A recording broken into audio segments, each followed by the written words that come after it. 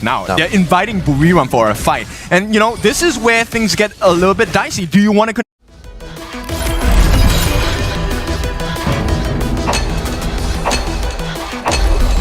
You are in the farm lane.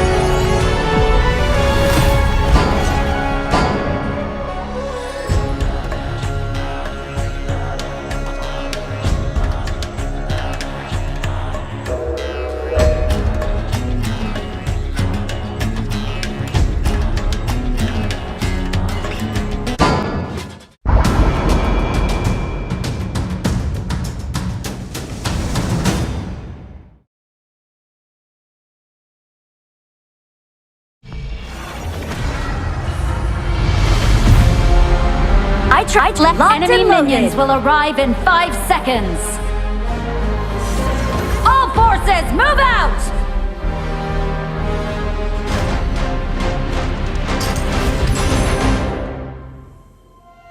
A billion pulls of the string, all to defend the absolute order of the universe. My next directive is...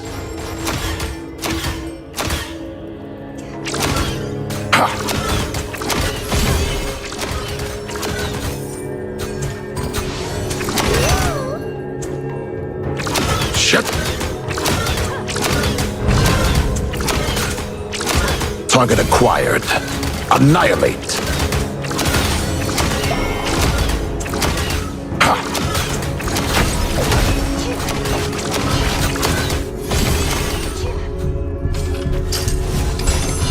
A true connection.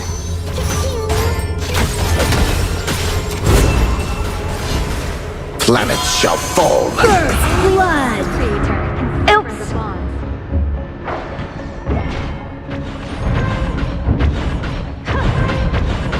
To transcend life and death.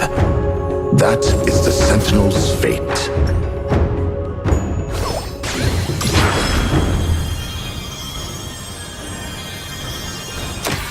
Arrows of light, execute.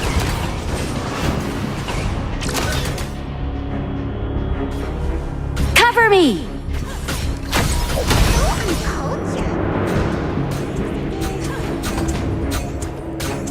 Each arrow's course is fated before it is loosed.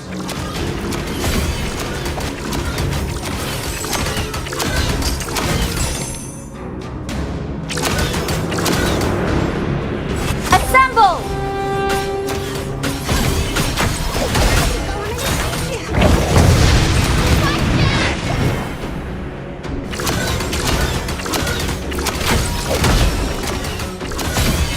An ally has been slain. Unhappy bonds should be severed.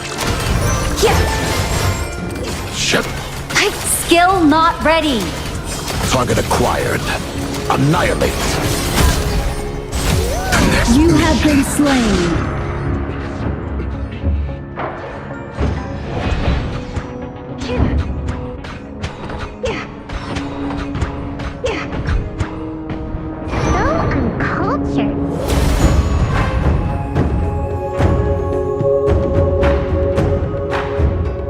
We are but remnants of a dying cosmos. GGWP!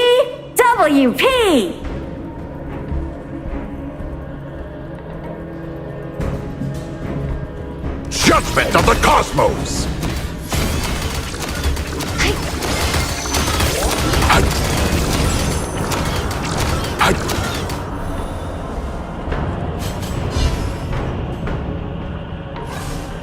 My next directive is... Cheers God. to good times. Planets shall fall. A fated encounter. An enemy has been slain. I'll light a candle. May you form deep bonds.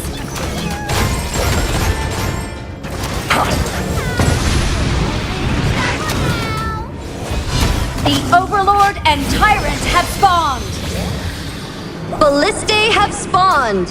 In the void, the only sound is the whistling of my arrows. An enemy has been slain. Charge!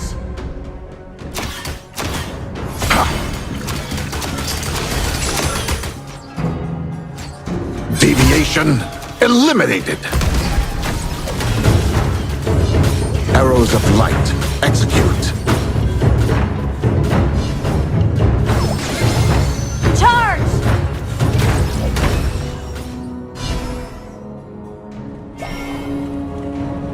What's beyond the arrow's flight?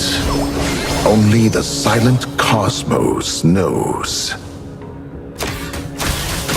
Shut!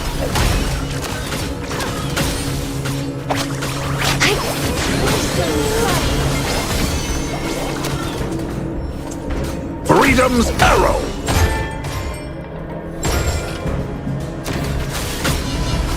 Planets shall fall.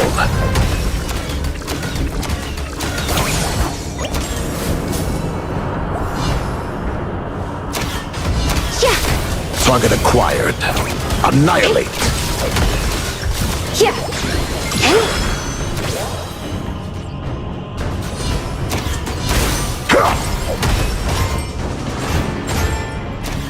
Arrows of light. Execute.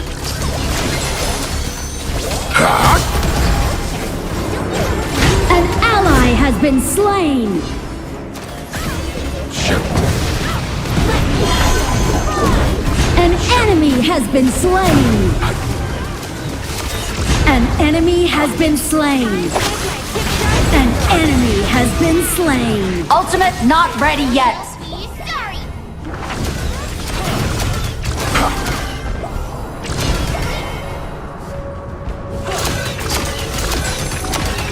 Your team has destroyed a turret.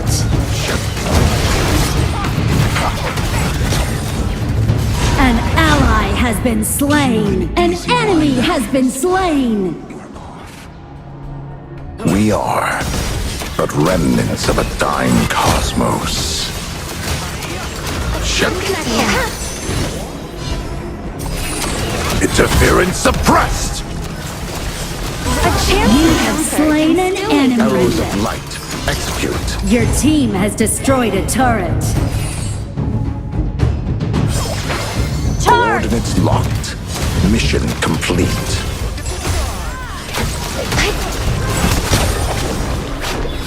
Your turret has been destroyed.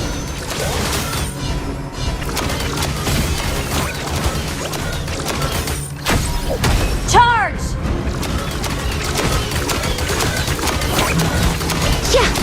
Your team has destroyed a turret. Annihilate. May your wish come true. May another punishment befall the cold-hearted.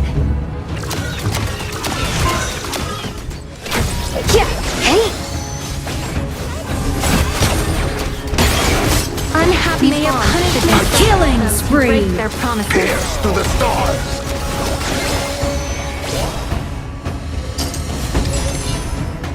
Freedom's arrow.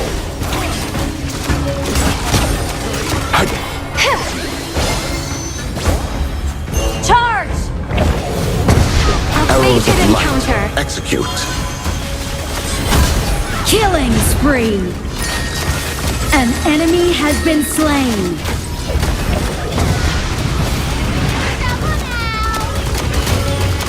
Your team has destroyed a turret. Hut. Assemble! We are but remnants of a dying cosmos.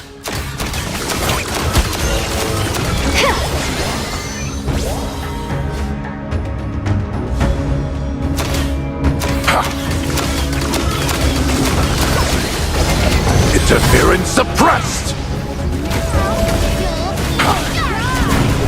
An unexpected encounter is the continuation of an unfinished story. You found a love that's true Target acquired. Annihilate. I hate. An enemy has been slain. Rampage. Arrows of Fabulous. light. Execute.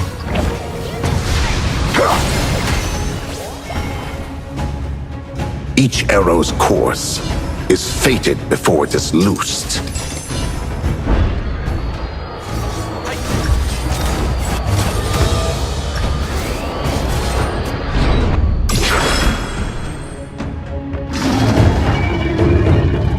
Coordinates locked. Mission complete. Judgment of the Cosmos!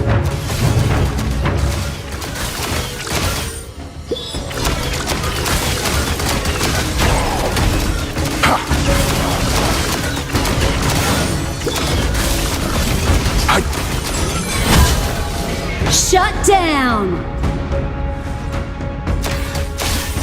Shut down. Shut. Enemy triple kill. The Overlord and Tyrant have been What's enhanced. beyond Cannons the moving arrow's out. Flight. Only the silent Cosmos knows. Arrows of light. Execute. Shut.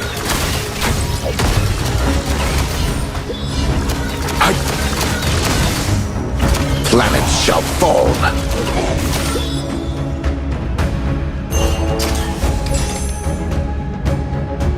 Each arrow once bore their names.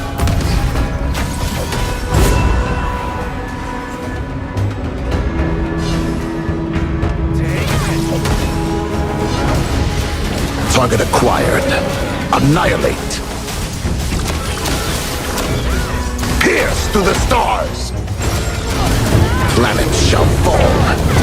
You have slain an enemy. All traces of existence deleted.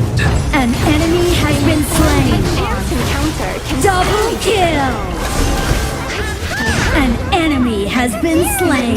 Your turret has been destroyed. Ultimate Your turret not ready has been yet. destroyed.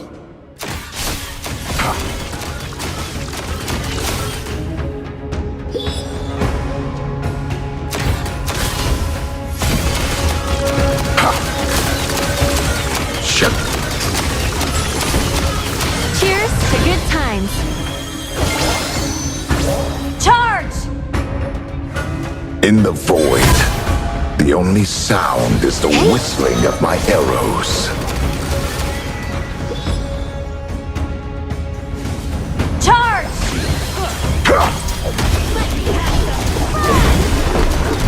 Shut. Rampage. Shut. Shut down.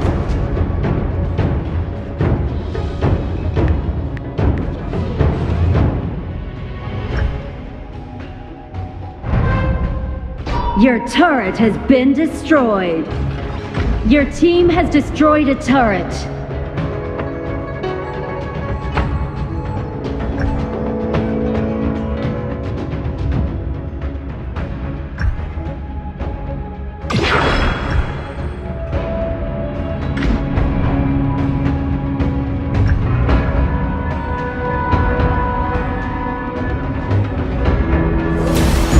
We are but remnants of a dying cosmos. Deviation eliminated.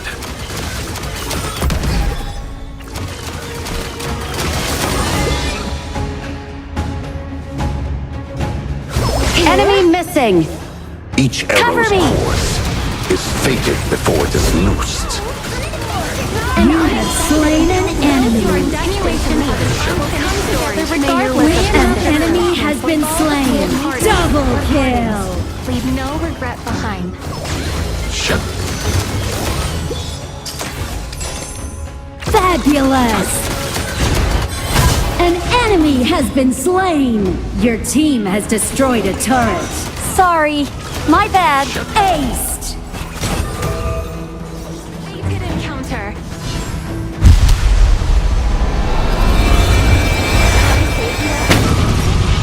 Oh, you guys will never be Victory.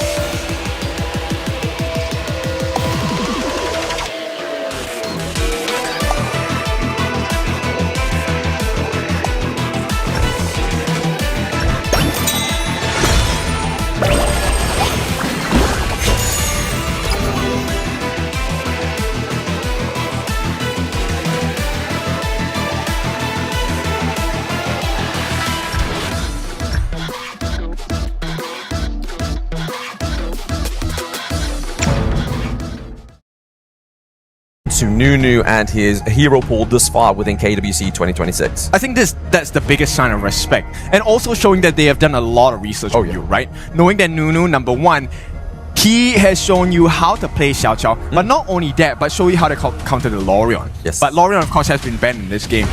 In fact, no other AoV heroes aside from Annette, which is no longer an option for the side of Virtus Pro. I don't think you want to pick an Annette or the Butterfly down here. It's a little bit too risky. You're too squishy at this point. Oh, very, very squishy. We need some kind of front line, right? I think like it's going to either come in the form of the jungle, Clash Lane, it has to be right.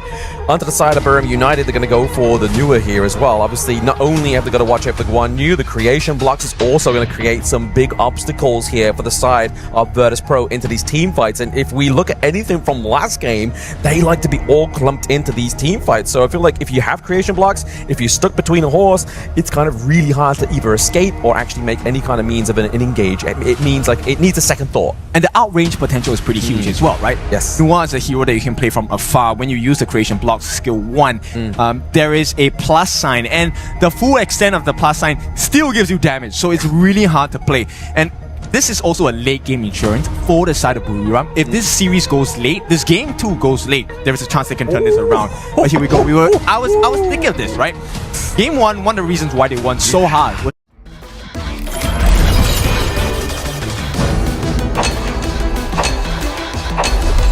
You are in the farm lane.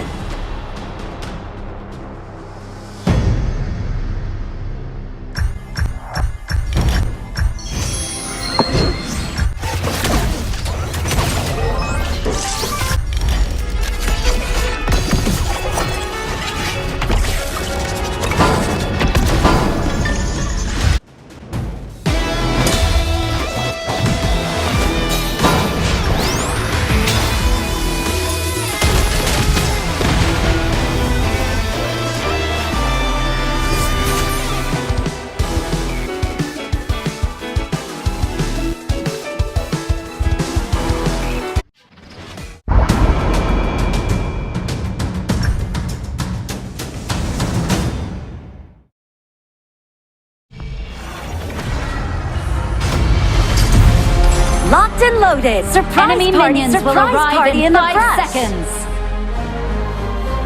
All forces, move out!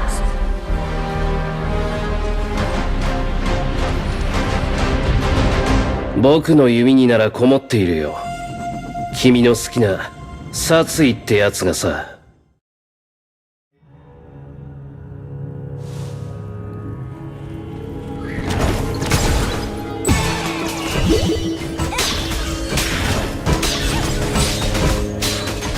Assemble!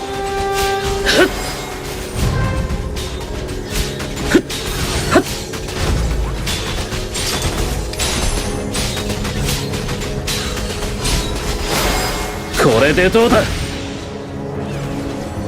First blood. Sorry, 僕の覚 my 悟はここ bad. にある。 Don't お前 worry の about 誇り it. はどこだ、黒崎。逃げ場なんてないよ。気をつけろ。はっ、甘いな。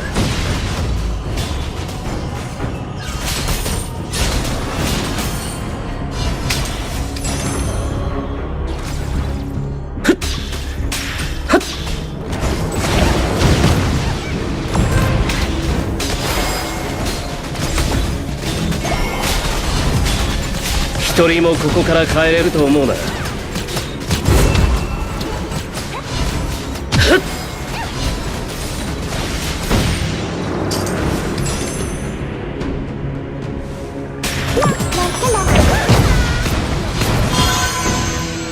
Charge!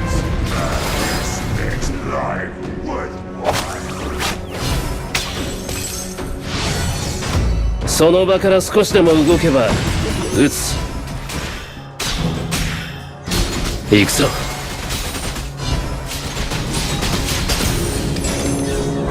甘いな。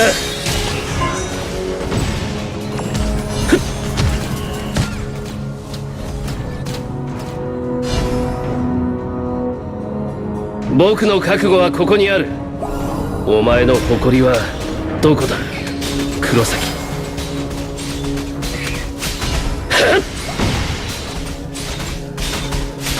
Assemble! Assemble at the marker. 気をつけろ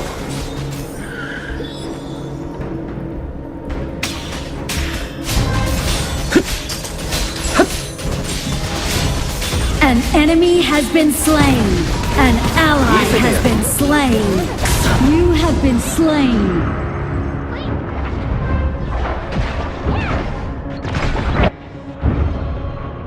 Enemy double kill.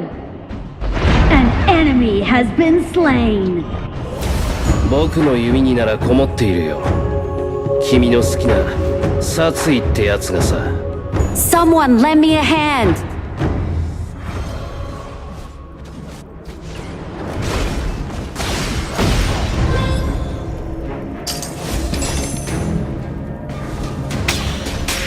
Ikuzo. 行くぞ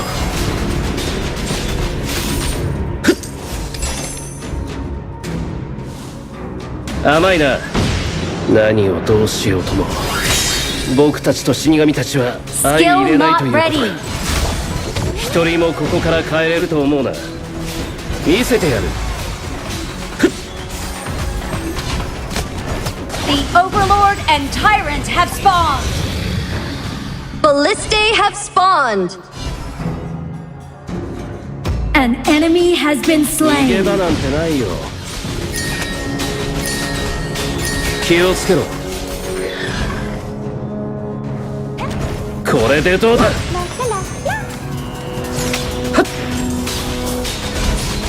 反撃といこうか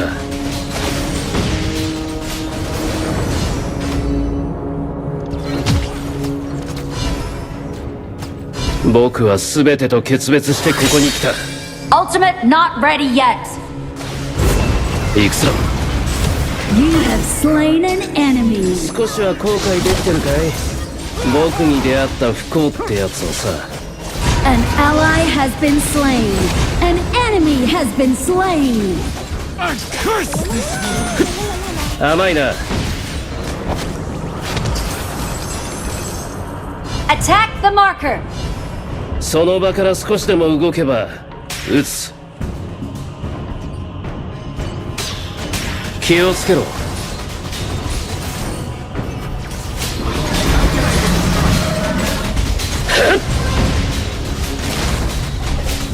行くぞ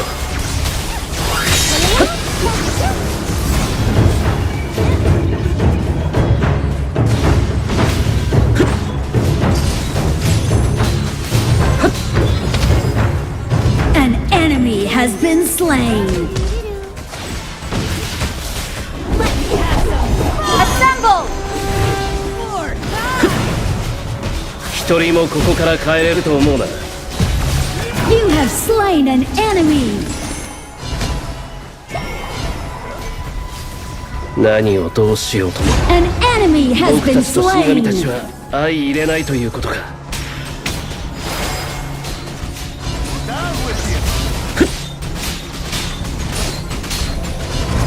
Your team has destroyed a turret. 僕の弓にならこもっているよ君の好きな殺意ってやつがさ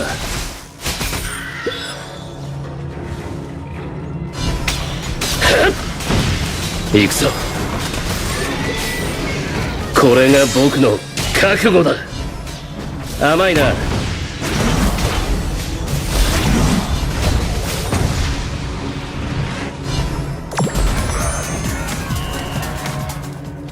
僕から全てを奪った存在を許すわけにはいかない An enemy has been slain.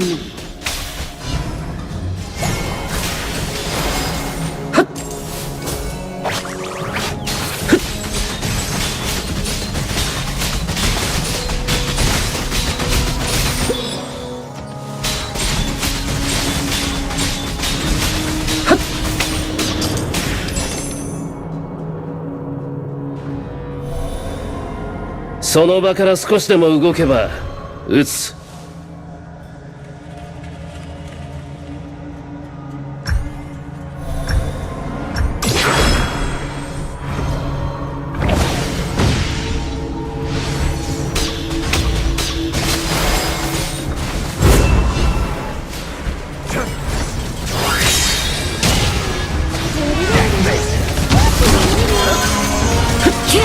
spree. 見せてやる Fabulous.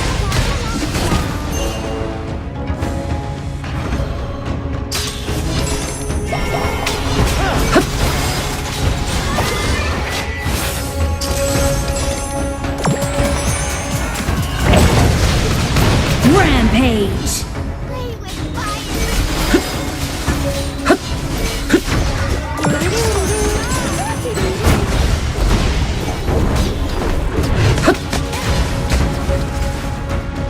Assemble! 僕から全てを奪った存在を Charge! 許すわけにはいかない。一人もここから帰れば You have been slain. Unstoppable.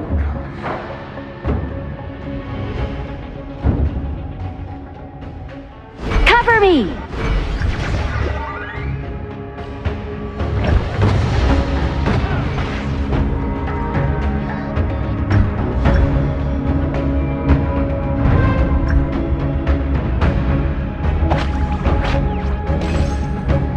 Your turret has been destroyed. 僕の弓にならこもっているよ。君の好きな殺意ってやつがさ。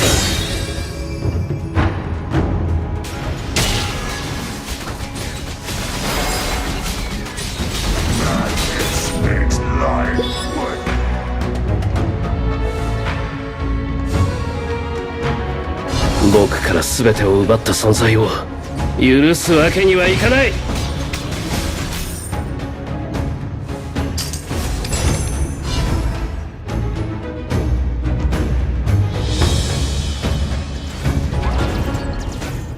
逃げ場なんてないよ。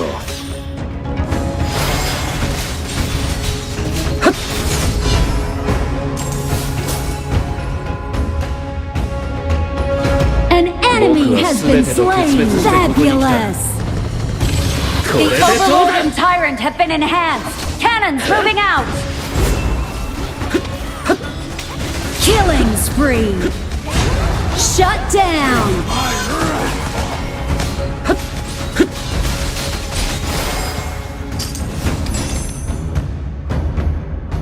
これでどうだ。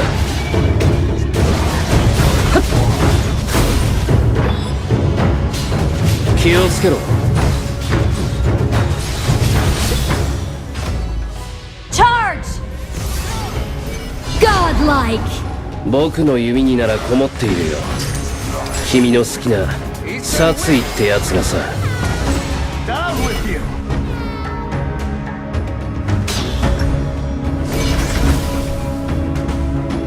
見せてやる。 Your team has destroyed a turret.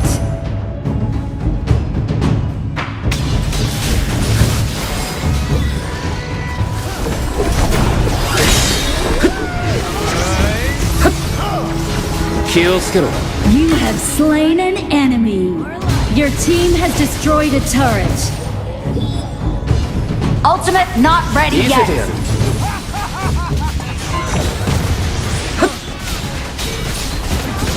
Your team has destroyed a turret. Shut down! You have slain an enemy!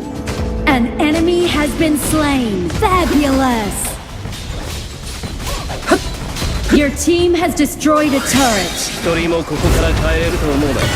Your team has destroyed a turret. Killing spree. 僕に出会った Double 不幸ってやつをさ。 Ace!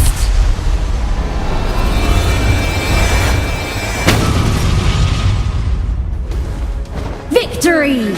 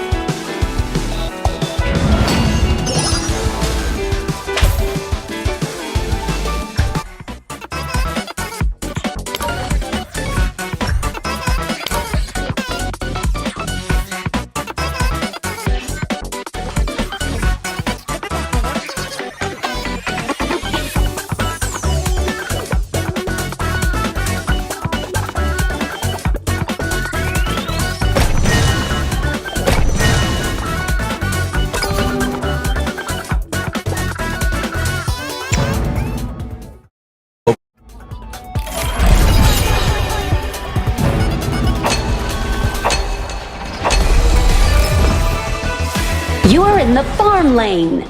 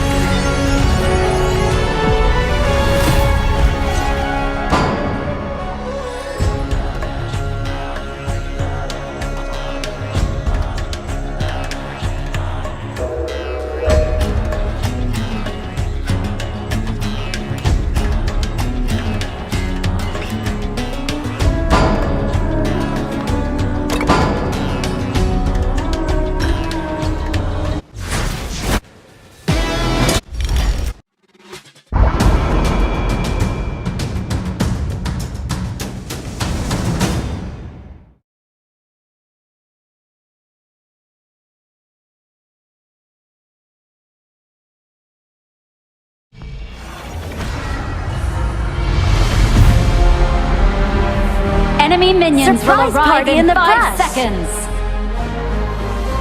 All forces, move out! Locked and loaded.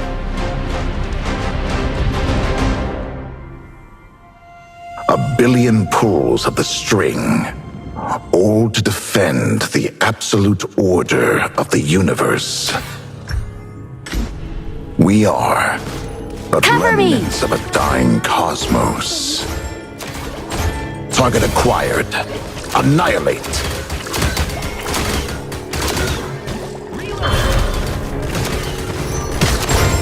The lucky beast is here. The wild child is back.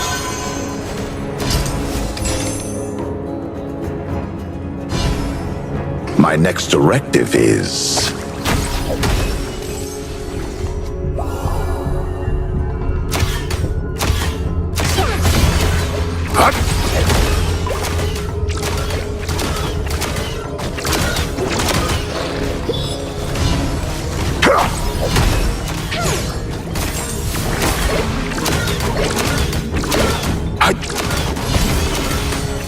Shut.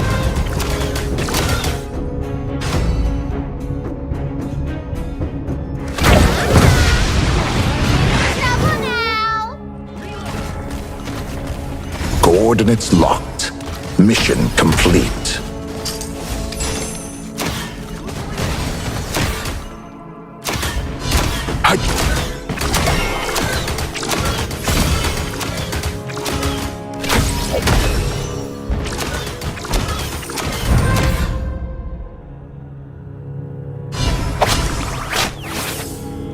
Mister, go.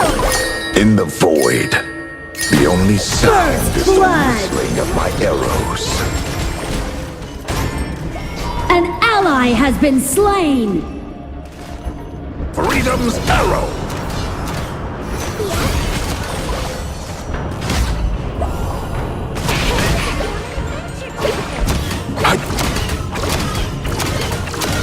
Mister, go. Shut!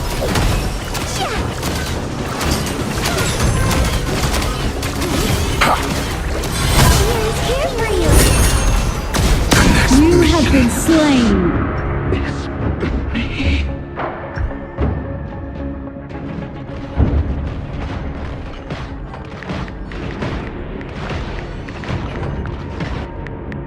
To transcend life and death. That is the Sentinel's fate.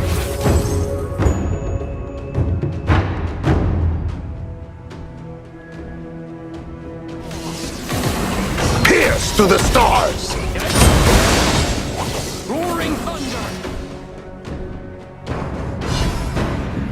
My next directive is... Ring of life.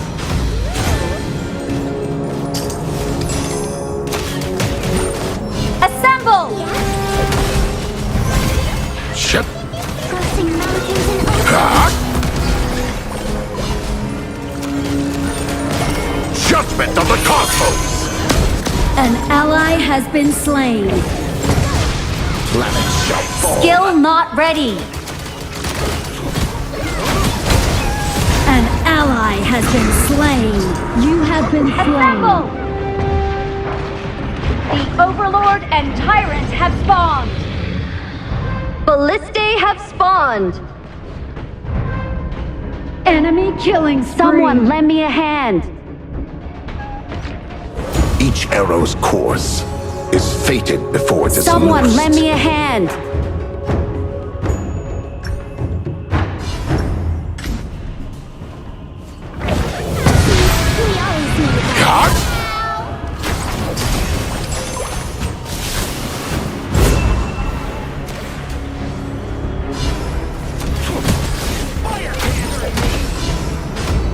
Your turret has been destroyed.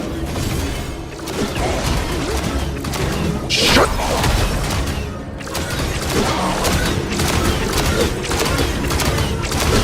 Arrows of light, execute.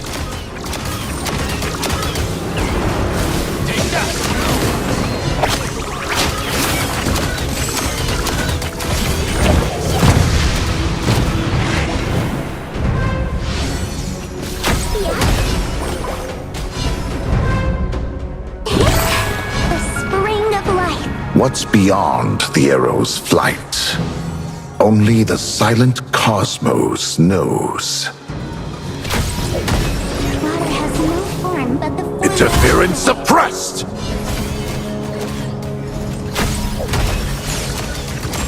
crossing mountains and oceans.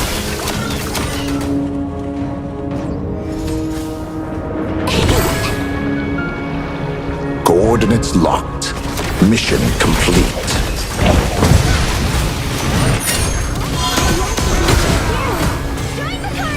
You have been slain. Assemble!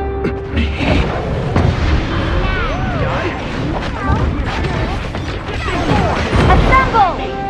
An ally has been slain.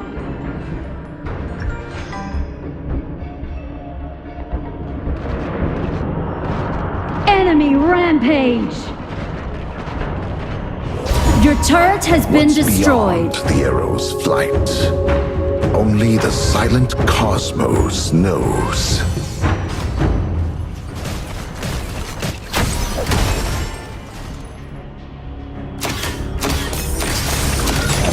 Target acquired. Annihilate.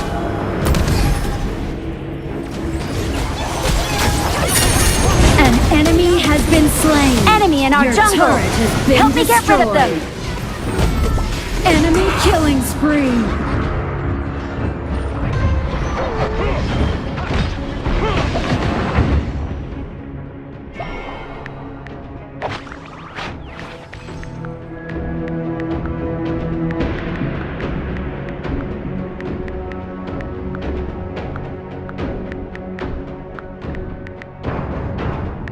An enemy has been slain. Transcend life and death. Enemy killing spree. That is the Sentinel's Enemy fate. double kill.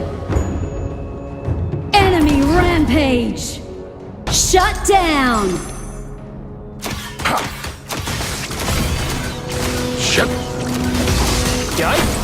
Shut.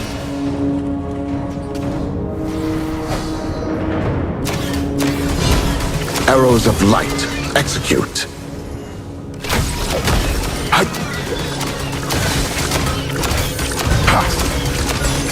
Your turret has been Target destroyed. acquired. Annihilate.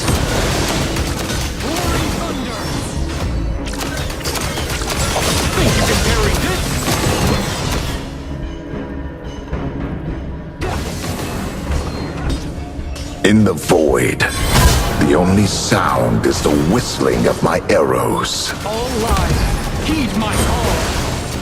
I...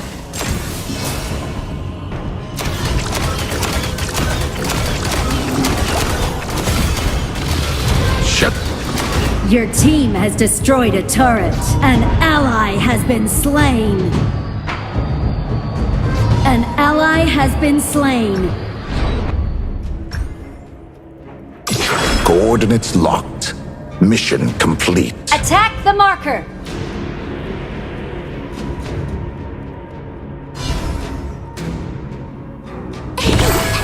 Judgment of the cosmos! Ha. Stop. stars realign! You have slain an enemy!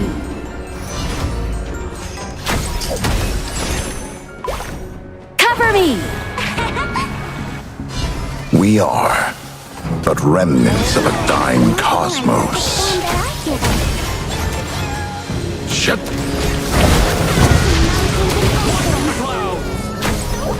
Assemble! Each arrow once bore their names.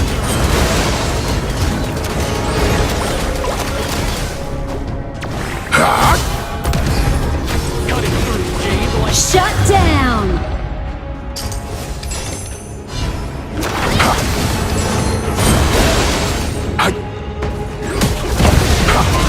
An enemy has been slain! Killing spree!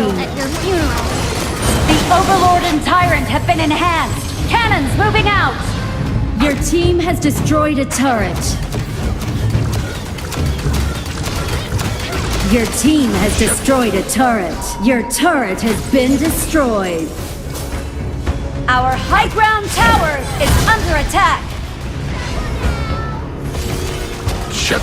Your turret has been destroyed. Attack the marker! What's beyond the arrow's flight? Only the silent An enemy has been cosmos slain. knows. I'll light a candle at your funeral.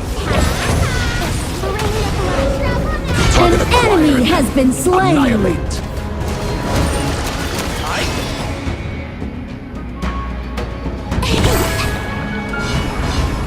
We are but remnants of a dying cosmos.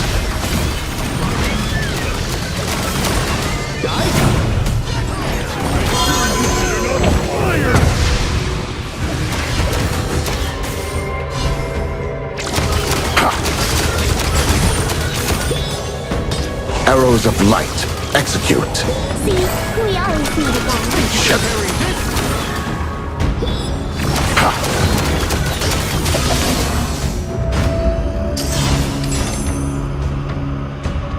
Assemble! What's beyond the arrow's flight? Only the silent cosmos knows.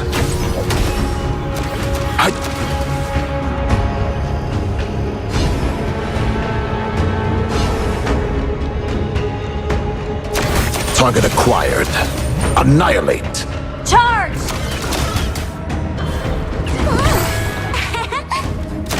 An ally has been slain. Rampage. Our crystal is under attack! Skill not ready! Your turret has been destroyed.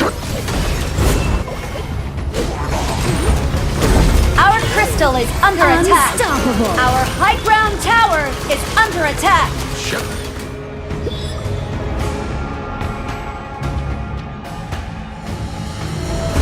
In the void, the only sound is the whistling of my arrows.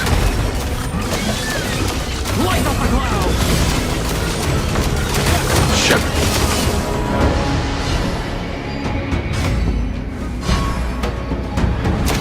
Our high ground Arrows of tower light. is under attack!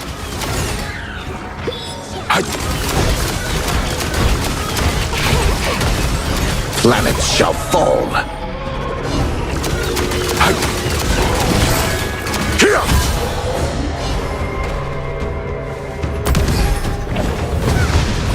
Target acquired. Godlike. Annihilate. Ultimate not ready yet! Double kill.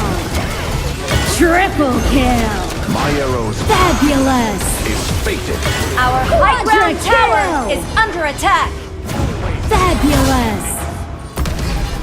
An ally has been slain. An enemy has been slain. Aced. Our crystal is Defend under our attack! base.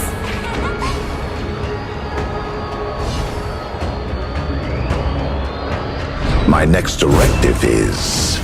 Our high ground tower is under attack! Your turret has been destroyed.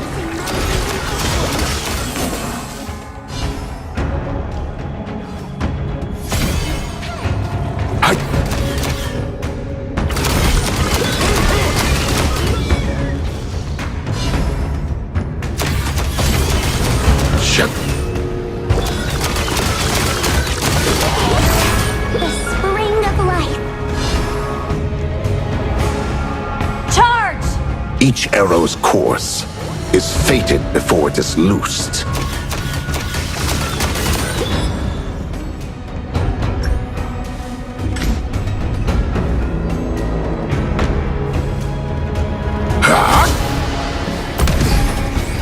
Target acquired. Annihilate. Shut. Assemble! My next directive is An ally has been slain. Shut down. Assemble! An ally has been slain. An ally has been slain.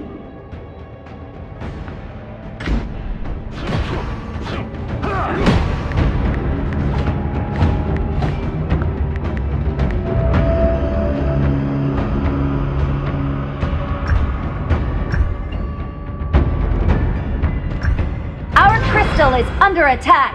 Our high ground An tower ally has is been under slain. attack. Your turret has been destroyed. Aced.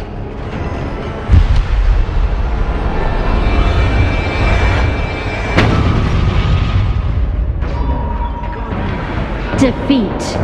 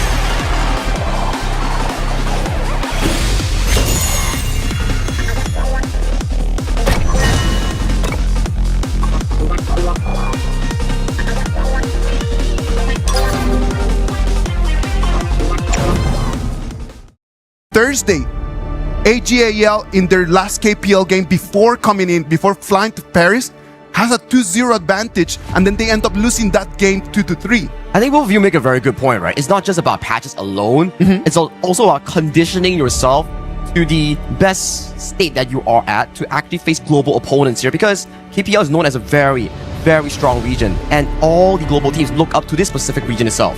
And just take KSG as an example, right? Because they finished their matchup in today's first match, and they got a 2-0 clean win against Revenant. Yes. So I feel like if they just focus on themselves, they can actually do a great job. So actually this time in 2026, I feel like KWC is pretty much more like a making comeback to AG.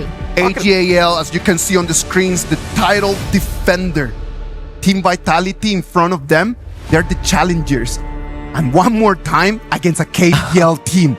Hopefully everything's gonna go a little bit better for Team Vitality. They need to see this as what it is, a challenge, an opportunity.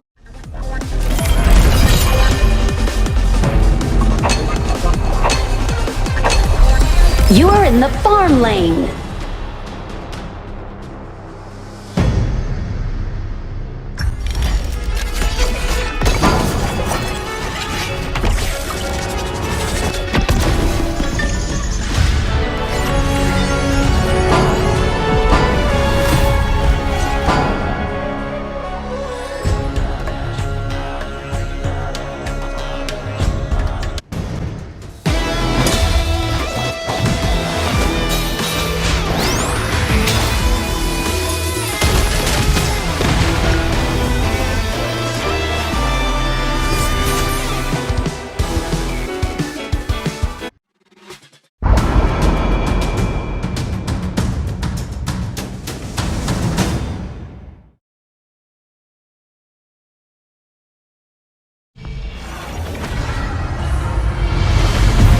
surprise party in the brush. Enemy minions will arrive in 5 seconds.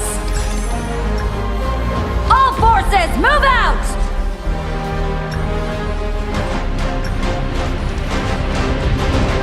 僕の弓にならこもっているよ。君の好きな殺意ってやつがさ。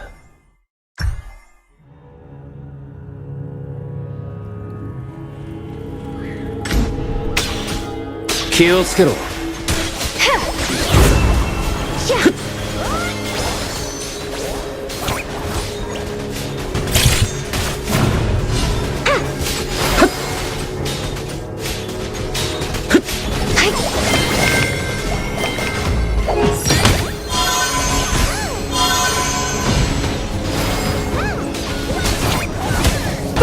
Blood!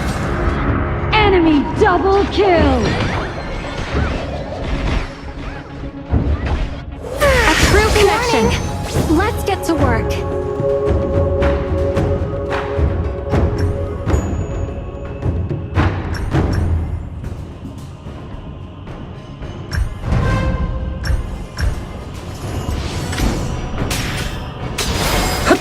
逃げ場なんてないよ。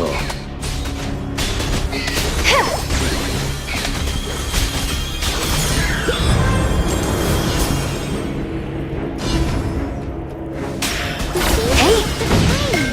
Cheers to good times. Hey! Assemble! Cover me!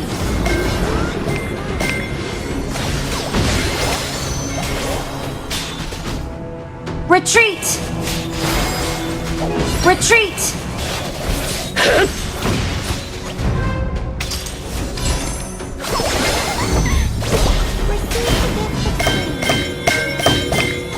一人もここから帰れると思うな。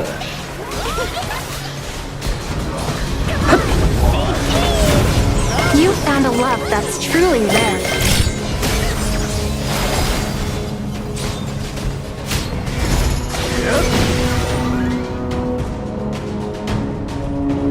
Hey! その場から少しでも動けば撃つ。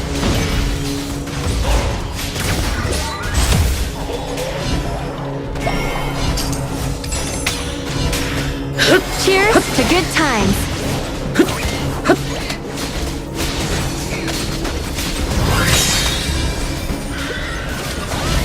気をつけろ。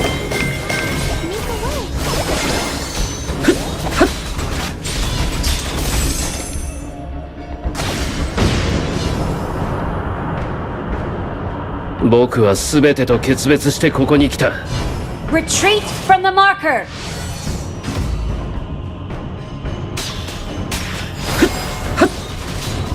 一人もここから帰れると思うな。Yeah, A fated encounter. An ally has been slain! Assemble! 僕から全てを奪った存在を許すわけにはいかない。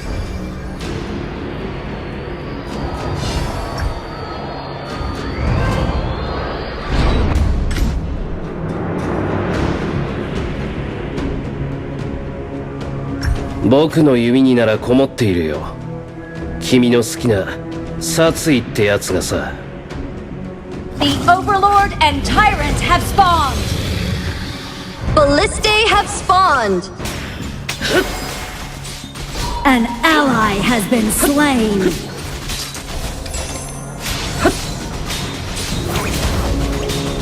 逃げ場なんてないよ。反撃とい An こうか。 ally has been slain! An enemy has been slain! You have been slain!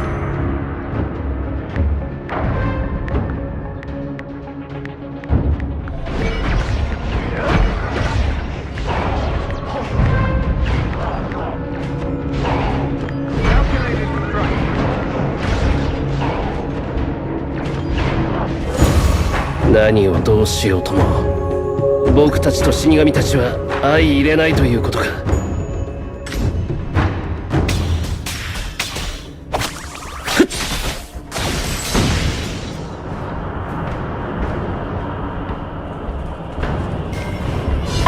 僕の覚悟はここにある。お前の誇りはどこだ、黒崎。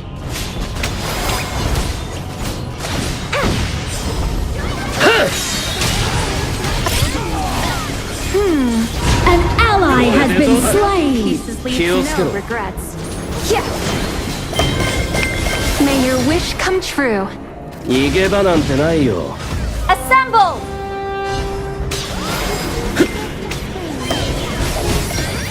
甘いな。 May you form deep bonds. Enemy killing Should be spree. severed. Your turret has been destroyed.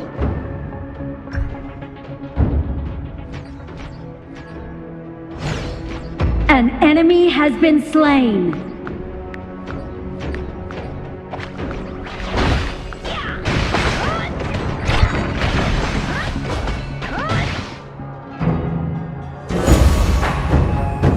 僕は全てと決別してここに来た。 Enemy killing spree. 行くぞ。 Reuniting only the bond creator can sever the bond. Reuniting an unexpected encounter. An ally has been slain. これでどうだ。 Shut down. May you form deep bonds. 反撃といこうか。 Ultimate not ready yet. 一人もここから帰れると思うな。 Assemble! 甘い Your な。 turret has been destroyed. Enemy rampage. Enemy double kill. An Assemble! ally has been slain.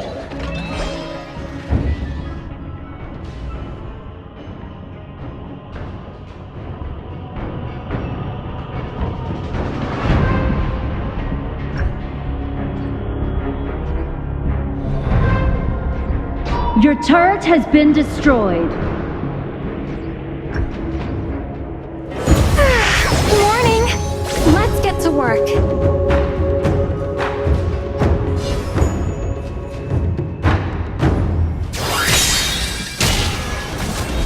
逃げ場なんてないよ。 Shut down.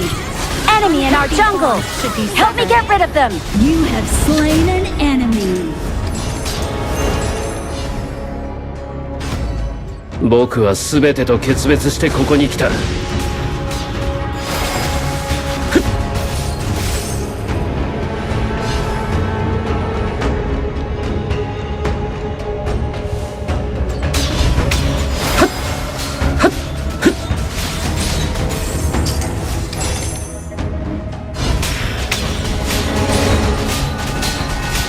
反撃といこうか。 Your team has destroyed a turret. 僕の弓にならこもっているよ。君の好きな May you form deep 殺意ってや bonds. つがさ。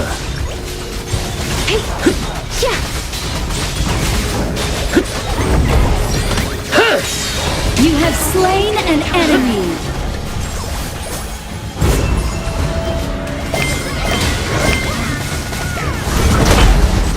An ally has been slain. Enemy killing spree. An enemy has been slain. Enemy double kill. Double kill. Charge!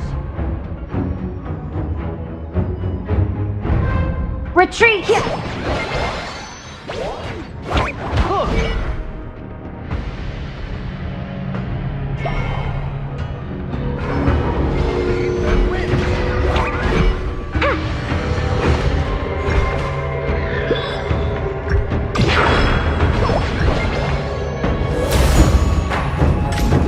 僕は全てと決別してここに来た。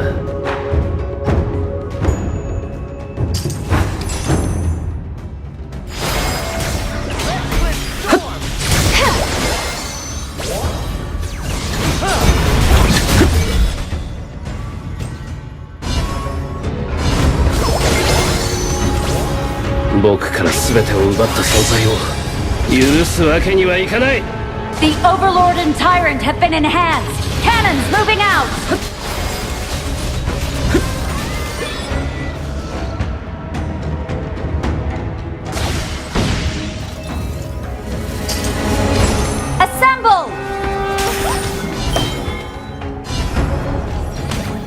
これでどうだ。 Here's to good times. その場から少しでも動けば Unhappy bonds should be severed.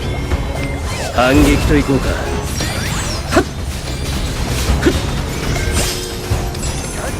一人もここから帰れると思うな。見せてやる。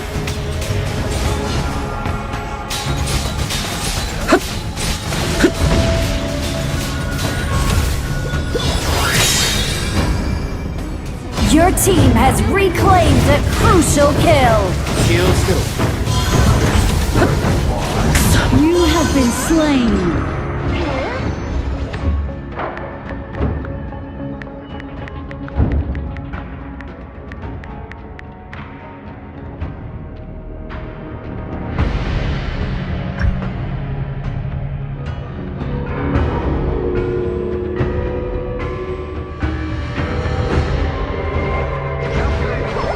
May your wish come true.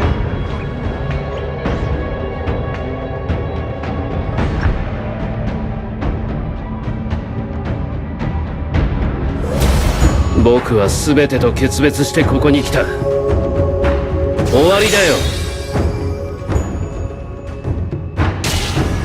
An enemy has been slain. Your team has reclaimed a crucial kill.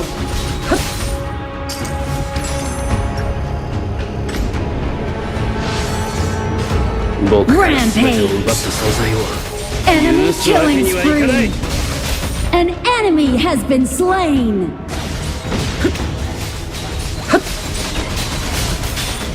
見せてやる。 Your team has destroyed a turret. Your team has destroyed a turret. Shut down.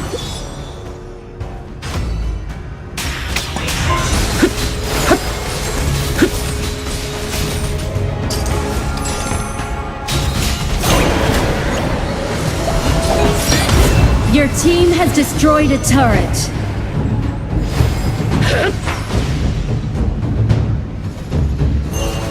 Today's quota has been met. 逃げ場なんてないよ。その場から少しでも動けば撃つ。 End your grudges with a laugh. Attack the marker.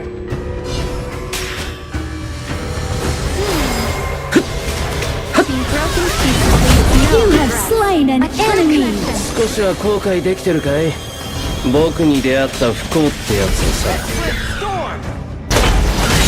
Fated encounter. An enemy has been slain. Double kill.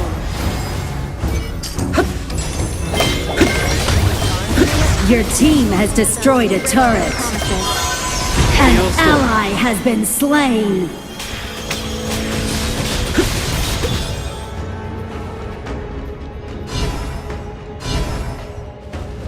Your team has destroyed a turret.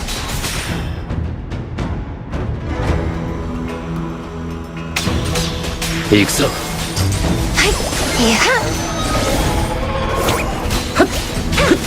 Your team has destroyed a turret. A true connection. Yeah.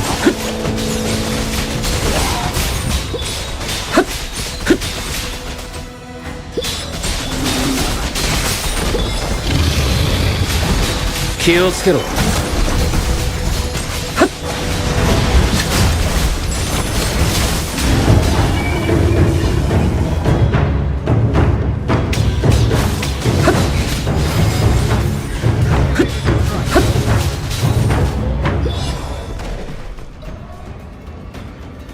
これが僕の覚悟だ。 A chance encounter who are destined to meet will come together 僕 regardless から of 全て distance. を奪った存在を許すわけにはいかない。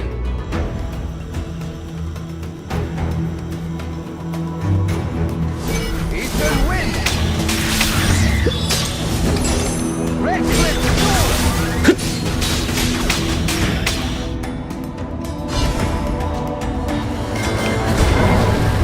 何をどうしようとも僕たちと死神たちは相入れないということか。は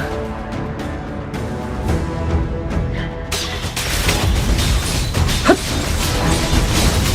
見せてやる。ふっさようなら。ふっはっふっ一人もここから帰れると思うな。これでどうだ。はっふっ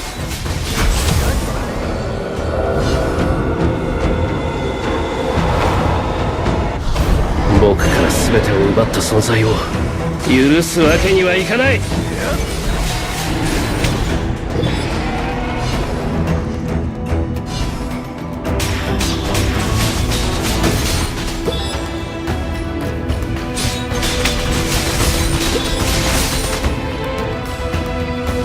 甘いな。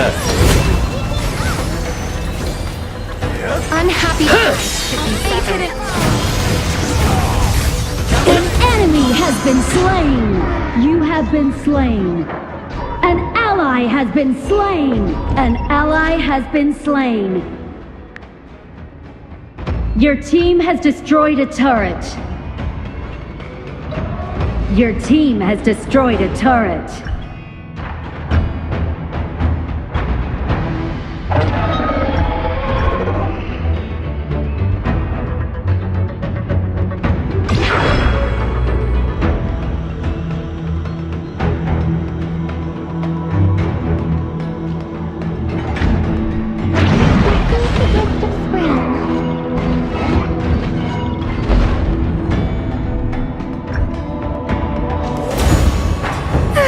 May you form deep bonds. Let's get to work.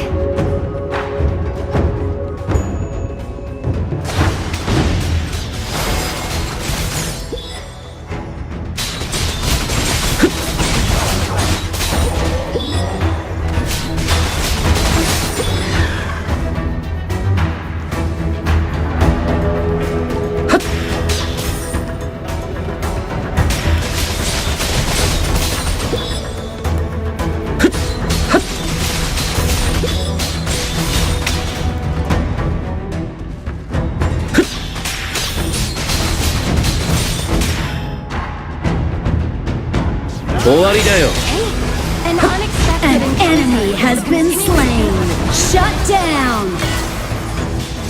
少しは後悔できてるかい。 You have slain an enemy. Double kill. Triple kill. An enemy has been slain. Aced.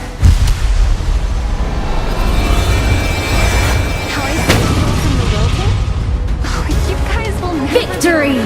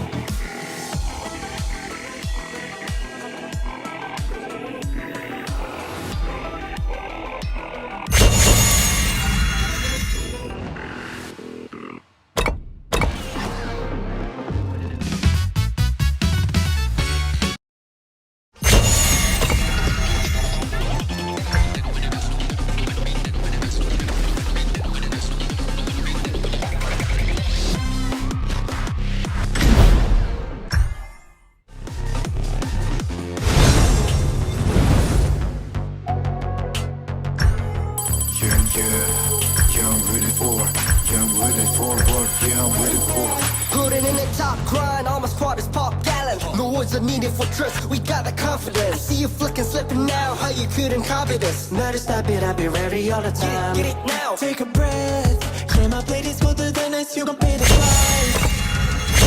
At the top, when my body's in the back, you better think it twice. Coming on, never. Casting off the shadows, yeah, I'm on my way. Stand against the fate, we won't be the same. Steeper and steeper, I'll step again. We're gonna dream it up high, to live in the skies. You can never stop me fighting on the edge. Every time we fall, we get back again. The chances we're taking won't let us fade out. Now it's prime time, we're ready for the win. I'm a warrior, riding, riding, riding for the game. Make it glorious, running, running, running for the name. Yeah, we're putting up a fight, cause we kids will never die. We keep rising high.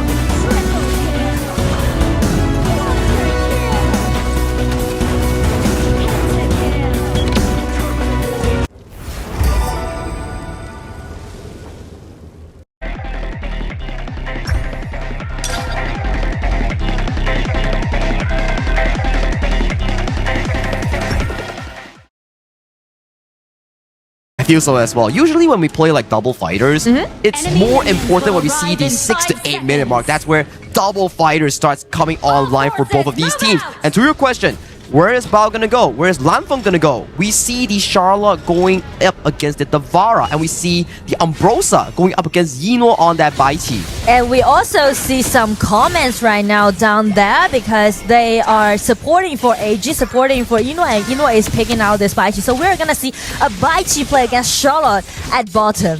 Oh, what a rare occurrence here. And Zhangqiu, very Zhangqiu. sneaky. He's already going for the Crimson Invade, and I think for the side of AG, they spot it already. They give up the mid priority here, so it's gonna be a Crimson tree coming in for both junglers. You can see like the tempo is accelerating compared to game 1.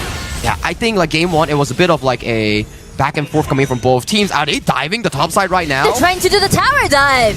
Flash out, and everyone is aiming at this line for 1 versus 4. That's too much for him. Shen got the first bout and even got it in. Take F1 down. It's gonna be a 2-0, and we haven't even reaching to the 2 minutes mark. You were talking about like accelerating the game, and there you have it here. You pick the Pei, you pick the Mozi, two of the most aggressive pickoffs here coming in for this draft, and they make it work flawlessly. And it was planned from start to finish. Ran gets the push, stacks the minion waves, bring up the mid priority that you want into jungle invasion, and then you come in with 4 players here. First Cannon Blast forces Lanfeng to flash away, and Lanfeng coming in with splash gradation here, wants to run. By the time that F1 is here, gets caught by Stride's flash knockup into death. I mean, like, the coordination is definitely out there. And also, because of the Charlotte pick at the farm lane, you can see, like, he suffered a little bit because VIT actually just swapped the lane, right? Ambrosa is at the bottom, and that's what we're talking about. Charlotte play against the Vara actually while, like, facing deficit in the laning. Yeah, because Charlotte, yes, you're really strong in the mid to late game with those resets, with those spells fresh, and then those passive sacks. But if you can't get on laning phase, you can't achieve that. But you know, it's very interesting to see game in this way that we talk about AG's classic playstyle is kind of like operating, microwaving, but this time AG is showing their diversity about how they're gonna use their composition. It's not like totally like extreme way going into It's not only just about draft, right? It's like, oh, this is the classic one. Pei is like half a marksman, then you have Davara, half a marksman too. Then you know it's like, okay guys, you need a tank, copy. I play that tank really well. And even if they play these sort of specific matchups here, the way that they do it is very, very interesting. You have the strong side, top side, and Yino takes on the defensive side towards the bottom lane here. So it doesn't go into this balance where you need both sides, but Yino going in for a flash engage onto a side of Bao into the thing inside the box. Beautiful disengage coming from F1, but Bao goes dangerously low. Gets picked off by Sheng in that exchange. The nice knockup coming in from Jen Myth sets up the big play for Zhangqiu. Zhangqiu fights the trade-off here, but can Zhangqiu run away? He has mobility here. It's a good trade-off coming in for both teams as it's a 1-for-1. Everyone just put all their efforts into the chaos skirmishes happening at the bottom. You can see like those controllabilities that they landed upon it, and also Zhangqiu used this Yukio. Yukio can be so powerful in the early game. You can just check out his burst out damage, right? It's totally sufficient. That's why it's a good counter in towards the Pei, right? Where Pei wants to jump in towards you with the Tiger form, and then Zhangqiu is like, okay, jump in towards me, let me drop the stun, and let me get that ultimate to really get it going. And we are fighting till 4 minutes mark, which is really rare to see when these two teams play against each other. And Ran already forcing out the flash coming in from Lanfeng. That's going to be a very important timer going into that 4th minute mark here. So far, more of the control is being relinquished over to the side of AG to prepare for this objective. And speaking of the preparation, they actually forced out the flash and also the HP on the side of VIT, on the side of Lanfeng. So they got numbers advantage. AG is preparing for the Tyrant, they're testing it, but Zhangqiu just secure the Tyrant. I think it makes sense. You don't want to fight so early on for the side of AG. You need the item power spikes first, especially on the side of Davara, the Pei on towards Zoe. Then at 8 minute mark is where both teams start to shine as a whole. Wings of Judgment tagging on towards the bottom lane. Jen Myth finds a good engage into the Unbridled Outburst, but where's the follow-up coming in from the team? It's still really far away for Zhangqiu to actually follow that up. Yes, the distance is a little bit longer, and upside of the map, the solo is still going on. Ran is having a fantastic time. He knows for a fact that no one can catch him. It's like, oh, you guys like to play bottom side? Lanfeng, take this punch. And also, there's a waning lane between this Davara and Charlotte, so definitely Ran is doing it on himself, trying to build up a really nice top side of the map for AG. And Nora, ever since coming into the group stage, there seem to be more and more Devaras skyrocketing in pick rates and skyrocketing in win rates in these last 2 days. Yes, because the Vara with those long attack range can do very good during the laning upon a lot of top laners. I think so as well, right? They flex it towards the farm lane, the clash lane, and it's like a late game carry insurance that gives your team that's also tanky and does a lot of damage. But speak of the late game, actually this time I would say the late game is pretty even up to both composition, and also like the mid game will go more wild in game 2. I fully agree. When you have double fighters, that 8 to 10 minute mark, when all those item power spec stuff's coming in for both of these teams, it's going to be looking really, really good. Both teams are positioning themselves over to this Crimson Golem. Zoe gets tagged on, has to pounce away. This Crimson Golem will be an interesting one. Baichi jumps in, but F1 counter-engaging with the Unbridled Outburst here. Zankyu gets caught by the stun. This Crimson Golem, who does it go over to? Vitality wins this 4v4 exchange. Jankyu is just dancing around with this red buff. He's just playing in such a deft way. Topside once again. Suffering. What happened to Lanfeng's HP for him? He lost a tower and he's about to lose another one right now. I mean, it's really painful for Lanfeng to play so, on the top side of the map. And right now, with Zoe's help, they're trying to make the power dive a possible movement. Oh, Zoe managed to escape, but the top side is gonna be an issue here. No one has been disturbing Ron's farming tempo, and when Ron starts picking up the Crimson Golem in the next few minutes here, it's gonna be a big headache for Vitality to actually figure it out. And just check the gold difference, right? Zoe got like 1,000 gold lead against Jankyu. I mean, like, Yukio is doing great about those invasions, but at the same time, Zoe is farming up fastly. And Zoe is not going to be very easily to be taken down. You have the Frostguard Embrace coming in from this little Tiger pick, and if he gets even bursted down, that 300 armor fully sufficient for this Tiger pick. And also, we can see a lot of 4-4 team fight happening at the bottom side of the map. But I'm a little bit worried about the top, because actually VIT suffered a lot on the top side of the map. I mean, Lanfeng just didn't get any help. He's 0-2. We find an Unbridled Outburst on the side of Zoe here. Zoe managed to limp away towards safety here, but Zankyu dangerously low. He's finding Zoe. Zoe is going down. It's a 1-for-1 trade between the jungles coming in from both teams. The Vara coming in from Ron is landing on towards the backline here. Jemmy with a beautiful CC removal gets out towards safety, but still gets caught by Ron. Ron is not finished yet. He's still punching. He's still going. Meanwhile, try 1v1 against Bao. Bao still has the Undying. Has to pop it to trade, but it's not looking good so far for Team Vitality as they're losing too much. Wings of Judgment snipes down Bao, and Bao gets taken down. Make it 4-more as F1. It will be the last sacrifice coming in from Vitality. It ended up with the double kill goes over to AG, and definitely they won the upper hand from this skirmish. You can see like AG just fights fearlessly, and I do like the way how Jankyu find a nice spot getting in and made that 1-1 trade directly targeting on Zoe. That was really beautiful. Now, if game 1 was about AGAL respecting the map, playing towards power spikes, game 2 is about, you want to fight? Let's fight. Yes, and speak of the fight, because of after this 1-1 trade, right, both junglers are down, and it's gonna be the stage setting for Ran. This Devara just coming in, LT in, and getting immunity, and you can see they actually waste all of their skills upon that Zoe, try to take Zoe down, so which make Ran to be just unstoppable during the whole team fight. I think this is the problem coming in from the side of Vitality's draft. There's just not enough sufficient DPS to take down the Devara. Once he pops in ultimate and you waste your burst, no one can mark this Devara coming in from Ron. Yeah. And from that team fight, you can see Ran is going to be unstoppable from now on. And that's another thing that I want to talk about AGL, because if you want to be dominating, we are not talking about only one person who's going to carry a team. It's about no matter what time is it, no matter what hero they're picking, there's always going to be one player who's going to standing out. Now, it goes to that point, right? Yes, drafting is really important, but players' discipline, players' map experience on how they like to move, how they like to do certain plays. It's not about the picks, it's about the muscle memory in their mind. And also their trust. Correct. What minute you need to do what. But hang on a moment real quick here. We do see Ron and Yilo going in all the way towards the backline. They want to finish game right here, right now. F1 needs to stampede away, has to use the stun. Still a 1-4-0 trade, but nice flash penetration in towards the backline from Lanfeng, but there's just no follow-up. Ron is still punching. That nice cannon blast does land on towards the bow, but 10-minute mark is here. Does AG back off for the shadow objectives? I mean, like, I do like way how Ino using this Baishi is initiating, right? As long as he got the flash and also his ulti, he just playing around and getting in.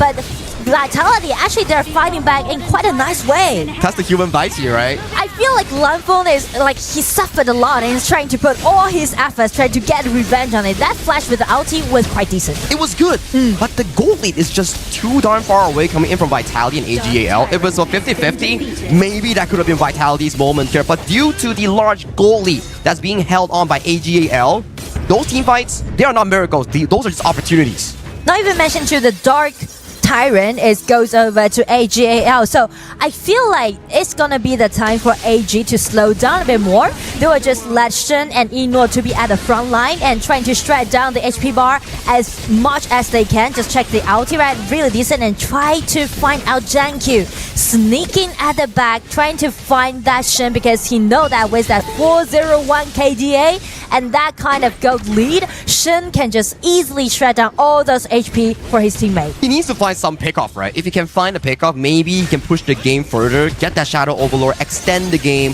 But for the side of AGL, they are not allowing a nice ultimate flash coming in for the side of Eno on towards Zankyu. Zankyu first to fall. Ron unmarked, untouched, utilizing the Millennium Echo and Taurus, the most members here, taking them down one after another, and F1.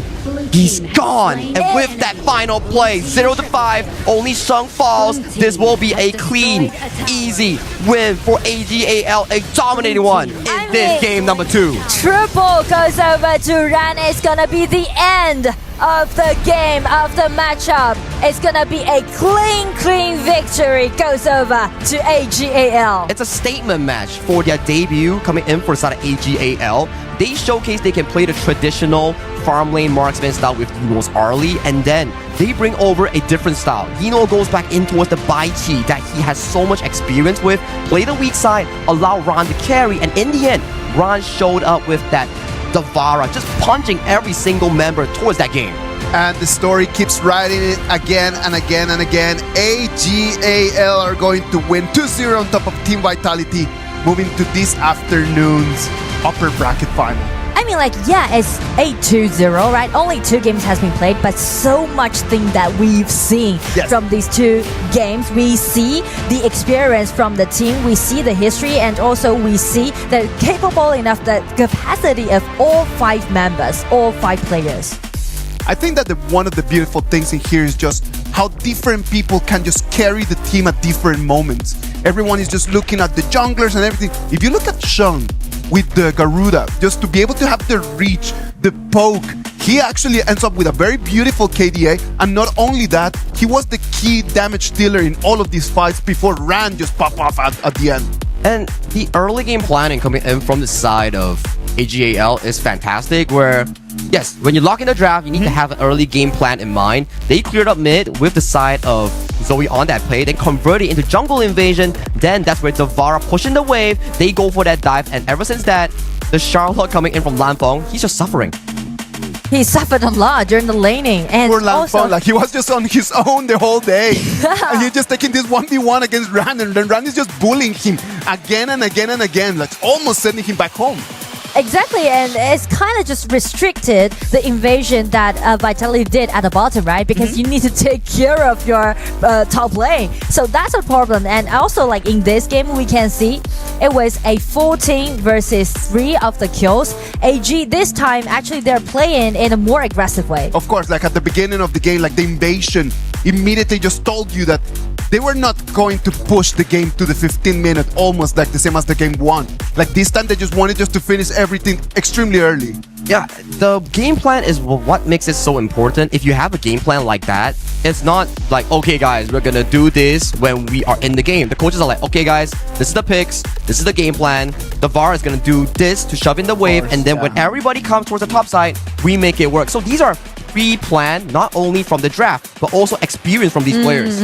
I totally agree with you, and that's something I really like about this matchup. Even though it closed out with a 2-0, but we see all those experience pull out by AGAL, and From also there, we see look at the that. improvements down by VIT. I mean, VIT did some pretty good plays coming in for the specific early game where Zankyu stole with the Crimson Golem, but just due to the fact that the mid 2v2 matchup coming in for Sheng and Shuai, they can outpush them. That's why every single play, they can move faster compared to Gen Myth and also F1.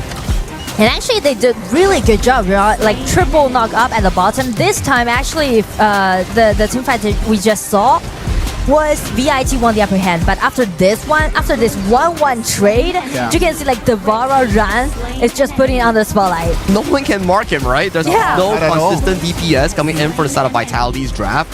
When Ram pops to Frenzy, when Ram pops to Ultimate, it's just free damage galore towards the backline. And when you think about the compositions right over here, okay, yeah, let's go with both warriors, right?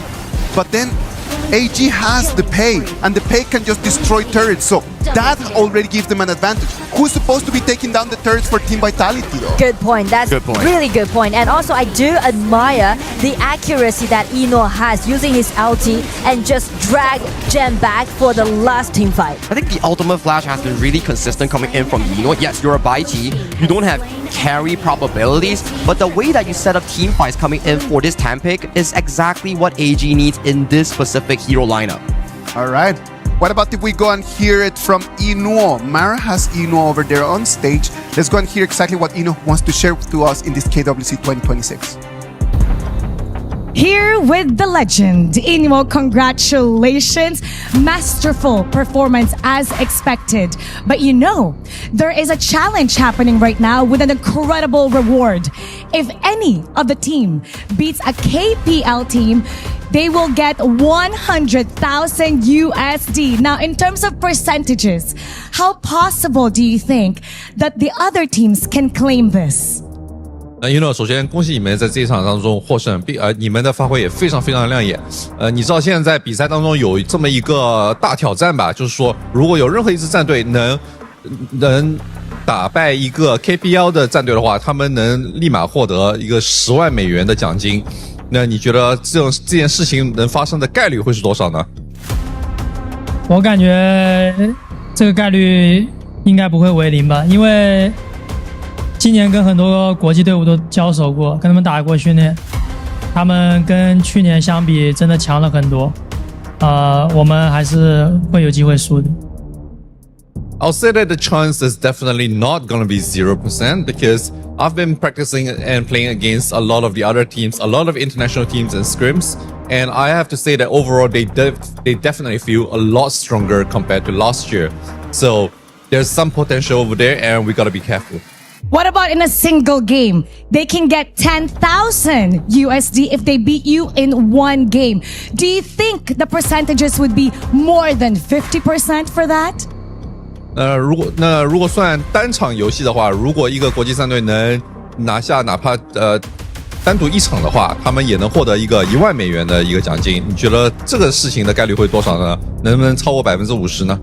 我觉得应该会超过50%啊。到8强赛之后，我觉得这个概率会变大。Yes, I do think that it might be higher than 50%, especially once we get into the playoffs where it's top 8 teams. I think the level of competition there will be definitely much higher. That is such great respect that you're giving the other teams. Now, your fellow KPL team, KSG, broke the record earlier and set the fastest time at 6 minutes and 49 seconds. If there's any record that AGAL would like to break, what would that be? 看得出你们也很尊重你们的对手。在今天前面一场呢 ，KSG 战队他们创下了本届比赛当中最快的获胜时间，在6分钟49秒就碾压了对面。那你个人觉得你们战队能在比赛当中创下什么样的新纪录呢？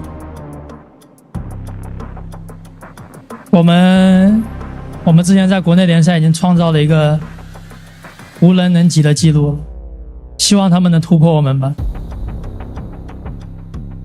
是无人能及。整个概念能不能解释一下呢？就是还没有人超越过我们这个纪录。Well, we have set a record in the KPL previously that no one can possibly overcome us. So I think we'll be setting that here as well. Job well done once again. Congratulations, Inuo. And let's see what the casters have to say about that. Casters, lead the gorge. Thank you very much, Inuo. Just showing exactly how professionals take their jobs. They come in, they prepare. It doesn't matter how many years, how many games you have already won. The chances of someone being better than you are never zero. And we appreciate Inuo with those words, just setting up the stage for what the KWC 2026 actually is. Let's go for a break, and when we come back, it's going to be match 4 of this group stage.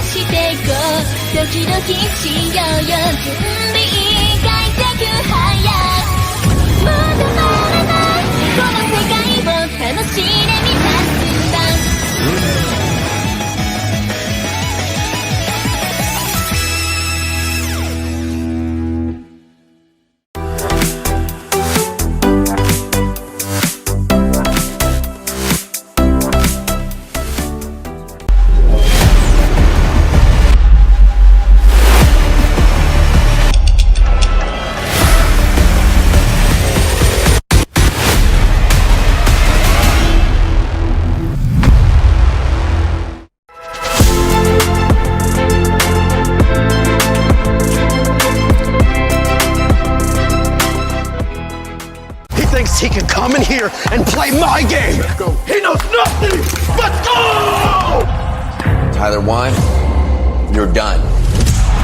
This is my ladder. You can't climb it. That's an L airline. Somebody better hold me. Okay, yeah. Do something then. Raw energy. How blow the house down.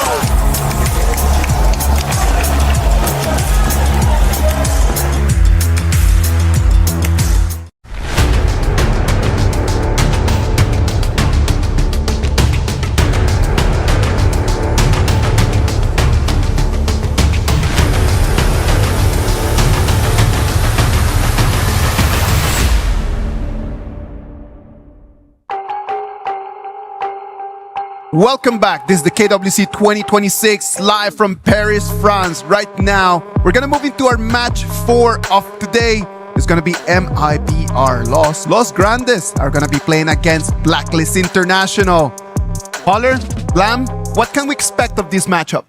I think we can expect a very explosive game, if anything, right? I think MIBR LOS as the #1 seed coming out of Chalk BR, a lot of expectations, right? You're the top dog in this one. Oh, yeah. On the other side, we're talking about Blacklist International. They too want to make some surprises. They've stepped up in the EWC thus far. Absolutely. I mean, they've already got an achievement for themselves. They've finally beat Nongshim Red Force. Sorry. They've managed to do it. It's taken them a very long time, but it means it mattered the most. They did it when it mattered the most to get into the group stage of KWC. But then, we have them right now playing against the Chalk BR champions, man. What are some similarities that they have in terms of game style? Yeah, and I feel like Blacklist has kind of taken it to another level. There were definitely some questions, but then they were able to be aggressive, and then they fit to their play style, and it's kind of riding on Chammy1's play. There was a little bit of an interview, and they were saying, hey, Chammy1, you're making all of these plays. Why are you not rubbing it in? Why are you not celebrating and just like trash talking the other ones? And he was just like, actually, it's because we're all kind of family. Yeah. At the end of the day, I'm very sad for all my teammates. I want to make sure that we win, but unfortunately, that's not always the case where we can all just like be that number one guy. Exactly that. Like obviously at the end of the day, we see obviously only the conflict that happens onto the gorge, but on that, everybody is literally so tight. They're tight knit. They basically talk to each other. They scrim with each other. They spend a lot of time with each other. So I feel like those relationships and those bonds that these players share, it's hard to sever that and separate that when you're on the gorge. Yeah, we're all brothers at the end of the day, right? It's all about the Honor of Kings, excuse me, and it's all about just like family, right? And I think that even with the team itself, like they play like a family, but also as opponents, we're also looking at them as just, hey, we're just playing a game here. All right, so they have had like very similar experiences, right? Like they are from the global stage. They need to try to fight every single week. Like, what has been the reasons that they made it over here? What can we really look at MIBR loss or to Blacklist and say like, okay, we need to really spotlight this about their game style? I think it's just basically down to obviously, well, we haven't really seen much of Los Grandes so far within KWC, right? But I mean, the way that they got here is they beat Influence Rage by 4-1 in the fall, right? So that's a very stark score to have within a BO7. So you literally give your opponent one game, that's it.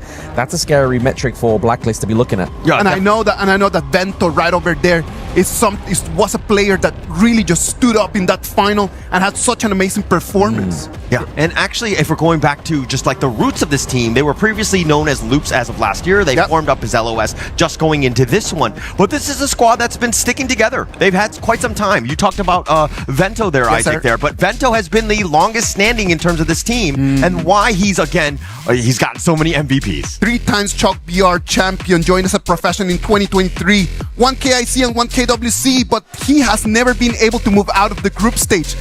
Is this year going to be different, Blam? I mean, this is the thing that I've noticed in KWC, right? Like, once they get to the international stage, it's really weird, the dynamic from Chalk BR. The first seed always does worse than the second seed, which is a really, like, weird myth, but I really hope for the side of, obviously, Los Grandes, they're able to break this and even meet or potentially beat Influence Rage into the playoffs. I'm wondering if it's more because it's the Danny effect. I mean, he's usually that second place team. I think that even in this one where LOS has gotten the better of him, I think that this is also a situation where they're like, hey, maybe the international stage is a little bit nerve-wracking. The nerves are definitely there. But then Blacklist International, they started really, really weak at the beginning in the play-ins, right? Like, I would say that their first performance was actually really, really, really slow. But then after that, they started picking up. They really started picking up. The way that they played in the last match makes me feel like they might be able to make it out of group stage. I think that that's going to be the momentum that we've been talking about, right? I think that there were questions, and at the same time, they're like, actually, we've got all the answers for this one. We just need to play within ourselves. And when they do, they are really top level. They are top level, and they've already beaten, obviously, past KWC experience and the way their journey so far, right? Obviously, Blacklist International finally actually getting a series win for themselves, and even in from the play-ins into the group stage. So they've already kind of like beat their last year's selves, but now they've got to kind of aim for further. You can't just be like, right, okay, I'm done, I'm tapped out, we've won, right? We've won ourselves. We need to go further. Of course.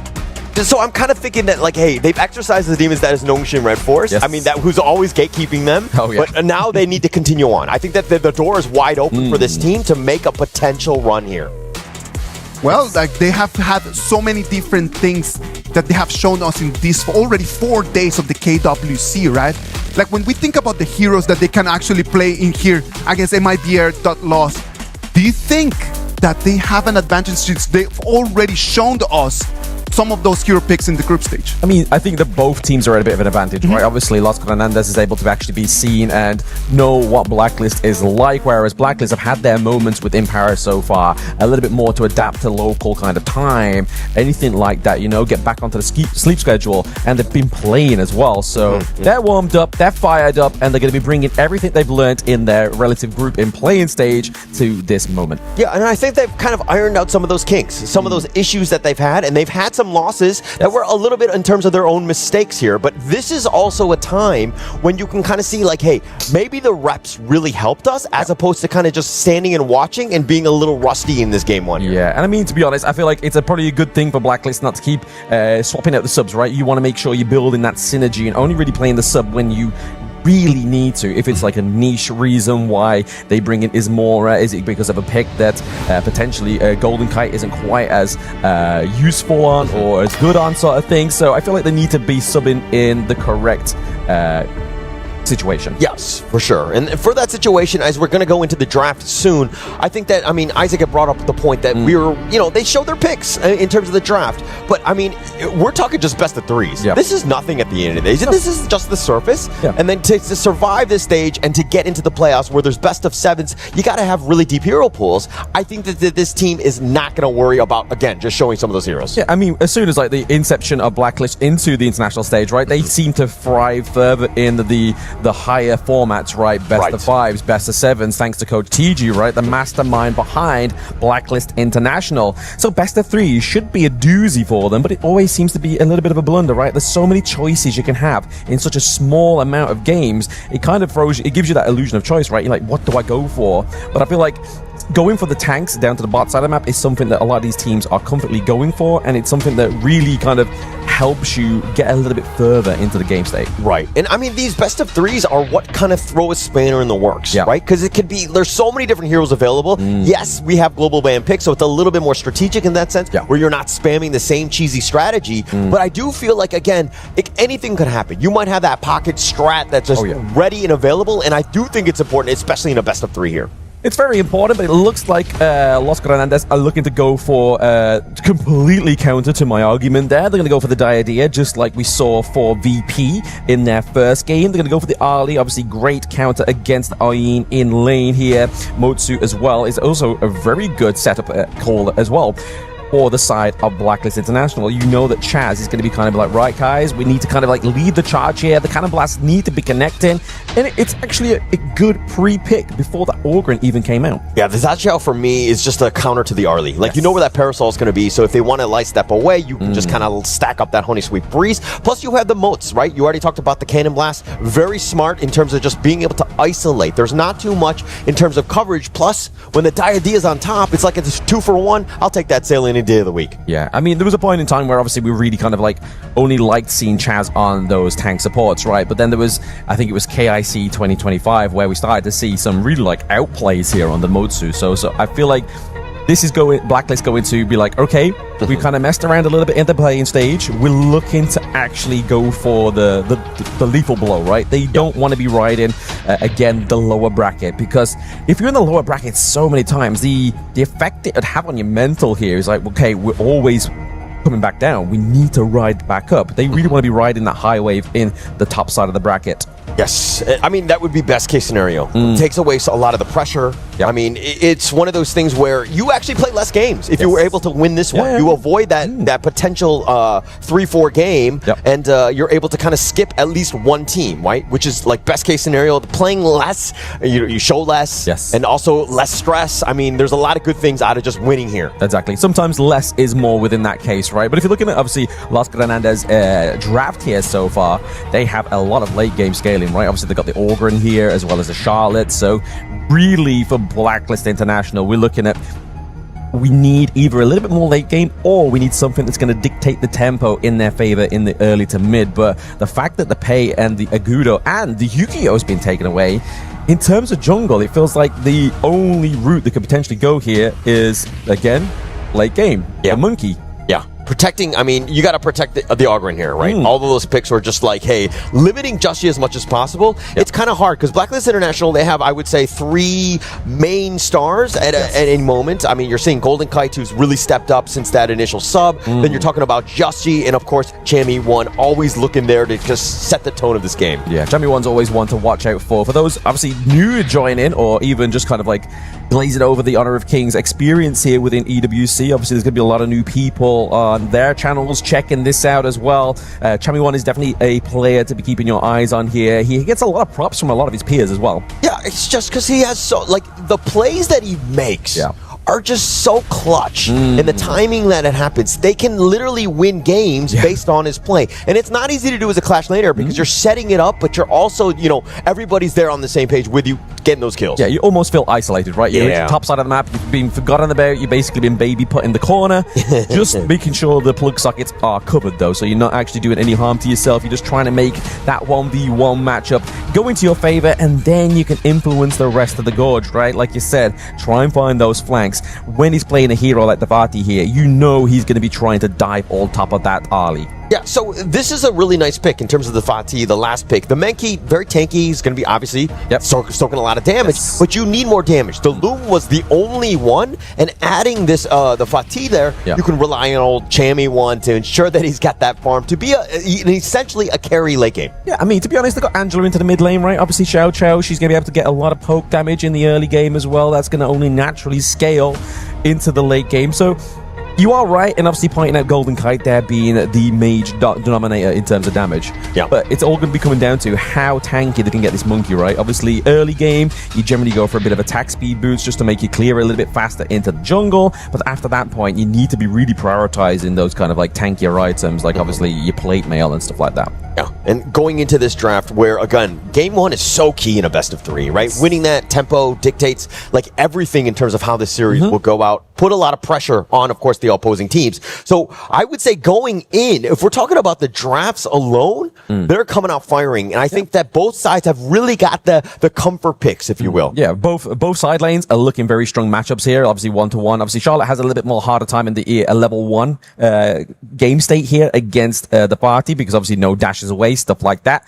And then bot side of the map, obviously, Flaming Palms isn't always going to be your favorite friend, because obviously you can cancel that out here with Vento's Ali. But game state into the mid lane here, they're just looking to try and feed as much gold as possible into the Ali pick to get it online a little bit faster. Yeah, and while Vento is definitely the win condition, gets a ton of MVPs on MIBR LOS's left side, but ABH is, again, when you have an Ogryn, he is definitely the guy. He's going to get you to that mid game. You can only hope so, right? But I feel like there has been Ogryn performances within this one where it's kind of just like, it's shied away from its true potential. Like, you aren't able to kind of soak in and do the damage because you're going in a bit too early. You're kind of taking on too much more than you can chew before your moment comes into the Gorge. But into the backline here is going to be Chami with a pick off of the Vento already. This is already a scrappy game for the side. A Blacklist International. Dragon completely set that one up. Nice 2-man Honey Sweet Breeze. You were not going anywhere. And once they were locked in, you knew that things were going to be rough. Terrible start for Vento as well as MIBR LOS, as Blacklist International just got the better of them now. They did get really good better of them as well, right? But I mean, it just goes back to the point we was talking about before you get to level 4 with the Charlotte, right? Right. It becomes very hard to kind of keep yourself alive in a 1v1. When you've got a 3v1 taking place top side of the map, it's even more difficult. Yeah. And also another piece is that, MIBR LOS,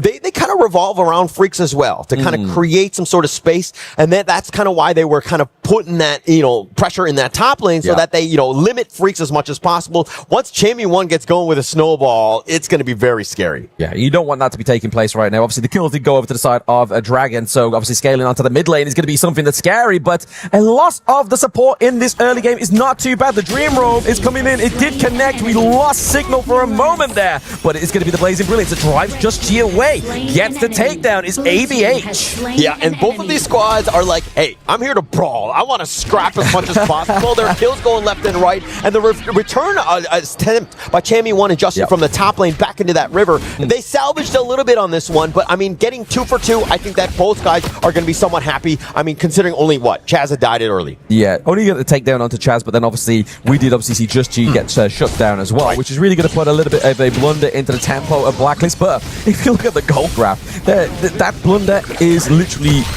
not even equalize, right? Like they're still ahead in the gold. Yeah, and this is why Blacklist International, with those games, I mean, on the stage, they're very familiar playing on there multiple times in the play-ins, and to now have to continue on, you're seeing just the amount of comfort that they have as they, again, extract a lot of the XP and farm in their own jungle right now. Yes, I feel like, obviously, Los Granandes has to go back to their own jungle at this point in the game. Obviously, they find out that for themselves in the hardest way possible, but these early game scraps are not going into their favor. They are down by 1 kill. They are able to get these slow pickups, but unfortunately, Blacklist International are just having that extra little bit of a peak.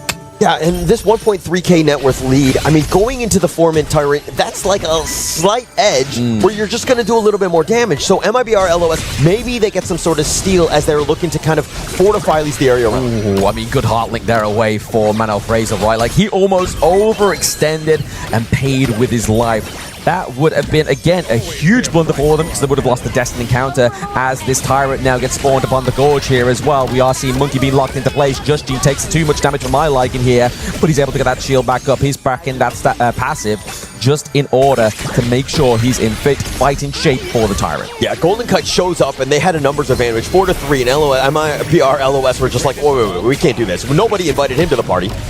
Again, once again, we're just seeing that overcommitment from Manuel Fraser, right? But I feel like he's doing what a lot of teams have been doing with the KWC. He's just trying to buy time for them to see a follow-up happen. But so far, there's a bit of a disconnection scene for the side of Los Granandes. But there is a little bit of connection happening right now into the bot side. The takedown onto Golden Kite is definitely not one to the side of Blacklist International that they want to be taking here. But ABH maybe falling a little bit too much burst damage from Chami on the party. Yeah, and it started from like minute 2 when Vento and Golden Kite were trading blows. Vento was kind of coming up slightly ahead in terms of the XP, and then once he was stuck in MIBR LOS, they actually flanked to the bottom. He had nowhere to go, couldn't get on his dragon, and Golden Kite going down there, a bit of a disaster for him. Yeah, very good macro play there. And they're just going to go back to their jungle, procure all the very important buffs, get their points away as well. Because what we saw from like previous series today so far is there's a difference between teams that like to just kind of like, they wait for the invitation to go into the enemy jungle, and then there's other teams that just take complete domination. They go for the early points, they go for the spike tail, they go for the fire beak without your permission, and that's where we start to see early games pretty much a loss already. But we are seeing 4 men on the top side of the map. Freaks ABH as well. Just Chi on the wrong end of this one, but he's just looking to try and hold on to the backline here, trying to make sure Angela's not having free reign. There it is. Manuel Fraser falls down. They're going to trade Dragon as well, but it's a think inside the box that lands them in an uncomfortable position here for Los Granandes. Yeah, I mean, Just Chi actually had the dream roll. He went right past them, and you were thinking he was in a bad spot, but the rest of the reinforcements were on the way, and they were like, we cannot take this Tanky Menki down in time, so that we had to just deal with whatever we could. So, I mean, they kind of salvaged that on that top line. Yeah, I felt that. I was like, Peter Pan picked up apples, you know? That was very hard there, but Vento even getting takedown is definitely not what they want to be doing here. We do see, obviously, irreparable damage being done into the mid lane there for the side of Los Granandes, which is obviously a great place for them to be here after they're losing so many scraps, after this, they're still behind with that goal lead. Yeah, so Vento actually getting the kill on the Golden Kite in the bottom lane. That's a little bit of confidence, and it was a little overconfidence as they were pushing into that mid lane. He was trying to make a play,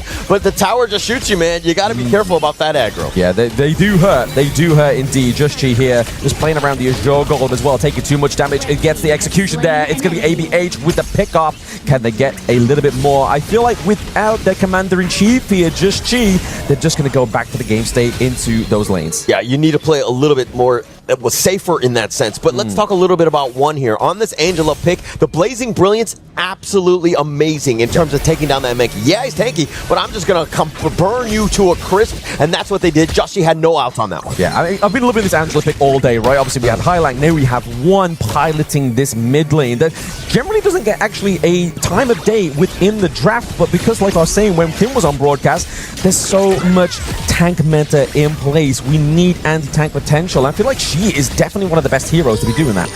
And I mean, if you're able to do that with some sort of other stuns, yeah. I mean, it's so much. And plus, she can tank a little bit on her own, so it's not the worst thing in the world here. But it looks like MIBR are going to just head on out and take the mid lane instead. Yeah, I think this is going to be the part of the stemming the bleeding, right, for the side of Blacklist International. They've got to make sure they're playing the macro a little bit better here and making sure they're not taking just so much unnecessary damage. The brush checks here from the side of Los Fernandez is definitely a problem for Blacklist International. And just like that, MIBR, they're back into this one. I mean, if we're talking about net worth, it's about 800 or so gold. Yeah. Nothing at this point. ABH, though, has been carrying them. They have done a great job because of the fact that he's getting his space and farm and now looking to contest. Oh no, they don't get the invite, but it's going to be Mana Frieza. He is looking low. He's able to just chunk that damage in the early part of the team fight. So ABH is not going to take the brunt of it, but it's going to be Freaks into the back line, getting a bit freaking naughty. He goes down though. It is a 1-to-1 trade. Clash lane for mid.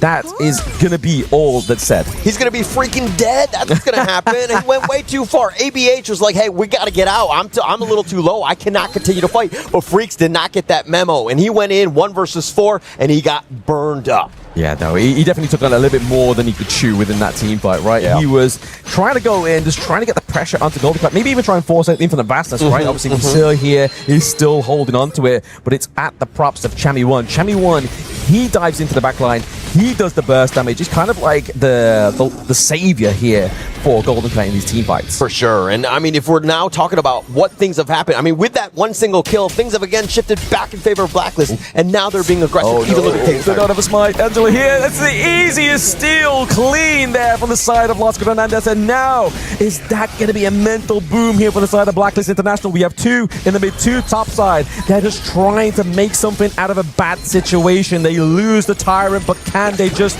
equalize the game state? Yeah, but now they have to run. Look at the flank is actually perfect, but MIBR, but they go the right way. Can they get anything? They are trying. The path of passing being used here as well. They're trying to got Monkey into the pit there. Just Chi would definitely be free food in that scenario, but I feel like good rotation for the side of Blacklist. Obviously, we did see top side there. Golden Kite was ready. They were leading them to Golden Kite, the main proprietor of damage. Yeah, and going back to that last one, Chami1, they're going to go back to the drawing board, be like, hey, why were you trying to solo it all by yourself? Nobody was there. He was literally trying to sneak it under. It was not going to happen. And I mean, Chami1, again, a big mistake by him. Yeah, leading the charge here, ABH. Obviously, he has the Destiny counter as well for a brief moment. The Blade Brilliance does come through once again, but the Tyrant is not low enough for that to get that seal now. Freaks is into the back line just to try and kind of keep Chami1 in place here before he tries to go in. The Dream Roam with the Think inside the box. Huge setup here for the Blacklist International boys. They look to team and take that Tyrant as well as Freaks and look to go for the mid lane. A perfect play there by Blacklist International. The 1-2 timing in terms of the stunts, stacking them up. And you know why Chaz loves this mode. Even in the Ultimate Battles, if we're talking about the KIC 2025, he will pick that hero even in an Ultimate Battle. He is so comfortable with it. Absolutely. I mean, when you've got something like, obviously, Angela, before she pops that ultimate, she can still get hit with that CC. But it's the artillery potential here of that pick, right? You saw one sat in that bush behind the T1. Yes, it fell, but it almost claimed like the lives of 2 of Blacklist International. So they've got to be careful here. Yeah, definitely need to be careful here. But Blacklist, I think that they're feeling good. I mean, they have the lead. They understand that they have momentum. Now it's a matter of taking some of these towers down. On the other side, MIBR, LOS, they need to, again, they feel the pressure. They're trying to push something down. They're looking for some sort of gank in this mid lane. Yeah, waiting in the long bush here, just hoping that one of the members of Blacklist International kind of just stop by at the rung pit stop. But down to the bot side here, we are seeing Freaks trying to go for a push. Golden Kite as well was heading down this way. So I feel like this is where the main target's going to be, right? You're looking towards Xiao Xiao, you're looking towards Golden Kite. They are quite a bit vulnerable within this positioning. Yeah, and the bottom T2 taken down. I mean, the top lane was pushing, so they knew, Blacklist that is, that, MIBR, LOS would be somewhere else. They were in the bottom, and now they make their way to the mid lane to kind of deal with the rotation from Blacklist International here. Yeah, the T2 top takedown was probably just a direct call and answer to the takedown down to the bot side, right? But now you see Chami once again. He's freezing the minion wave here. That minion wave is going to caught that one up, but into the mid lane here, we do see this just trying to get the game state into the favor of Blacklist International. They do get a few hits here, a few knockups coming in. The Ride the Wind is going to be put in ABH, like Kylie Minogue spinning around. There is the Dream Roam onto the back line as well. Vento's going to be careful. The Parasol is into the middle part of the fight as well. The Infinite Bastards onto the back line. It's going to be the pickoff here as well. Vento down, 1 down, ABH down, Man O Freezer. We are in the chiller. Cammy won with an angle, the completely jumping the back line, caught and catching everyone off guard. Vento thought he was safe, but they were going northwest. They need to go northeast to go back home. Unfortunately, not for them because Cammy 1 was the bouncer and nobody was getting by him. I mean, look at this though. Like Freaks is kind of like they're keeping Freaks in place. Like he can't recall. He's just like, guys, I really want to go back and protect the base, but they're not letting me, Mom. They're not letting me. Minion wave there down to the bot side, looking to take the crystal as well. The burst damage from Chammy, from Golden Kite. Get game number 1. Hoi, Billy Beats. Very good game there by Blacklist. And the ability to close that out, understanding that, hey, Freaks was the only guy that could have potentially saved that game, but not allowing him to recall. They were just like, no, we're going to hold you here. We're just going to, like, slow talk you, make sure you just stick around. Maybe you offer some tea a little bit, but he was not going back home to save the base in this one. Definitely not. He was just locked down in the end of the jungle, right? Like, that's an unfortunate situation. You're literally seeing game 1 flash before your eyes. I think that it was such a very level game. It was never just one-sided. Blacklist International, they end up taking the victory, but it was not because just MIBR just played badly. It was just like in that one fight, Cammy 1 was just superior in the 1 against 4. Cammy 1 will always find that angle. That's just why as a Clash laner, he's so good. When you're playing against him, you always have to be, keep your head on a swivel, if you will, and make sure that you don't get flanked, because that's what can happen. You could just lose a team fight and the game that instantly. Yeah, I feel like all players just need to be an owl at the point when they're playing against everyone, right? Just like 360 peripheral view, man. Like, it's hard to actually achieve. But we're going to look at, obviously, the post-game analytics. Because like Isaac was saying, right, it wasn't like a night and day difference, right? Like, this was very close. It was all about the correct pickups into the team fight. You say close, I disagree. I just think Cammy 1 doesn't make it close, right? With this 4-0-6, the guy was a beast. He's from the Clash lane. He's carrying. He's like literally doing everything that you want, even from like a farm laner. He's just like really next level here. Yeah, I feel like the gold grab also kind of backs to my point, okay? Okay. Backs my point. It's a little bit more even. You see here, it's a bumpy ride, right? Like, you are seeing here, within these game states between 4 to 8 minutes, it's just up and down, but then it's just up to that peak right at the top there, just before the 13-minute mark. Very important for Blacklist when they got that huge team fight. But Just Chi here on this Monkey, not a hero that gets picked quite often within the best of 3, but the tankiness of this hero, the potential is crazy. Yeah, and it's because their stuns were so good. Chaz as well as Just Chi, the way that they were able to time things next level, you know what I mean? So it stuns it so that Cammy 1 and Dragon Gold, everybody just clean house. But checking out this highlight, this is what things started early. It didn't look amazing for them. I mean, but the Honey Sweet Breeze, that was what set things up. And then Blacklist International had a lead, did not relinquish it throughout.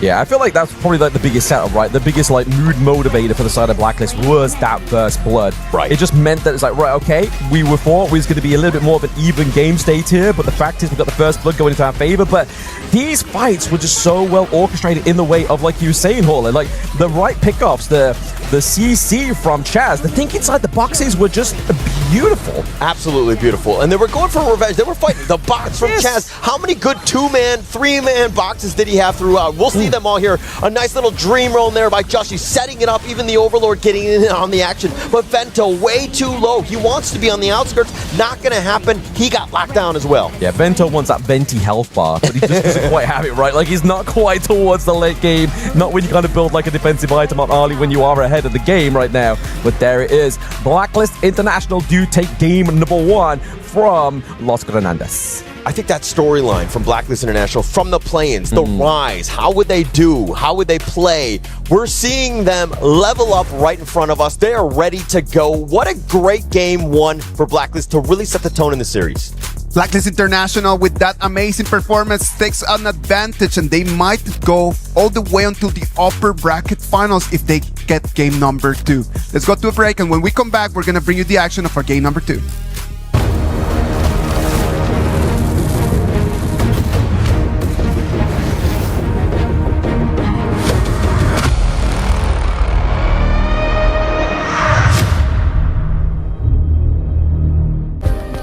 Play is in our DNA. Whenever we let it out, it becomes our superpower. Now imagine an entire city being built to supercharge it. Kadir City powered by Play. We were there.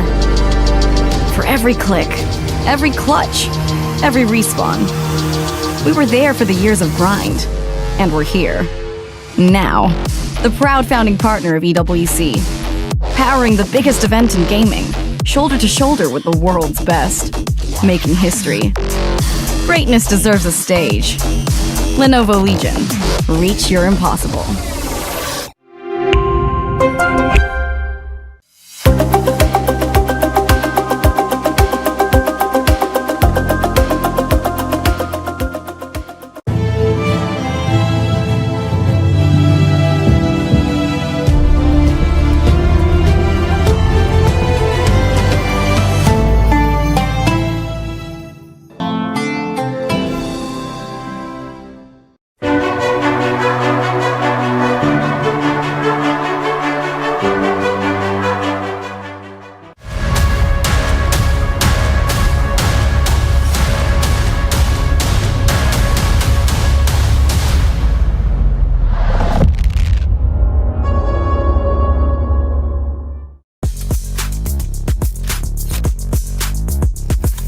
Welcome back. This is the KWC 2026. We're gonna move into Game 2 between Blacklist Internationals and MIBR Los Grandes.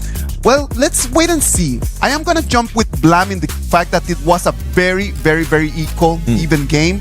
I do believe, though, the Freaks and Vento kind of opened the doors for Blacklist International to take advantage of that. Sometimes they were jumping in a little bit too deep. I agree with that. I mean, I think that this is probably what you were seeing in the sense of being a little bit more competitive. I just saw Chamey won and I was like, wait, it's not competitive, right? But I do think that those are the two that when you're talking about a team fight and how those things kind of develop, Freaks and of course Vento, those are the guys that need to really make things happen. It didn't seem like they were in the right spot at the right time. Oh, absolutely. I mean, you saw Chamey wone in that little video there, right? He's putting the right and the left up. He's ready, man. Like, is that like just like a foreshadowing of Dharma next game? You know, like maybe, but like it was very even. Like Isaac was saying there, like Vento was able to try and maybe potentially get that victory there. I just felt like the power spike wasn't quite met as fast as possible, just because that pressure topside just really created just the fact that Los Grandes couldn't do that. You know, they weren't left alone to do that power spike and get to that level. I mean, to add on to your point, I also think that Blacklist, the way that they're understanding how to take a fight, using that vision, and they were the ones initiating on. MIBR LOS were very reactive, and that's kind of not what you want. Like, you want Oghren be the frontliner, right? He's going to provide all the vision for him, but it was the complete opposite in this game, and that's kind of a losing game in the end when you're getting constantly jumped on first. Yeah. Back to the point of obviously reactivity, right? Like, most of the time as well, with the Chalk VR, they are the kind of teams that force the reaction from the enemy team, right? So I feel like it puts them into a weird situation, kind of like, oh, we don't normally play this way. How do we overcome this? And it was just kind of just all down to the team fights and hoping that the scraps and the pickups were just going to come at the right time. Yeah, and I mean, hopefully for this one, MIBR LOS, we make a game of this one in the sense that they're able to kind of bounce back, find ways to, again, I mean, I'm not thinking that it was too much of a draft issue. It was more about execution. Like, that movement place really didn't work for me. No, absolutely. I agree on that one there. But at the same time, obviously, we're looking at these two teams, right? Obviously, Mana Fraser, they didn't really use a support tank either within that one, right? Like, they were just literally using the utility. Same for Blacklist. Like, they still have potential. If this game goes all the distance, they still have the Lian Po, the Lapu Lapu, the Zhang Fei. Like, they still have every tank on the board here. And from what we've been seeing as a bit of an arc into that support 1v1 is who can land the best ultimate, Lapu Lapu or the Zhang Fei. So I feel like this time around, the boys are going to go for a little bit more of a backbone down to the bot side of the map, rather than looking the backbone towards just Chi and Chamiyuan. Yeah, I think that you'll kind of always revolve around that. Even the draft, execution, all those things. Joshi and Chamey have definitely been the guys in terms of when that fight truly happens. But if we're okay, MIBR LOS, like, again, let's just pretend like you're Coach Blam, right? What do you need to tell them? Like, how did they get back into this series? For me, right, okay, so obviously something like the Organ, right? We didn't really see much invasions at level 1, which is obviously something that is one of the key factors that can help Organ just grow exponentially, especially if he's uncontested. But it just felt like that once the Organ came out, obviously Blacklist already called their bluff. They went for the Motsu, right? Like they didn't have to go for another counter for the Organ. They already had it with that one. And the fact is you weren't able to scale up and you've got so much burst damage. It was just, I feel like at that moment in point with that draft, it became much more difficult for them to actually navigate and compose a victory for themselves. But Blacklist actually gets side blue once again here, and they're going to go for the higher first pick. Yeah, I mean, this is a great hero to start off. I mean, we've seen it time and time again. We're in day 4 now. This Haya has just been completely dominant, right? I mean, the Lorien has also been one, but that's been banned. But Haya has been like next best. I think, I mean, I don't mean to predict here, but I do think that come Ultimate Battles, Haya will be one of the top picks for the mid lane. Yeah, absolutely. Into the mid lane with the Mai Shiranui as well. Obviously, we don't normally have the usual suspect within the game at the moment. Obviously, Yixing, he's not available for these teams for the Ultimate Battle. So you are right there. I feel like that is going to be the cause here. We're not going to get the Dharma Champion here. He does deny it for ourselves. But if you look over the side of Los Hernandez, they have gone for the Lapu Lapu like we were talking about before the draft here. The Chicha as well. Great second pick because it can be flexed into the farm or the Clash lane. Yeah, and it looks like you were doing some predicting earlier with the Zhang Fei and the Lapu Lapu. Both of these teams picking both of them. Obviously, it's about execution and who gets the better of the two in terms of the ults.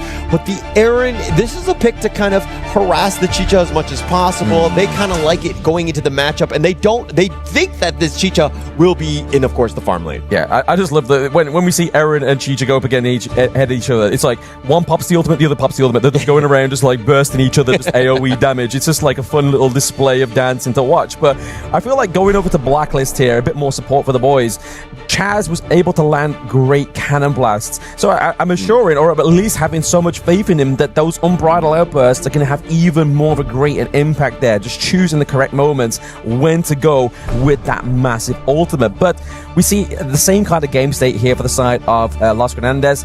They're looking for a little bit more early game into the jungle here because Chicha has to scale up regardless of which lane she goes into. Yeah, but you're kind of, because of the fact that you have the Agudo, this is a nice little 1-2 combination with the Chicha because the range is a bit of a problem. Yeah, she does a lot of damage. She's just mow people down. But you don't want to get outclassed in terms of the range department. But the Agudo is the type where it's like, okay, if you're going to be far away or however you're going to be, this kind of protects that. So it's like a little bit of synergy, plus you have the Lapu Lapu on top with the Raging Sea. So this is kind of how this first phase of the draft, at least for MIBR LOS, is going to go. Yeah, we see bans onto the side of Blacklist International because obviously they don't have their mid lane for the Los Hernandez and they don't want to kind of be outranged or outpoked onto the higher here. But it looks like the Chuck BR team are going to go for Florentino. Freaks wants to go for a little bit more finesse, right? We saw him on the Charlotte already. He attempted it. It worked. But I feel like if you are Florentino, if you get a little bit too close to the sun, you will burn. Yeah, and another one of those AoV heroes that has had quite an impact here at the EWC Honor of Kings. But this is a hero that I think that's, we've seen it shine, we've seen it fail, we've kind of, we have, again, it's not enough data in terms of where this hero truly is. But I do know in my own ranked games, this hero has been utterly dominating, and I dare I say, I kind of don't like it because of that. Yeah, exactly. It's a hard one to maneuver, right? It's very sort of flashy, highly mobile, but I feel like the one thing you're going to do to get that kind of advantage into the lane is give yourself some range. So you're seeing here for the first time for Blacklist International, they're picking up the Devara here, so they're going for the dual marksman comp, and then Blacklist is like, you know what, you denied it in game number 1. We wanted a fast game state into the jungle. We're going to pick up the Ukiyo Tachibana here. So if there ever is a game 3 and pay falls through, it's going to be hard to counter that pay. But we're now looking for that important mid-lane pick here for the side of Los Hernandez, because obviously Chicha has now obviously shown its identity. It's going to be into the jungle, the farm lane here. I love this Devara pick, right? Ooh. Especially last by Blacklist, because you know that Chammy1, who's like essentially a carry in that Clash lane, but I mean, he just does so much work. The rest of them are literally just looking to just run at you, burst you down, and somehow just be able to withstand this, because it's all aggression on this lineup of Blacklist. You see that one's literally gone for another artillery style mid lane hero, right? Like, he's just gone from Angela, he's now gone to the Ganon Mo, which I remember all the way back from Season 1 Invitational. Like, this was his hero. Like, he was able to set himself up, position himself so well into the team fights that those couple blades were always landing and always hitting super hard. And obviously the passive of Ganon Mo, you're going to be looking to get as much assist as possible to gain that extra ability power. Well, I love the Ganon Mo. He definitely needs to be careful in terms of how the sieges will start, right? If he gets caught out, I mean, by the Moonscape Mirage from the Haya, you're going to have a bad time, right? So his positioning, again, you're talking about the fact that it's going to be artillery. He needs to be in the back line. And so they need to be, again, very careful with who Dragon abducts at the end of the day. I feel like there's only two targets potential, right? I feel like there's either Lapu Lapu or you're going for Florentino, right? So if he's going to have a dance, why not have a solo dance? Have that dance for the wedding, right? Haya, Dragon, Freaks are just going to get Freaky Naughty 1v1 into the Moonscape Mirage, or you're going to take Mana Freezer apart, because if you take Lapu Lapu away, there's no real identity for frontline here for the side of Los Granandas. All right, as somebody who's danced solo at a wedding, it's kind of depressing. I've done it. I don't like it. Hopefully they don't need to do that here, and they're able to tango with their teammates, of course, here. It definitely takes two to tango, right? You need that extra set of feet, but you don't want to be going with two left feet here as well. But you do see actually one with a very aggressive rotation here just to try and commit and take this neutral camp away from the side of Blacklist International. It does look like they're able to get the point there as well, so well played for them for that invade. Definitely an improvement on the game state, early game state that they were displaying in the first game. Yeah, it was the little wins. That's kind of what snowballed a Blacklist, right? Yeah. They were able to extract, I mean, unless you're being aggressive, taking things away, Blacklist will probably be able to outpace you. So you got to change it up. They've done so. This is going to be a pretty decent start for MIBR. Yeah, you can already see that ABH is already kind of like out-leveling Just Chi here as well, which is obviously not a position you want to be in when you are the Yukio Tachibana. You're meant to have a bit more of a flexibility into the jungle in terms of obviously rotations. You're able to backflip, parkour over the walls, and you have immense burst damage as well. But for me, like, if we're able to get Yukio on top of Ganon Mo, it's going to be a hard task because obviously guard her grave is going to push him away. But if you can land that CC before that prime moment, I feel like that burst is going to be enough to run down one. 100% agree, right? I think that for any sort of team fight, one's positioning dictates how the entire team fight and game will go. He gets picked off, like you rightly mentioned, you know, they're going to suffer. They don't have as much damage. You have literally only Vento. I mean, Freaks to a certain degree, but a lot of the other guys are more about that control. So, again, one needs to stay alive. His positioning needs to be flawless. Yeah, and I feel like the synergy between ABAH and one has to be good, right? Obviously, using the Gorge mobilization to then get the knock-up to get that couple blades is going to be kind of like the gateway into the team fight before it's even happened here for the side of Los Granandes. But currently at this moment in time, we've definitely seen less of a conflict in the early game. All right, so let's talk a little bit about Freaks on the Florentino, Chami 1 on the Devara. I mean, I don't even want to talk about laning. Which one of those two guys is better looking? I mean, you know what? I don't swing that way, you know? Like, hey. Well, you could just say somebody's good looking, no? No. Okay, all right. I'm the best looking man in my life. All you need is a mirror, my friend. I think it's great for them. But MIBR, I mean, for me, if we're looking at this one in terms of that top lane, Chami 1 is definitely going to carry in that late game, right? Oh, yeah. It's going to be a bit of a struggle. So MIBR LOS, in my idea, like of how they need to play this, they need to play a little bit faster so they don't get to that late game. Yes, exactly. They need to kind of bring this one off around a bit, maybe like 10, 30 minute mark, so it's not going to get too exhausting for them to kind of draw those long team fights. Because like I was saying earlier, right, like in terms of like sustainability here for the side of either of these two teams, if the team fight draws out too much, there's no healing that's going to come through here. It's going to be a lot harder. Yeah, definitely will be harder. I mean, there's a lot of sustain, right? But again, if they're able to get some sort of pick off, best case scenario, maybe one starts to kind of get those items so that he can just burst somebody down. Then with this Agudo, with that Wild Growth push, it could be way too much for Blacklist. Yeah, I mean, you're trying to use it early on here as well, obviously, whilst the turret plating still have that defense. They're just trying to get the game state top side of the map so they can make an easy Sprice break, but it's going to be Vento, maybe potentially getting picked up here once again. His health bars are so low, so yes, they claim priority and the neutral objective top side with the Space Sprite, but down the bot side is a different story. Yeah, I mean, best case scenario, obviously getting that kill onto Vento, but you pushed him away. Now he has to recall, make the walk of shame back into the lane, and then this opens things up. The Tyrant is up here for the taking of Blacklist. Yes, and it means that obviously they've already started at the wrong direction, right? Obviously, red side, they're stopping at the Crimson Golem, means there's going to be no actual contestation for that Tyrant here as well. But you have to give props over to Los Grandes. They actually managed to kind of like splinter the gold lead here as well. It's only a few 400s here as well, but it's going to be Chaz getting knocked up by Mana Frieza, so the ultimate's been popped early. But Chaz is not the person you want to be running down in health bar. As soon as Unbridled Outburst comes back, he gets basically a second wind. Yeah, Chaz there, it's kind of, I mean, he's going to lap that one off, right? Yeah. I think all the stuns are being thrown at him, and he's all by himself. He's just like, I'm doing my job. I'm taking these punches. That's what Roam Lives do, right? I mean, roamers do, right? Yeah. But I think that Chaz, again, very patient, understanding that now is not the time to fight. I've got my Unbridled Outburst.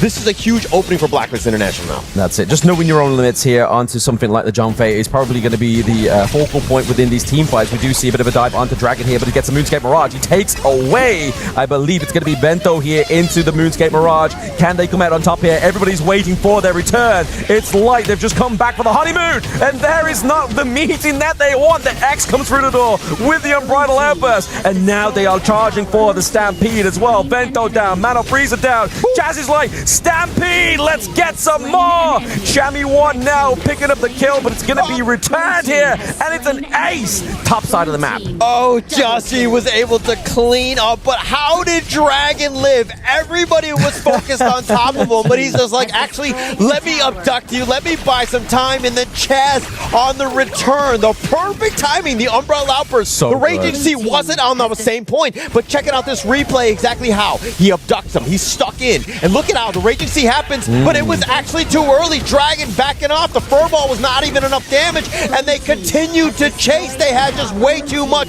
Joshy, not afraid of towers, if you will, but the Stampede from Chaz setting it all up, and Joshy's like, I'll take the free food to go. That's it. That's all my gold. The investment gone onto the side of Blacklist International, but we always prop up like big plays, right? But what is more important is the impact of a calculated ultimate, right? Like we saw there, that Rising Tide was just a little bit too early, and for it to just be a minuscule too early really changed the whole impact that Los Granades would have in that team fight. But they are going to make a play for the mid lane here, try and kind of like neutralize that lead into the mid.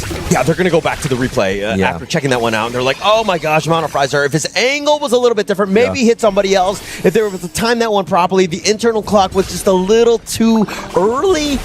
I mean, that doesn't really always happen, but man, if he does that, that changes the complete dynamic of that team fight. It's a different time zone. It's the French air, right? Like, you got a whiff of a baguette. You're like, oh, that smells good. Oh, yeah, I meant to press my ultimate. No, sorry, guys. Sorry for that one. We'll make up that play later on, but I feel like it's already getting a little bit too late here for the side of Los Grandes. They are behind by around about 4k gold at this moment in time. Top side of the map is looking like it's starting to hemorrhage here as well. Free access to the Crimson Gold is going to be able to side of Blacklist International. He does try and get a cheeky couple blades here by the side of one, but now the Stampede has been pulled out here, just driving Mana Frieza and ABH away. An uncharacteristic mistake by Chaz there, missing the Unbridled Outburst, completely whiffing. He dodged it, right? It was the play by MIBR LOS more than anything else. But I mean, now this is a spot where you're kind of seeing MIBR LOS with a potential. Like no Unbridled Outburst, that's absolutely huge. But they're coming out a little low on the HP bars. They probably don't want to. Oh, there it is. Chami 1 with the big engage with the ultimate there. The damage is coming through onto Bento. Bento is able to escape there thanks to one. The artillery is a support artillery, not aggressive.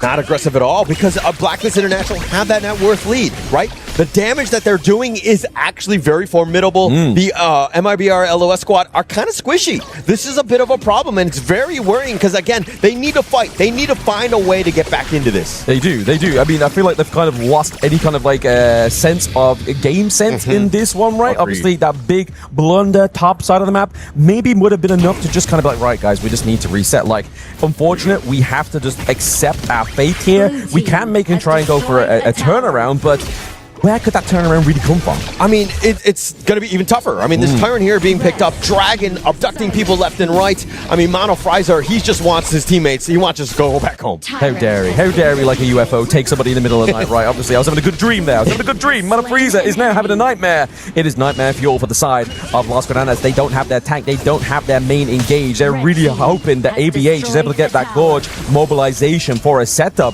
but it's going to be a very hard setup for them indeed. I mean, Dragon Dragon, he's 0-0-3 in terms of the KDA, but the amount of the kills that he's able to contribute to the team based off of that Mirage has just been immaculate this one. Oh, absolutely. I mean, we've seen some questionable higher performances so far within KWC, right? But this one's definitely making me feel like, okay, I have faith in this pick once again. And the thing is, like, he doesn't really have that much itemization. He has the Twilight, obviously, for the Magic Pen, but also the Venomous Staff for the anti-heal.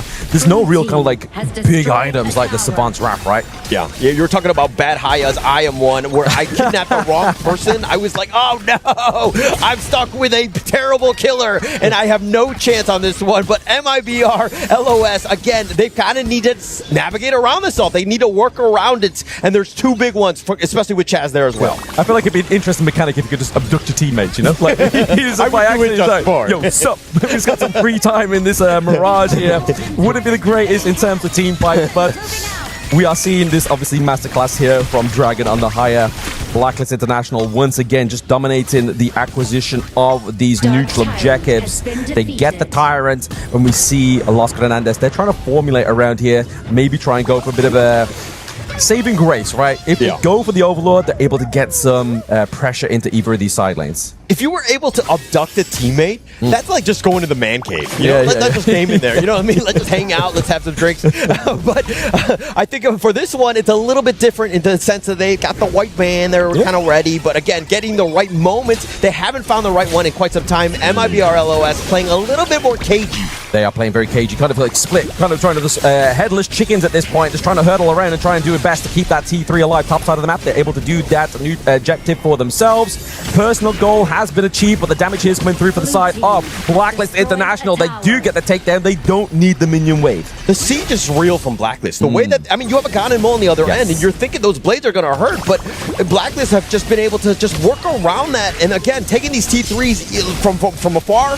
and, you know, just damaging them down whenever they want. Yes, the poke there. Just trying to push them away on the side of Blacklist International from the Chicha, from one, just being artilleries within their own respect. I feel like that's the only thing that's really creating them space at this point is the fact they have a little bit of a long-range poke that's going to do damage onto the squishier sides of Blacklist International. But when you look, there's an XP advantage in most lanes. There's a gold lead that's kind of like going on towards around about 7k. It's very hard at 11 minutes to get that back. The lead is absolutely real. Yes. They're pushing in all three lanes. And the MIBR LOS not going in. No, they're not going in there. Chaz is just trying to take enough damage before he procs that ultimate there, but ABH is looking a bit too low to be in the front line as well.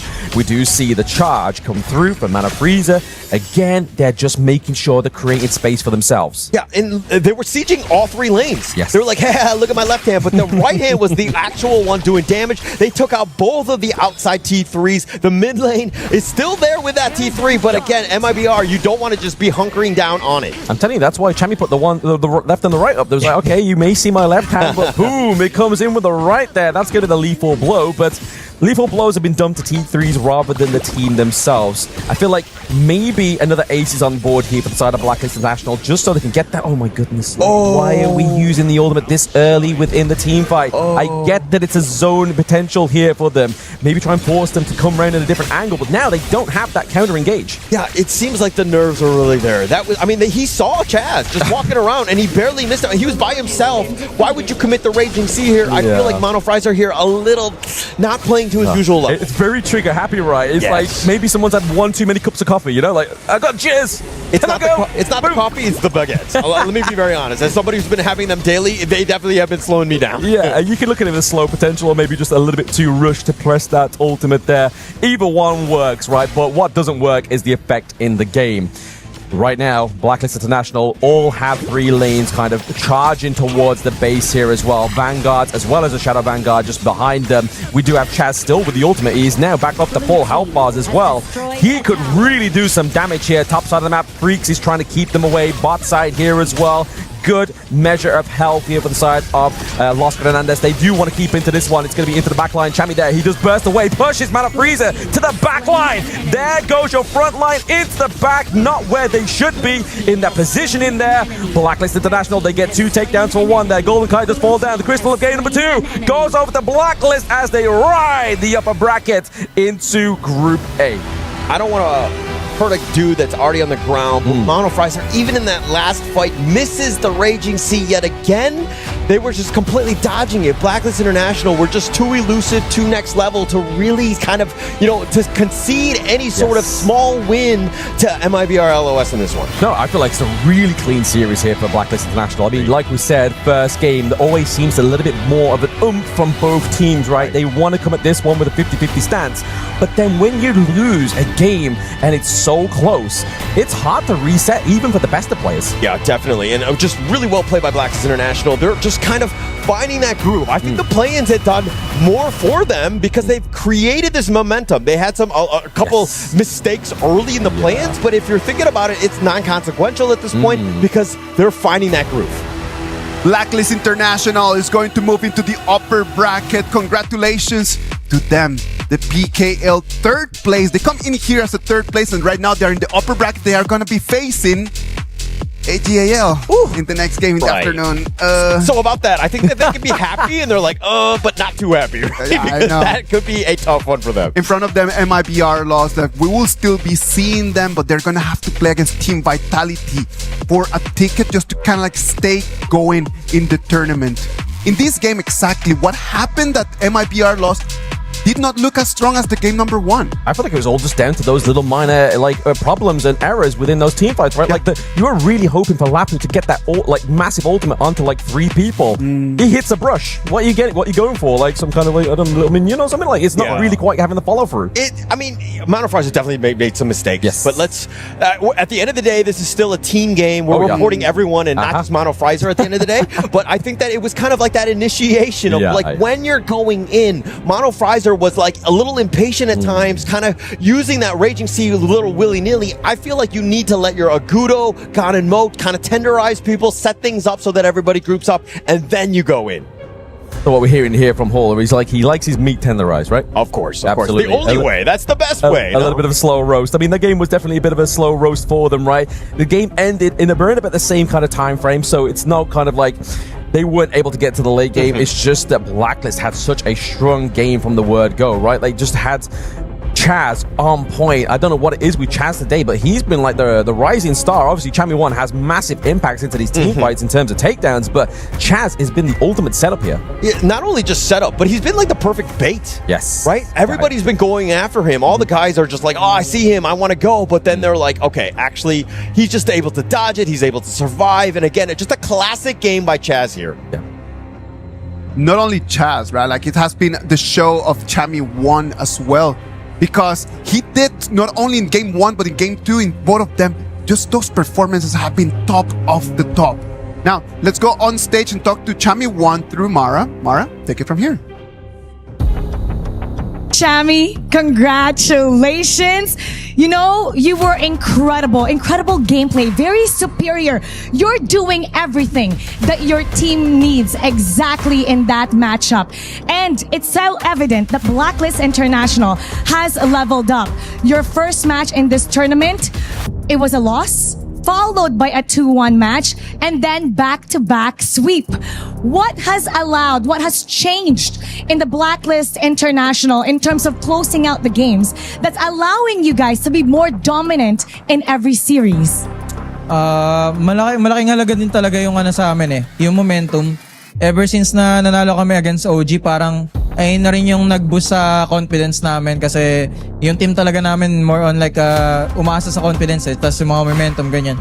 So ngayong mga nakalaban namin yung mga NS and then MIBR, feel ko mas tumaas pa yung confidence namin na kalabanan yung AG, and this time feel ko kaya na namin ilaruin yung laro namin, which is good kasi we're against na sa pinakamalakas mag-HOK sa mundo, and sana mabigay namin yung best namin. And momentum is really important for them. It was really important that they had that first win and that built up their confidence going into the next matchup against Nongshim and with this matchup against Lost. So their team is all about gaining confidence from momentum. And with that, they feel more ready to face against AGAL next. Speaking of, that's gonna be a tough matchup. But you know what? When I interviewed Inuo earlier, he says the chances of the teams beating them in the game is more than 50%. He says from previous games, previous years, now the teams have improved. Do you feel the same way that there's 50% or more chance? And how confident are you in defeating them in the entire matchup? For me, siguro ano lang yun, less than siguro 50% kasi nire-respect din namin talaga sila as a whole, and feel ko sobrang humble lang din ni Inuo kasi ayun nga, binibigyan nila ng chance yung mga global teams na matalo sila ganyan. And feel ko pag nalaro naman namin yung best namin, feel ko mapapatunayan na namin na 50% nga kaya na talunin yung AG. He feels, to be honest, that it's going to be less than 50%. He gives respect to Inuo that now he's giving more credit to the other teams and he's being very humble. Thank you, Inuo. But he feels that now with what they've been showing, they are ready to face them and it might be close to 50%. Now give a shout out to everybody that's watching because for sure they want to hear from you. Invite them for that support because definitely you will need it for the next matchup against AGAL. Yun guys, patuloy nyo po sana kaming supportan, and even though malakas yung kalaban namin next, sana mapakita namin yung laro ng Pinoy. And he's inviting everybody to continue to support them, that even though their next opponent is going to be really strong, he hopes that he can show you and he can make you guys proud. Thank you so much, Chammy. And now we'll head back to Masters Lead the Gorge. Cammy One should feel proud about his performances today in Game 1 and Game 2. In both of those games, he had amazing pickups. Like, he was able just to control that Clash in there. And I'm glad to be able to see that Blacklist International is going to be moving forward. Yeah, I'm actually happy for them too. I think that Blacklist International have deserved this one. I mean, they were able to outclass today. I think that they were very happy with that performance, but they're not out of the woods yet. Let's be very honest. Absolutely not out of the woods, but back to the point, obviously, that Isaac was making earlier. They're the third seed going in. There seems to be a little bit of a traction here with the third seed, right? Obviously, Rocky Esports was able to topple the first seed of MKL, and now we're starting to see the third seed of PKL actually rise to the occasion here at KWC 2026 to further that positioning that they were unfortunate exit of KC 2025. Yeah, and I mean, checking out these highlights, you can kind of see, like Chaz, look at how much devastation he has. All that control, pushing down one in ABH, nobody can get into the fight, letting the rest of them, like Chammy One, clean up on the backside. This is the way that Blacklist like to play. They're just, everybody's on the same page here. Cammy One's always the first one to go in, right? Into the back line, do the absolute monstrable damage, and then after that point, the rest just get to go for the scraps, right? Yeah. Actually, my handle is Chammy5 because I'm the fifth guy to go in. That's how it works. No? I don't know. I mean, you just wait, like, okay, is everybody gone? Okay, no, go in. yeah. I'll clean up. All right, I'm here, guys. Aisle 3. All right, I'm ready to go. That's lovely. That is lovely indeed. All right, we're gonna move to our next match. It's going to be our first upper bracket final of the day. Let's go for a break and we'll bring you the action of that match.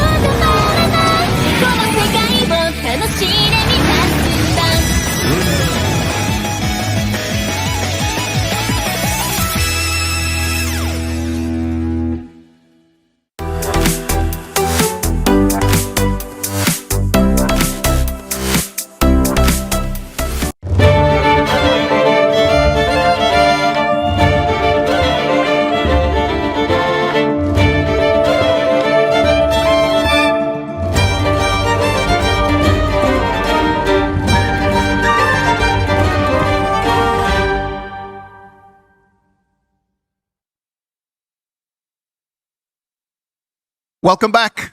This is the KWC 2026. We're live from Paris, France. And this is going to be our first upper bracket final of today. We're going to have Kwai Show Gaming on one side and Virtus Pro on the other. Kin, this is going to be a matchup that for a lot of them, they have been put in this situation. We have Highlang on one side, Knight. They know what it is to face against this kind of titans. Is this game going to be any different to the previous ones? I feel like this Titan is still too big to slay for the side of Virtus Pro, but I want to see them try. And Nora, I think it's pretty clear we are very excited about this game. And this time, I think we have a stronger challenger coming up. So what do you think Kwai Show Gaming is going to do in this one? Well, I mean, like the first debut that they made here in 2026 KWC was very impressive because they actually created a new record. Yes. About the fastest gaming pace, I guess, right? Close out within like 6 minutes or something like that. So I would say it's going to be a tough game for VP to do so. But VP also created another record, which called the Penta. Hey. First ever Penta here this year. It is going to be an amazing performance in there. I want us to spotlight the mid laners right over there. On one side, we're going to have Highland. On the other side, we're going to have Liu Lang. Liu Lang, wow, I'm more familiar with Liu Lang. Yes, go ahead. Like he is the FMVP of KPL Spring 2026, and actually he played the longest right now so far in the lineup within KSG. And actually the team kind of just rebuilt with him from 2024 because that was the year that they broke the record getting into the final the first time, but they didn't make it as a champion. But this year, Spring, they did it. Highlang on the other side, Ken. Not as decorated, I'm so sorry, but Highlang was responsible for their first place finish in KML as well. They are a very strong team, so VP definitely has a lot of flavors in store. What I'm curious about is we have seen the power of Liu Lang. I'm really concerned for VP on this. Liu Lang apparently doesn't know about Lorien until a couple days ago. Learned it in such great fashion, showed us what Lorien is in the hands of KSG. So you talk about the Lorien, right? So let's just dive into that. Like, what are the hero picks right over there in the mid lane for this exact matchup? I will highlight three. First, it's going to be Haya, definitely, Lorien, and Mai. Okay. Actually, the other side of the team, when they play against KSG, they didn't allow this Mai as an open choice. So this time, I'm wondering because Highline is also a great Mai player. So it's going to be the vibing point in this case. Highline has always had those heroes in there, but today, the picks that he has had are been a little bit more conservative. Is it that Highline is changing, or is the whole Virtus Pro just changing as well? I think they're evolving, and Highline is playing more utility role, right? Last time he had the Mines, he had the mid lane Yuhuans as well. A lot of value towards the team fights and individual skills.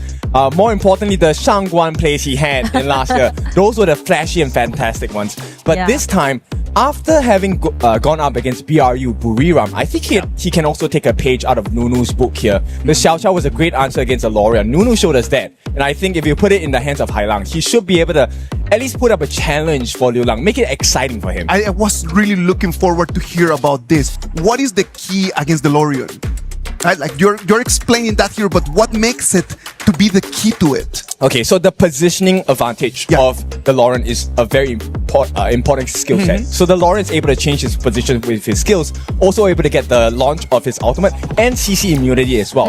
This is where the timing of Xiao Xiao's second skill is so important, and Highlang knows this technique. So he needs to do it before the CC immunity comes to play for the side of the Lorien. And if he gets a knockup, hopefully the rest of VP is there to finish the job as well. So Nora, in terms of that, like in terms of a roamer, a Moatsu coming in just to try to make that combo, would that be a good option? Yeah, nice one. I mean, definitely it's going to be a nice one. Long poking damage. And also, like we've seen AG played with a Garuda in the mid. That also makes sense. So it depends. But instead of like a Mozi pick, we can also go to some assassins for the jungle, because in this patch, we can't just isolate the mid lane, right? We should pair this mid laner with the jungler together. Not even mention Du Juhao also did a great job, and also Jiabao create the first ever penta kill this year. So it's going to be very fierce about the draft on those milliners and the junglers. Yes, and one of the answers as a assassin jungler to the mid lane, Lorien specifically, is the Jing, and that's exactly the hero that Jiabao used to get the pentakill as well.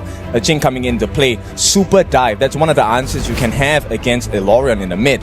But the second part is also long range. Garuda, like you mentioned, was one of the great answers they have. Just poke them down before the actual fight even happens. Yeah. But I feel like Haya gonna be the most vying point in that case. And also for the top laners, we are looking at Silence, the top laner on the side of KSG.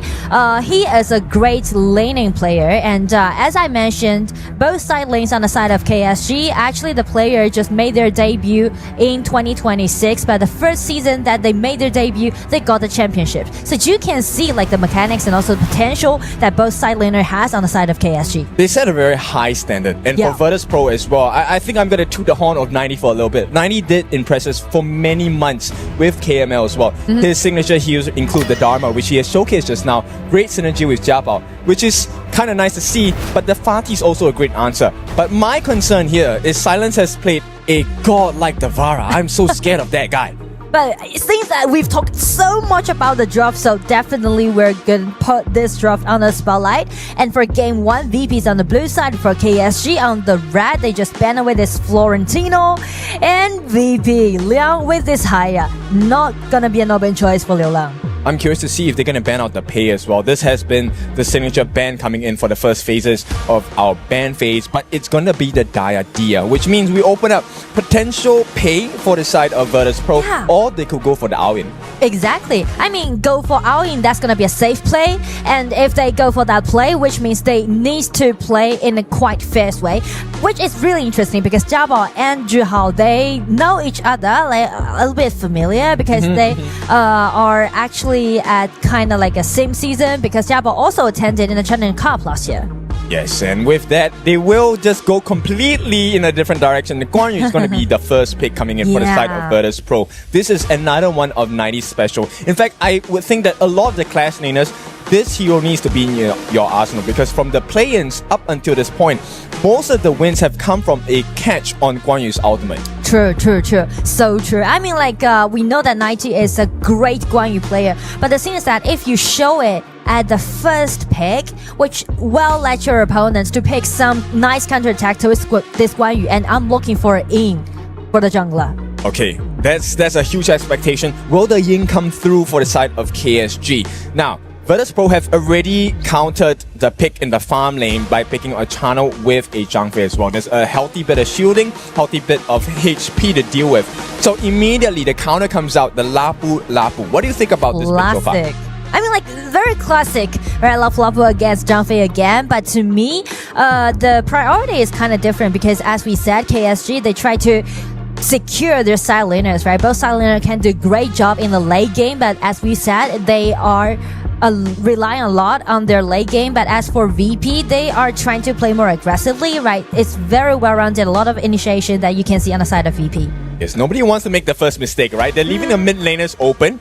And this is where, look, the Lauren is still open for the picking. No higher, so that is one counter gone. The Garuda is still available as well if they want to play that game. Noir is also available. And that's going to be some of the considerations that both teams will be taking a look at. But this Hano ban is really important because I think they don't want to have the game drag. They want to end this as fast as possible on the side of VP. And this Hano ban just gives me the sense of feeling that they are looking for another Agudo play as a jungler for Jiabao. Because for this channel, or maybe possibly with another Agudo, Hano can just easily land in all his skills to take down those HP before the team fight. Those poking damage, they can't stand with it. So I'm looking for a potential Agudo play on the side of VP. It also helps him heal, but more importantly, the Hano repairs towers, right? With the fake rewind, as Agudo, he can do a good job of taking it, but all of that effort will go to waste if the Hano is ready with his ultimate. So that's one of the big considerations here. But with the Nerza coming out of the bans for the side of VP, the response from KSG is you might be looking at a assassin jungler, and they will take out the Jing. No more pentakill with a Jing for the side of Jiabao here. But still, In is an open choice, just like we said, right? Once you picked out this Guan Yu, In can always do decent job when he's taking away this Guan Yu throughout the battlefield. So it's gonna be in Zhuhao's comfort zone. They just go for it. I love the idea of the Ying, right? Ying offers you a couple of things. One thing is the access into the backline. With the ultimate, you can actually dash, cancel the second usage of that ultimate, stay in that position, and get your last hits onto T-Go. So T-Go this game is going to be under a lot of pressure. At the same time, Ying is a hero. She has everything. She's tanky, she has damage, she's mobile. So they need to shut down the early game for the side of Virtus Pro. And I mean, speak of early game, definitely Yukio is gonna be the answer. Who can do better than Yukio in the early game? Not even mentioned to pair up with this Xiao Chao pick. So a lot of potential play can be seen on the side of VP before 6 minutes. Especially they need to highlight the 4 minutes mark. They are gonna be so dominating in around that 4 minutes mark. And we do get the highlight we were talking about, right? Yeah. Isaac pointed this out for us. The mid lane, we do get the Lorion and Xiao Chao matchup. Oh, so fantastic. this is going to be a game of timing. Now, the big thing here is I feel like this Lorion pick on the side of KSG is so smart because if you have the Lorion as the target for the Xiao Xiao, you know who that saves? It saves you on the Aoyan pick. He's no longer a threat, right? The knockup will be reserved for the Lorion. Yeah, definitely. And Owen can do great job in the late game, so does the Shallow. So I feel like KSG this time, they're trying to slow down a bit. We mentioned about the record that they made, right? Yes. Within like around 7 minutes, they just closed out the game, right? Yeah, 6:49. 6:49, so precise. So in that case, this time, because we know we are at the upper bracket, one match to go, then you can seal the deal, you can got a chance into the playoff, and you can even have one more day saved for preparing the best of 7 in the playoff. So this time, both teams actually trying to slow down a little bit, but as for VP, they're trying to attack. They're trying to overwhelm by their power in the early game, but still risks there, right? The time's ticking. Yeah, I think it's a good strategy for the side of KSG. You want to keep pace. This is your last series of the day, right? Yeah. You want to end it on a high note. You want it to be on a stable note. Now, talking about stable though, that bar doesn't look too stable. KSG fans are in the house. They have voted. So let's see where the VP fans are at. If you're in the game, watching through the game app itself, remember to vote and try to get your team some moral support there. Support is very important for all of those players. They can feel you and they will give you feedback by their optimistic play. Yep, so we'll start off with the initial wave clear on the side. It looks like KSG will prio the ball camp for the side of Jihao and allow that rotation for the side of Liu Lang to shatter EXP and see what the next move will be.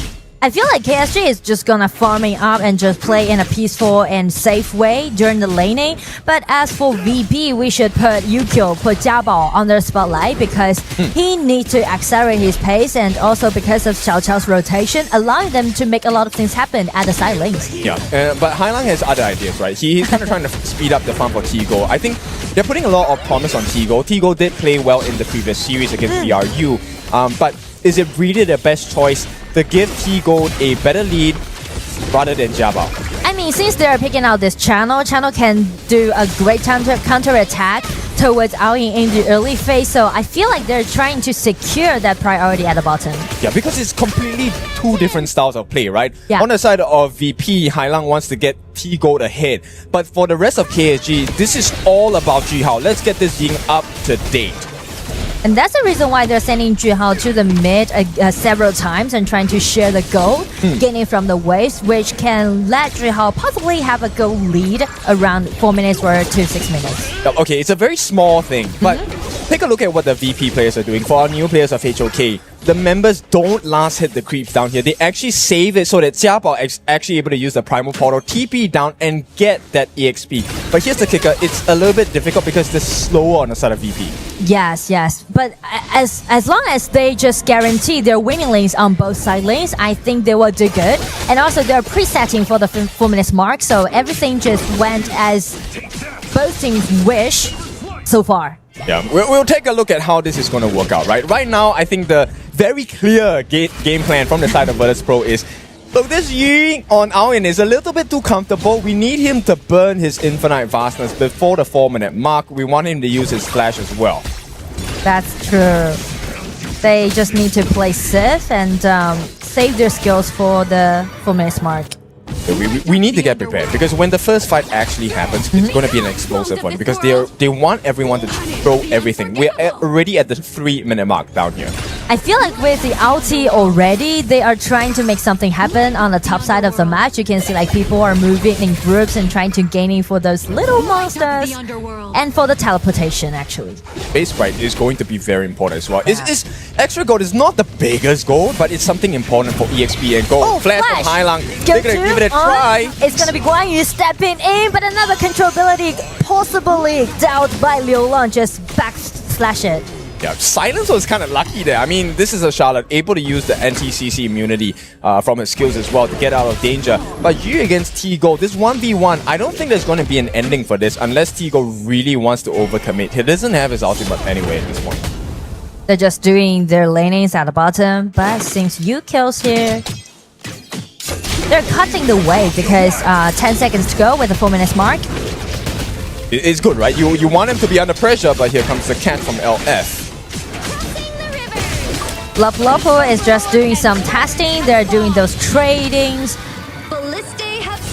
They're trying to bait out Zhangfei's ulti actually on the side of KSG, and they're testing the round. It's gonna be a 4 versus 4 at the bottom. The Aoying's ulti already be cancelled, and it's gonna be KSG first getting their hand onto this Tyrant, but VP won't allow that happen, but Zhihao just secure the Tyrant for themselves without any cost. The restraint on both teams is so good, right? They don't overcommit, but maybe they do with this one. What a knockup! It's gonna be a knockup, and it's gonna be a force out T-Gold flash. That's a good one. That's 120 seconds without flash. So T-Gold, he has to play extremely safe, while both the farm laners have not necessarily fallen. This is where the slightest of differences will change the game. And KSG having this first Tyrant buff, they get a slightly faster wave clear. They could also possibly win the team fight if VP makes a mistake here. And also because of the growth for both composition is kind of different, so I would say the Tyrant in favor of KSG is kind of just led them to win the upper hand in the early game, because it's totally acceptable for them to just, you know, give up all those resources and just farm up. It's gonna be a knockup, and it's gonna be burst out damage coming out from Jiabao. Nice try, but the burst out damage is not sufficient. But another dashing in just forced out the flash, and it's gonna be Lapu flash in. It's gonna be first blood. Goes all the way to Jiha. Here comes this Guan Yu just trying to get in, but everyone just play around with this roll reel. This one hurts. It's just one kill, but it's on to Jiabao. He is the jungler. He's supposed to set the pace for the team. And so far, that is not a success story. Jihao actually gets that kill. And this is a double whammy. You lose your jungler, but Jihao gets even stronger. Right now, take a look at the pressure they're putting down. At the bottom side, 90 is going to try. Pressure on. It's going to be ulti from this Aoyin. Aoyin just retreat a little bit because they already got enough at the bottom. But you can start to feel the pressure is growing, right? It's getting a little uncomfortable for the side of Virtus Pro. And 90, yes, Guan Yu is one of his specialties, but let's take a look at this replay here. This attempted jump onto Jihao was actually what caused the downfall of Xiaobao here, because he baited himself into the middle of 4 different members on the side of KSG. And this was with all of the ultimates and flashes still available on the side of Kuaishou Gaming. I mean, like that double flash was quite beautiful on the side of KSG, and right now VP is still trying to, you know, get more vision of the river control, because they know that it is still capable enough to initiate. Yep. And this is a tough situation for VP, because right now they can't maximize the resources. Yes, they get the T1, but at the bot lane, you have already given 1 wave of minions for free. This is missing EXP. They are missing away for T-Gold. Not even mentioned to they're actually concentrating, pushing on the top side of the map, but they just neglect that Yu is doing his own good time. It's gonna be Zhangfei's ulti being forced out. It's gonna be some skill trade. KSG is doing it quite peaceful way, but it's gonna be an ambush on the side of VP, but it's gonna be a counter attack coming out from KSG. Not even gonna take 1 step back. They're trying to make the tower dive available. It's gonna be Liu Long flash in. Nice gank on the top side of the map. They didn't get Jiabao, but the damage has been done. Take a look at the T1 at the top. This is free for taking. KSG have the game almost fully in their control. And step by step, this T1 will be the last one standing in the middle. So VP, they need to find a solution. But at this point, I don't see any. I mean, think like maybe the only thing that they can do is trying to let Guan Yu to do the splat push, because as we can see when they confront KSG, the damage dealt is not that sufficient, and they're just pushing with those minions and easily take the tier 1 tower down. Alright guys, I want you to pay attention to how KSG is using the skills, right? A lot of us, when we play the game, we're new. We are looking for the kills. Okay, that ultimate means we need to win a fight. But KSG is using it as a deterrent, pushing them back. And this allows them, the backdoor defense, to be removed, get the T1, and suddenly the map gets so much darker for VP. And also, like small details I want to break into is that you can see VP try several times at the bottom side, right? Try to get you killed. But with this all-in's ulti, you just play defensively but safely. Yeah, but and that's the thing, they can't even force out the flash. They just make him take to the skies, he flies away. Meanwhile, KSG is already doing something else on the map. They have to commit 5 different members on the side of VP to go up here. VP tried to make some trade happen, but the only person in front of them is this Lapu Lapu, strong enough, just standing there. They're waiting for In, they're waiting for this Zhu Hao coming at the back. It's gonna be Guan Yu, suffered a lot, but with this ulti just trying to push back Zhu Hao, but Zhu Hao with the immunity that he had, he can easily just daft him around. Yeah, but he can't even do anything at this point. Zhu Hao is so tanky, he's level 13. He's about a level ahead of 90, and that's a problem at this point. They are so far behind, and I'm not just talking about the EXP. The gold is about 2,000. Doesn't seem like the biggest, but look at the results. They can't fight against Zhu Hao. I mean, like, definitely the goal difference is not that significant, but the thing is that the layers that they put, how they're gonna use all their skills, right, in a quite, how am I gonna put this? Like, in a decent way. You need to make sure that every skills would be put in a proper way and accurately, precisely landing on the target that you want. Yes, and that's going to be a difficult choice, right? Because right now, KSG is playing a tag team role. Okay, LFF, you're going to go in the front, you're going to take the skill hits from first person, second person from VP. Once you're done tag out, okay, next one, Zhu Hao comes in, tanks more damage. And by the time the fight actually starts, KSG still has everything and you have nothing left to play with. And it is going to be even more important when we're mentioning about this 10 minutes mark. The dragon right now is over there and VP is trying to contest with KSG. 4 versus 4. Some testing, one day around, it's gonna be KSG landing their first end, getting in, it's gonna be double knock up, it's gonna be Silence who suffered being put into silence on the side of VP, but you with Ao Yin got a double kill and just fly back. It's gonna be Guan Yu getting in, take 2 people, get control, but the burst out damage isn't that enough for them to take the kill down. They can't do anything at this one. KSG are just slightly ahead, but this slight difference is making life so hard to deal with. VP, we talked about Tigo being put under pressure. He can't play the game. And KSG, after this Shadow Tyrant take, they will be fully in control of the Gorge. It's all about the rhythm, about how you're gonna do your team fight, right? You can't just put all your money in one shot, one kick. You need to make sure that you save enough. It's all about the coordination with your teammates, right? You need to communicate when you're doing so. Yeah, this was a nice attempt from Tigo, but his positioning just a little bit too close. They had the counter prepared with the Zhang Fei Unbridled Outburst, but when Yu is pushing you around, and he was also providing vision onto 90 for the team, KSG knew exactly what to do and what options to explore. And you know what? For all the help that he gave the team, he was rewarded with a couple of kills. Beautiful work. He's pretty much playing as an assassin, actually. Okay, the Riverside is going to be Yi. 4 members both got control. It's going to be crucial crowd control and they're just diving in. Dashing is going to be only Zhang Fei surviving, but will he make it? KSG members still on their way. Guan Yu also being taken extremely low by Silence on the top. So it's going to be a 0-3 trade. Yeah, we talked about 120 seconds and some people find that to be a very short time. And it truly is, because at this point, KSG is at the first potential win of this game. Now he's gonna try his best to buy some time, but Clue, he doesn't have his ultimate, he can't do anything here. And no one can actually clear the waves on the top, so game 1 again goes over to KSG. Showing you what it's like to play with true class and knowing how far you can push your advantage. Beautiful work from the side of Quadro Gaming. And especially you mentioned about the aggression that KSG has. This is a team typically trying to play in an aggressive way. They also do the same thing back in KPL. So definitely this time they are showing that if you want to play aggressively, if you're looking for the head-to-head team fight, how we're gonna do it. It's like kind of like a textbook play for And that's game so one. beautiful, right? Because then we can start analyzing that KSG has always been known as a team that they like to fight. They're very aggressive. It has been always part of their DNA. And right now, they just showed us exactly how it is like done right now. Yeah, so this is how they did in game one. I feel like they're not in a rush. You can see the composure there, right? And also, once they just prioritize this Aoi and Shallow at the side lane, you just want to play it safe. I just love the way that Kuaishou Gaming has shown us in this game, because if you take a look at the way they play this game, they show you the different formats you can use it, right? Skills don't necessarily mean you have to finish the team fight. It can be used as a deterrence just to push your opponents away, because this game is a game of territory. You need to get the turrets, you need to get the crystal. So why do we need to fight? We just need to push you back. Exactly, and I mean like they are doing great in the laning, and also do you remember that one, like they take the tier 1 tower so easily after they got one kill around maybe like 6 or 7 minutes, I guess. Right at the bottom there. It's just that, right? It's just like the little cues. There's just like one little piece in the whole dominoes that falls apart, and then everything else just crushes following. It's beautiful because it's kind of like making bakery happen, right?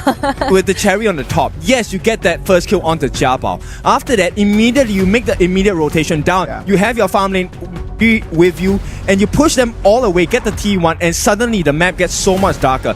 And the teamfight participation on the side of Virtus Pro, almost everyone was 100%. They were not allowed to farm. They had to find a way to get back in the game, but it just caused them more misery. And that's the team fight we are just talking about, right? After this, KSG got a really nice kill upon Jiabao and just take that tier 1 tower down. And it's about a backslash on the top side of the map. They're even trying to make the tower dive available, but Jiabao just escaped away. Yep, and at that point, it's a very curious thing because Jiabao actually had the level lead against Jihao, but this is what it means to play in a team, right? The rest of KSG, look at the follow-up, opening up, making sure that the important members who are able to deal the damage have the space to do so. Meanwhile, the tanks are soaking all the different options of skills available from the side of VP. Once you run out of options, run out of gas, you can't run. It's all for KSG's taking here. And I mean, like the last team fight, Liu Lang used his skill 3, dash in, got 3 members, got control. I feel like even though it's kind of new hero to him, but the potential and also the effort that he had allowing him already use Lorian as one of his signature hero. It doesn't feel like it is new to him, right? Yeah. Like the way that he's playing is just showing like he's been playing this hero already for a very long time. Right now, it is KSG a 1-0 advantage on top of Virtus Pro. Let's go to a break and we come back with the decider.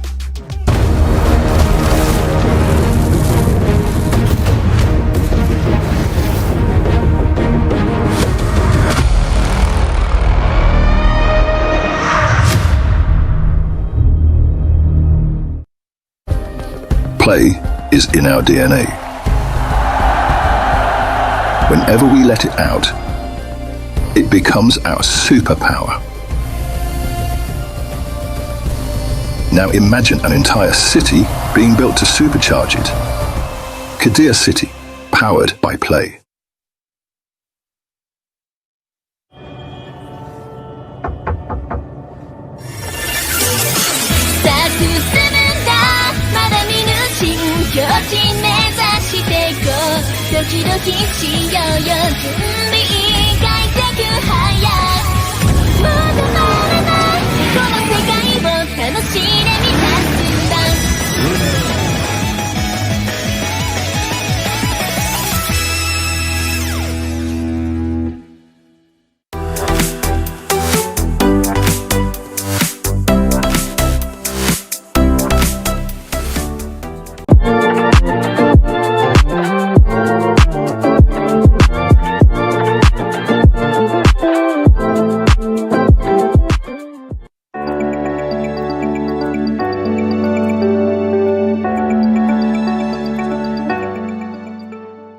He can come in here and play my game. He knows nothing but go! Tyler Wine, you're done. Raw energy.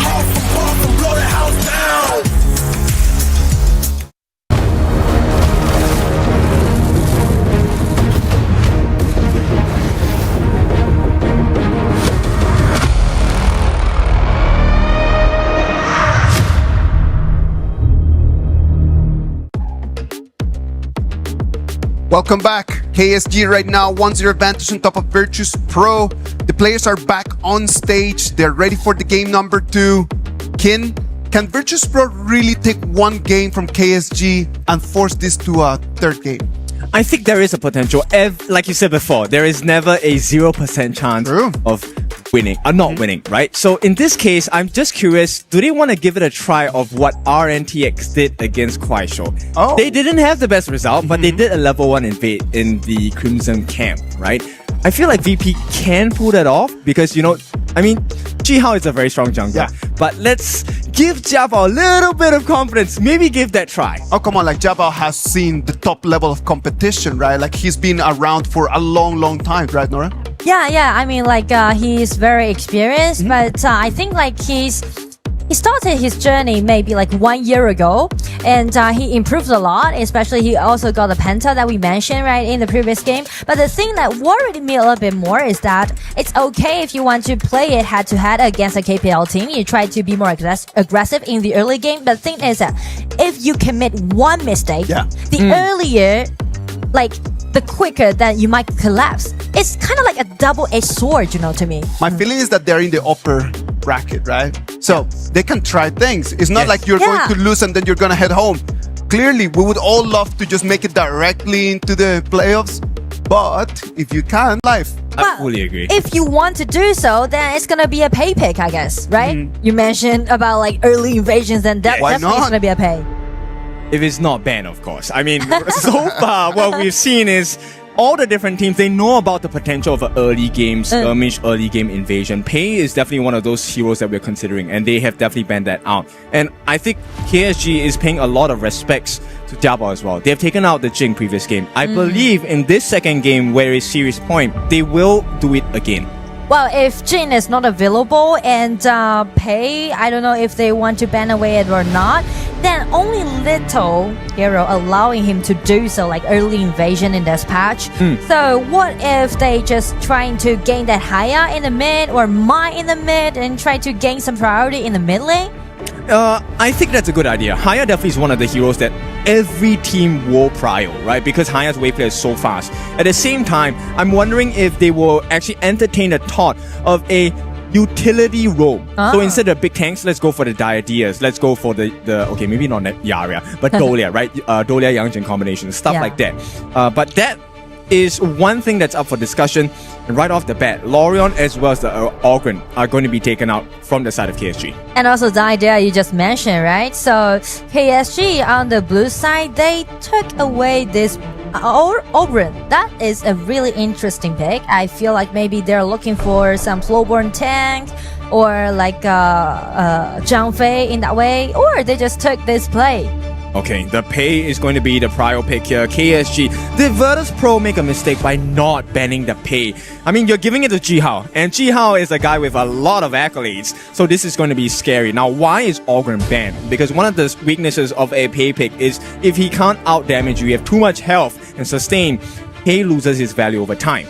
So you want to have him shining within the first 6-7 minutes, even towards the mid game, and hopefully end the game by that. That's the picture perfect scenario of picking a Pei. And as an answer to the power pike that KSG has in the early game is gonna be Jing with Lapu Lapu with Mai. That is so powerful. Okay, they're pulling out all the stops here. These are the signature picks, at least number 1 for our jungler on the side of Virtus Pro Jiabao. And then we also have Hailang coming in with his signature Mai. These performances from the professional leagues up into international stages, they have been verified. They are proof. So, but is it strong enough to go up against KSG? Yeah, definitely. So I'm looking for a lot of skirmishes in the early game, and also maybe a level 1 invasion on the side of VP. Who knows? But the only thing that I can assure you guys is that they will definitely play in a more proactive way. I mean, there's so many things that could go either way, right? Right off the bat, Liu Lang on this Xiao Xiao. Much better wave clear than the Mai. But in the early parts of the game, Mai is like a fighting machine. She can help you fight in the skirmishes, right? So I want to see what kind of decision. Does KSG agree to VP's invitation? Where they say, look, I want to invade level 1 probably. Do you want to allow me the buff, or are we going to fight over it, right?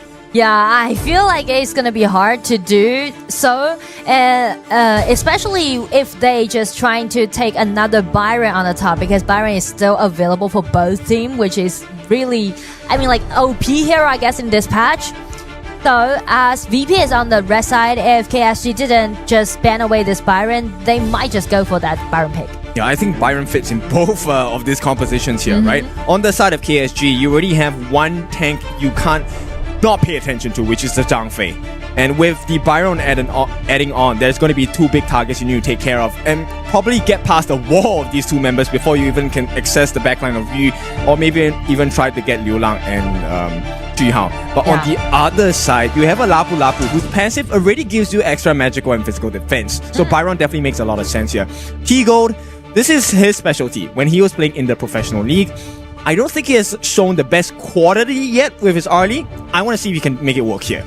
Best confidence, that's what you need, right? Yeah. Best confidence for this fresh pentakill Jin for Jiabao and Mai for Hailong, and also Arlie that you mentioned for T-Gold. So they are seeking for like self-performance in this game too.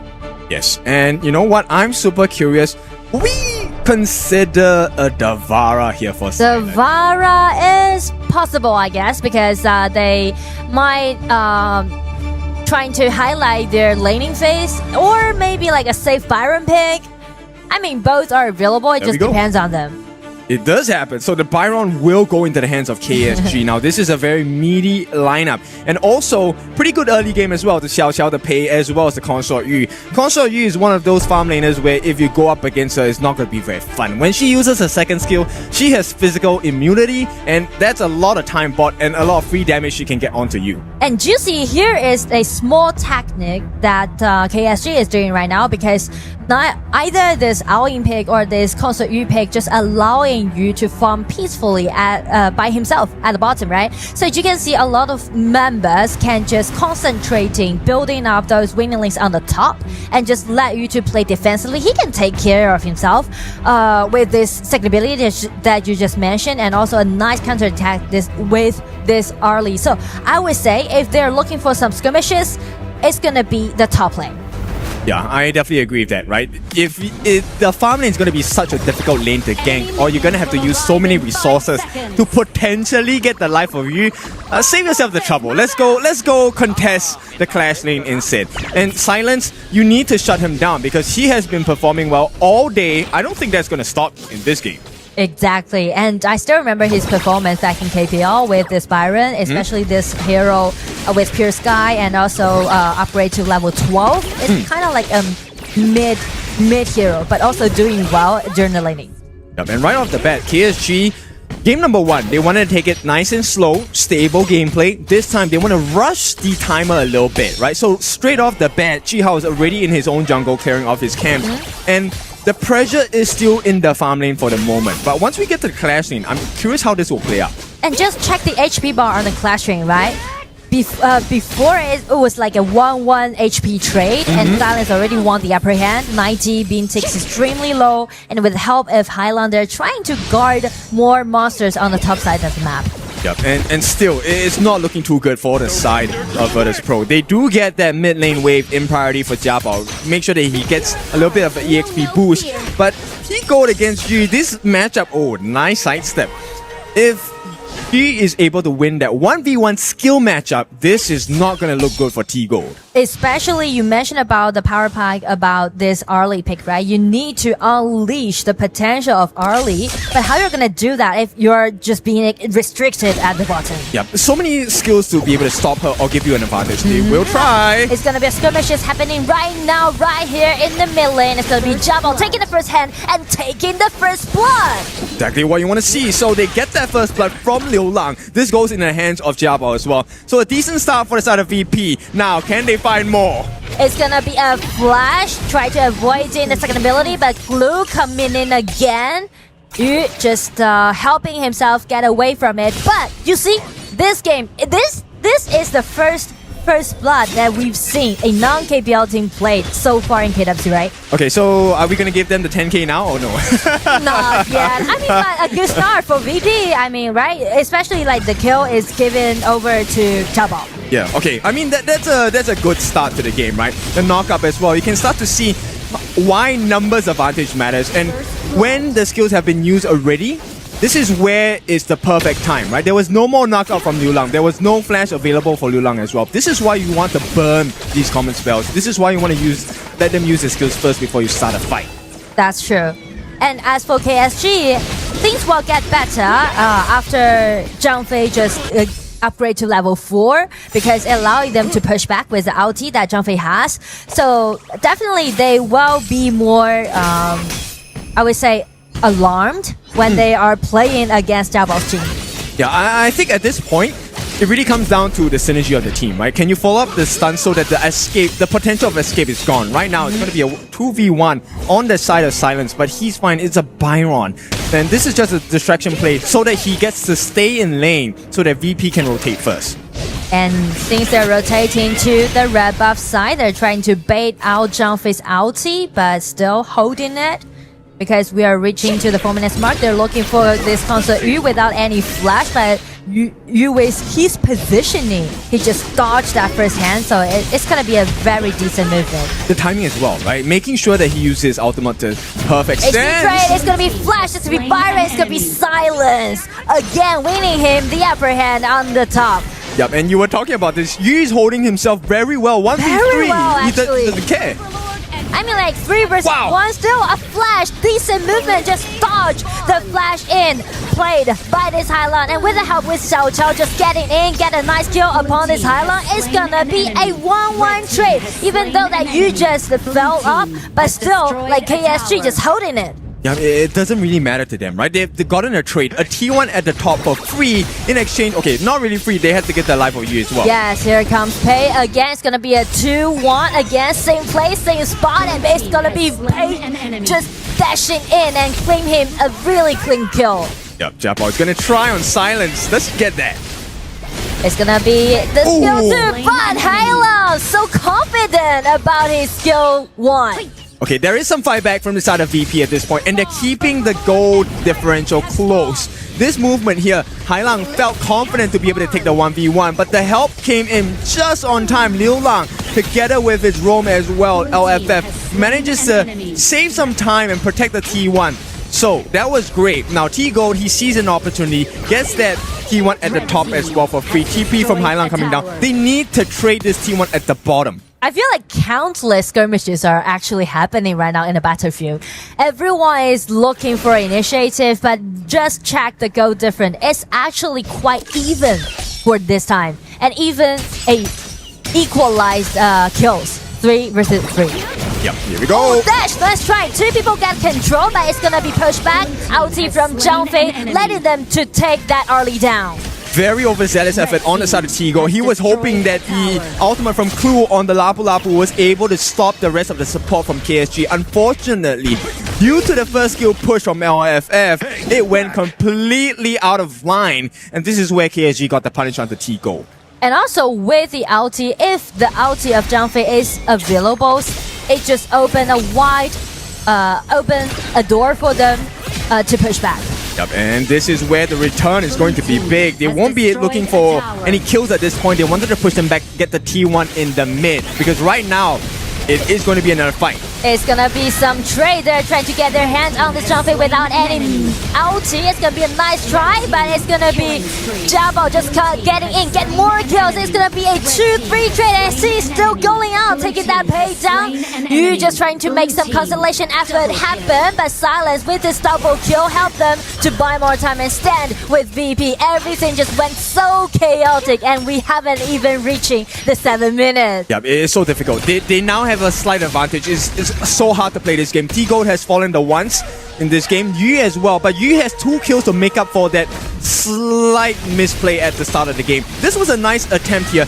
Understanding that LFF does not have the Unbridled Outburst, this is a perfect time to go in. But here's one mistake they made. They did not know that Yu was on the sidelines waiting with the off bolts, with the vaulting shots as well, and the physical immunity with the right the protecting wins. Everything was still available for KSG to turn that fight around.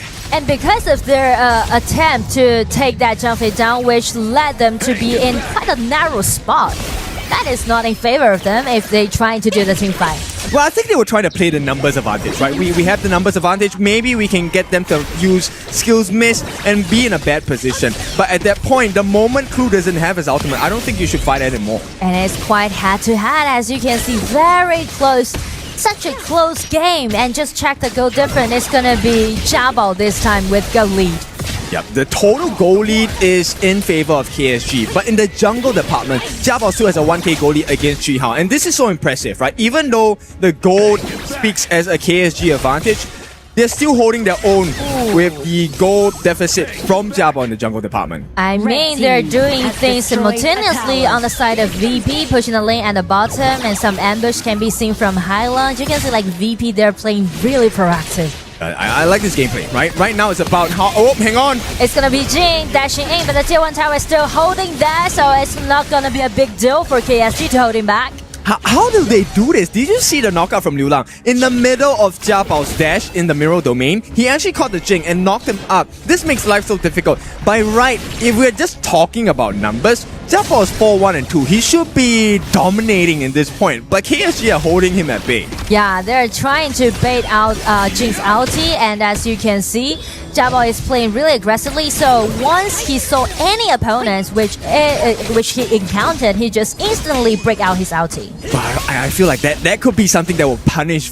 Virtus Pro though. If he goes a little too aggressive and the team is not there to back him up, they might find themselves in a 4v5 situation, and with 60 seconds left on the clock before the Shadow variance, I don't think this is the kind of mistake you want to make if you're on VP. I totally agree with you, especially all goal difference right now is putting on Jiabao's team.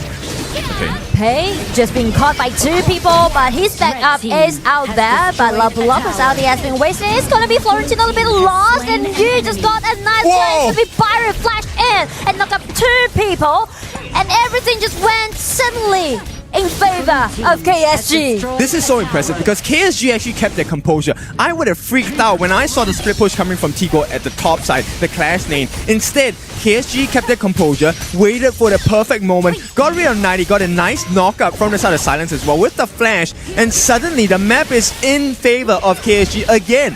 Oh, it's gonna be Xiao Chao's skill too. Knock out 2 people. It's gonna be Zhang coming up against him. But VP take 1 step back. It's gonna be 10 minutes mark. Zhang without his ulti. Is it going to be a choice for VP? Try to contest his mid-G, but he was guarded by the Silence. Knock up, nice one. It's gonna be Clue got in, but it just instantly killed by KSG. Yep, they forgot. Yes, Jiabao has the advantage, but it's just you, Jiabao, not the rest of the team. Ambush. It's gonna be 1-1 solo, but with the Splendid and also the flash, Lola just escaped from that scary ambush. What a play! I mean, take a look at this. How many calculations are KSG players making at the same time? They seem to have an answer for everything. I mean, like, they're ready for every possibility that they might encounter in the mid-game, but here comes Jiabao. He's kind of like a surprise, but keeping the composure. KSG is not in panic. Just play around with this Yu. He's already got a killing spree. So many lessons in this one. Normally, when that happens, when the Jing comes in, okay, let's talk about this moment first. Silence, very well done. All he did was buy time for the team. They got Clue. Clue was a perk, right, at this point. But Tigo, he was so confident they had an opening that he jumped in. And it's bait by Liu Lang. Splendor at the last sliver of life. You know they will try to go for the kill there. And I mean, speak of last-ditch effort, I feel like KSG is trying to close out the game. They're pushing very, very hard. They're pressuring on the top side of the map. VP facing a great danger on the side of KSG. If they take a fight within the next 20 to 30 seconds, VP will lose every single one. Clue does not have a flash for another 15 seconds. Hailang does not have a flash for 20 seconds. They can't aggress, they can't defend properly. This is scary for Virtus Pro. And I mean, like, Byron with the flash getting in just got a really nice kill upon this early. Without early, the damage down isn't there, and it's gonna be Jumpy break out his ulti. It's gonna be Pei getting in, get knocked up, but no one can ever stop this Yu. This concert is just dominating the game. Yep, and all of this for the pressure that he tanked for the team. In the laning phase, he was in 1v3 situations. Right now, it's the same, but Yu says, bring 3 at a time, I can take them all. I mean, like, he's so... Like, he's not like a hater, you know, because like you're putting in such a suffering laning phase. It's gonna be a solo on the side of KSG, and everything just went so optimistic. to KSG right now. Yep, and it's, look, Hailang out for 30 seconds. This means 30 seconds, 4v5 situation. Jiabao has lost his lead already. I mean, sure, he has 1,000 in terms of gold, but team play-wise, he has nothing to offer anymore. He can't even 1v1 Yu. And I mean, like, since both teams are playing in such an explosive way, so actually, the more patience that you have, the more advantage that you may got. And that's the reason why Concert Yu is just playing with composure with a 5-1-6 KDA so far. Yep, it's crazy. Yu's Oak Bolts, the first skill, is hurting more than health bars. It's hurting the feelings on the side of Virtus.pro as well. They can't do anything here. It seems like VP, they're gonna be a little bit painful how you're gonna guard with this Byron, just use his skill too. Fearlessly, it's gonna be Lapu Lapu, ulti breaking out, but Blessing with the skill too. You just survived again and just flash out, playing around with you. It's gonna be a victory, goes over to KSG. Double kill and guarding the Vanguards. They aced VP and then take the victory.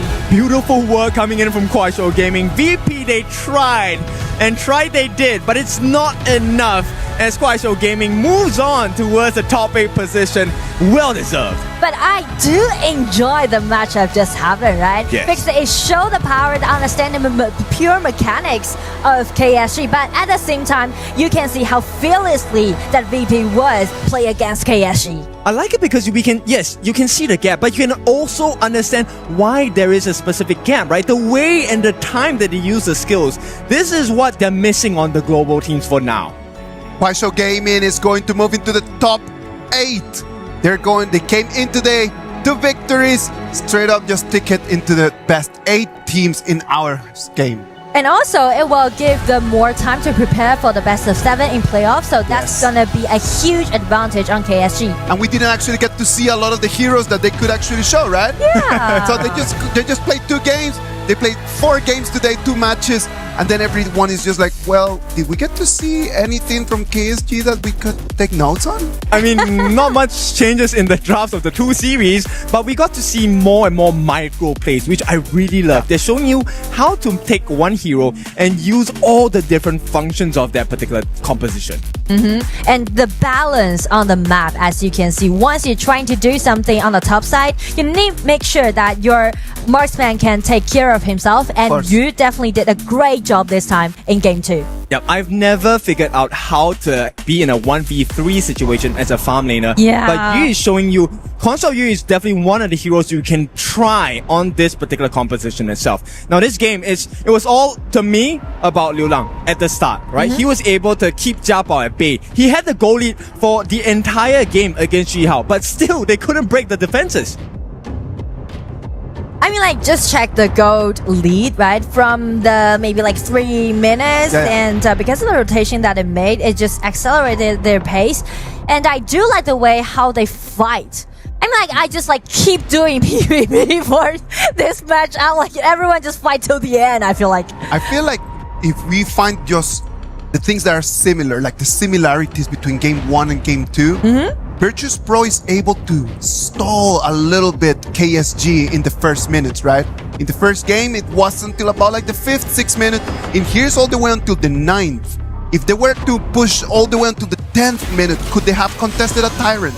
I believe so. I think if they managed to actually get Yu to use his second skill early, Jiabao would have gotten the kill. And with the numbers advantage, they definitely could have done that. But you know, as we watch the replay of this, the last fight, I want to highlight, before we even go there, because it's so fast. One thing Clue really did try was to land his ultimate for the team. But in that angle that he used his ultimate, it actually allowed LFF to push the rest of VP all the way to the other side. It was a freebie, a buffet laid out for you. Pick your target. I mean, like, that was a really beautiful crowd control, right, for the last team fight, and we may just see it. And in the mid-game, it's gonna be Jing, as you just said, right? If he just dash in all the time, it might be a little bit reckless. This was the fight that just broke everything, right? Like, because then after that, it is gonna be KSG, the ones that they have everything open.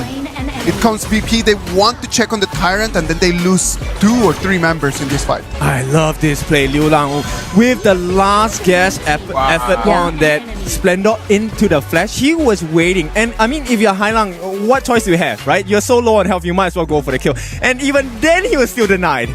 But I mean, just check the faces, right? Check the emotions. Actually, both teams are enjoying the game. Because on the side of VP, I would say they should be proud of themselves, right? They did really good, and they even got the first blood in game 2, right? Showing their capacity. And as for KSG, congratulations to them again. Got the ticket to the playoff.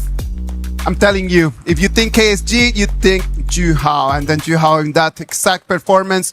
Let's see exactly what he wants to share to Mara. Mara? We're here with Mr. Full Stop. Juhao, congratulations. Thank you. Your aggressive place and control of the map is very evident. It has become the identity of KSG, making it hard for everybody who has challenged you.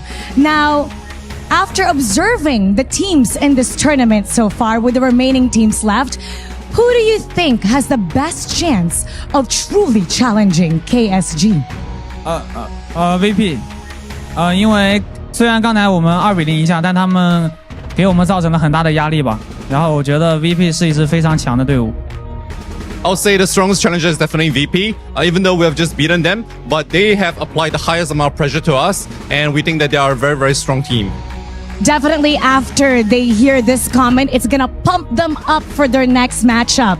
Now, all eyes are on you. You've swept all your opponents so far.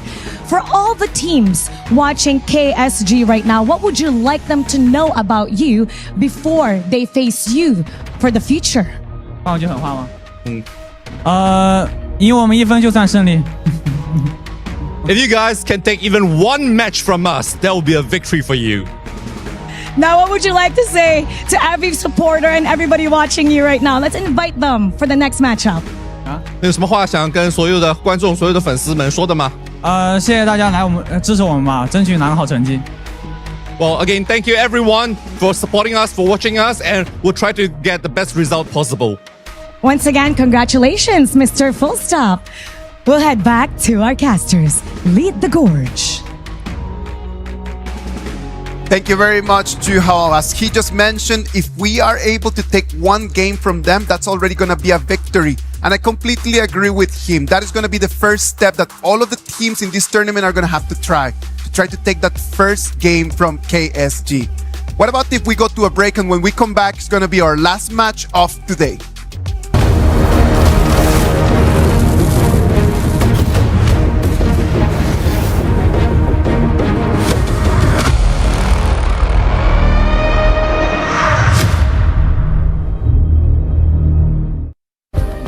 Play is in our DNA. Whenever we let it out, it becomes our superpower. Now imagine an entire city being built to supercharge it. Kadir City, powered by play.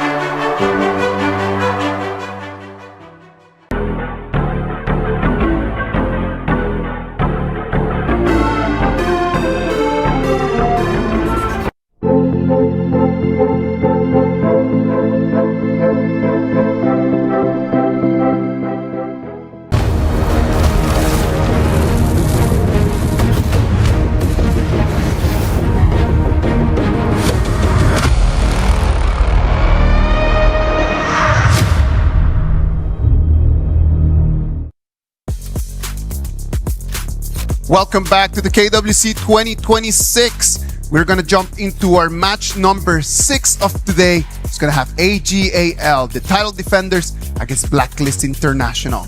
Holler, Blacklist International, they're in a great momentum. They've been building momentum since they lost, and then they just start winning. Can they continue the streak right now? I hope so. I mean, I just actually ran into them just as they were getting ready for this game. They seem a little peppy, right? I think that there's a little bit of, with the confidence that they've had throughout this entire series thus far. I mean, throughout today as well, they've kind of, trying to keep things very positive, if you will. I think positive is the right word, right? When you're pacing yourself into such a strong opponent like the title defender of AGAL, positivity brings you a long way. You want to measure yourself how far you can actually go for with one of the, I would say, tournament favorites. Well, tournament favorites, they are indeed, right? Everybody just was here today checking on what KSG was going to show, what AGAL was going to show.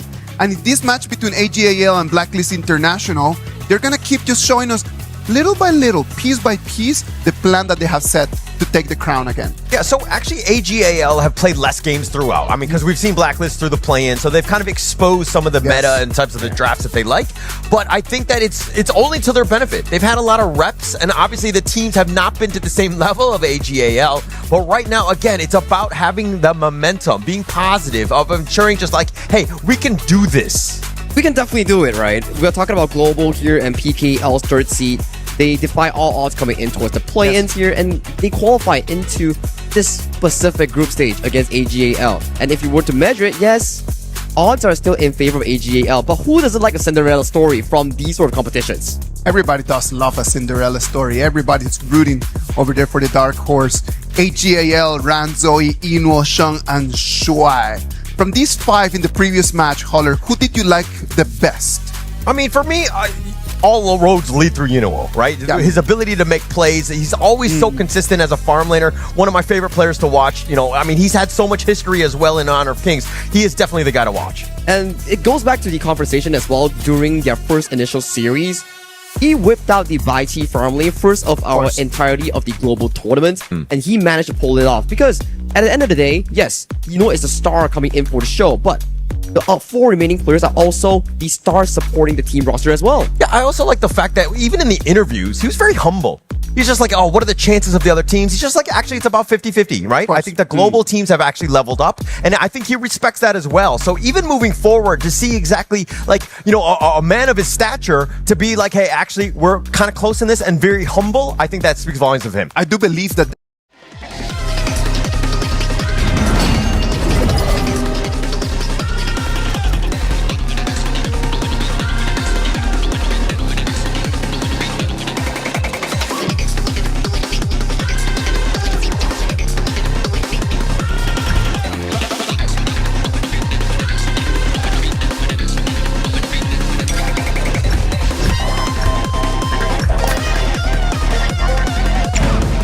enabler list, like the Dharma, like the Zhangfei or the Wazzi, for example, right? Yes. They will set things up for you. We've seen that in the series that they played just now, but coming in for this specific matchup between Blacklist International and AGAL, my eyes are on that clash lane.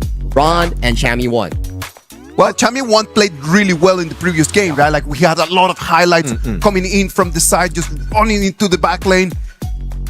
I don't think AGAL is going to give him that same setup for him to really be.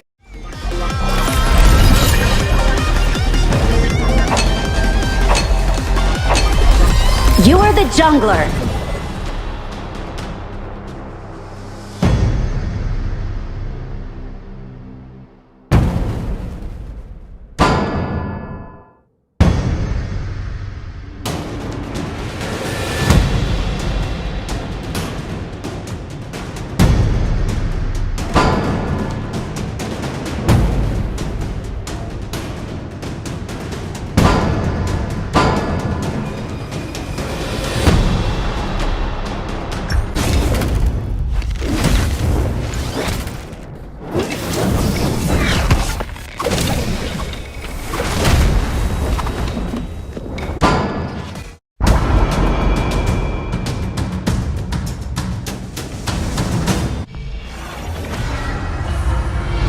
Surprise party in the brush! Enemy minions will arrive in 5 seconds! All forces, move out!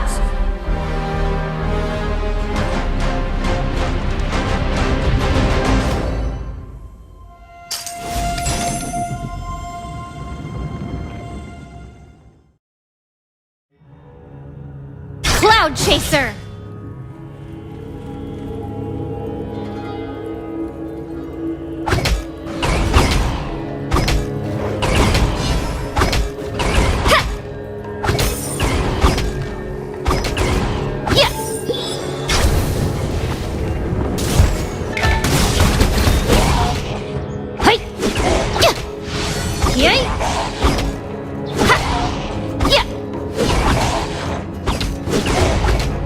Moon Slash! First blood! Retreat from the marker!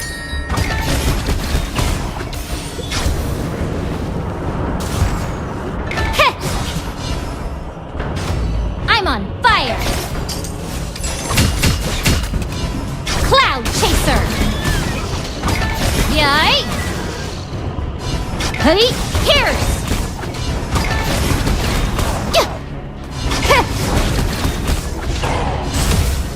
One with my spear! Ha! Cloud Chaser!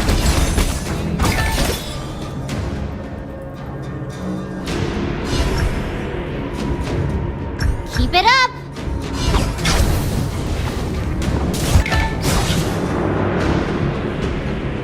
Moon Slash! Cloud Chaser! The lock says Joe. I wonder what it means. Hey! Moon Slash!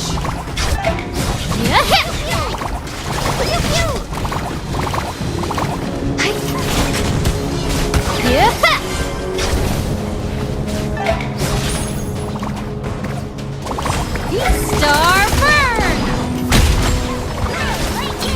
Roaring Sun!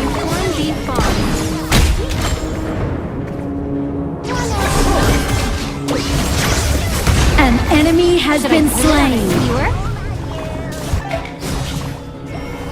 Retreat! I'm on fire! Moon Slash! You have been slain. An enemy Ultimate has not been ready slain. yet. Nice killing. An ally has been slain.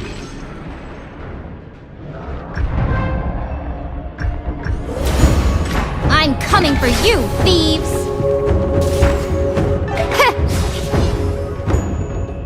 An enemy has been slain. Executed.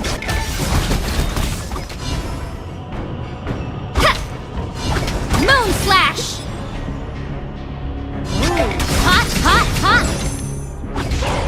Yay!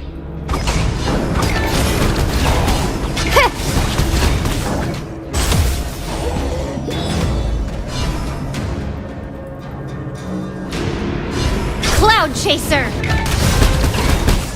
Moon Slash!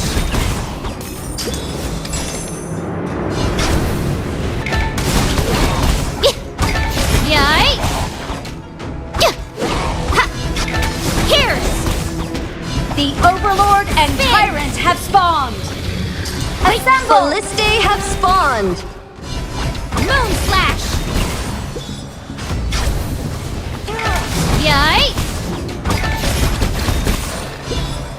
Yeah! The lock says Joe. I wonder what it means. Yay! Assemble! Should I grill it on a skewer? Oi! Yeah, oi! Should I grill it on a skewer? Here's! Hey! Yeah! Ha! Here's the enemy! Cloud Chaser!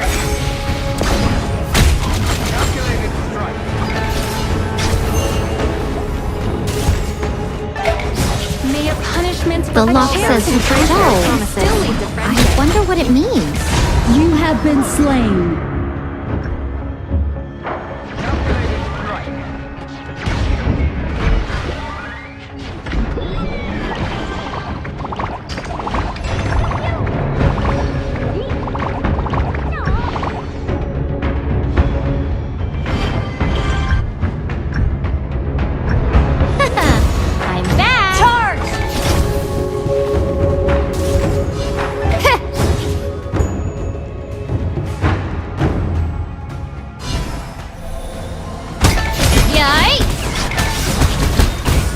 enemy has been slain.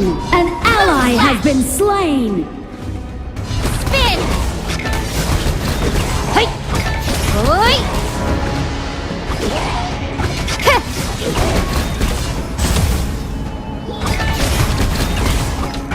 Yep! Ha!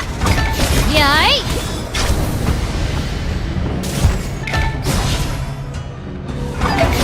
Shh! I can feel a serious case coming. Heh! Starburn! Heh! Burn! Killing spree. You have been slain. Double kill. Amazing!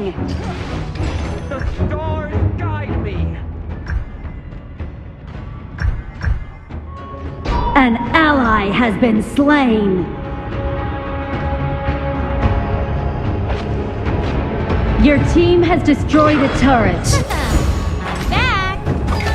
Cloud Chaser!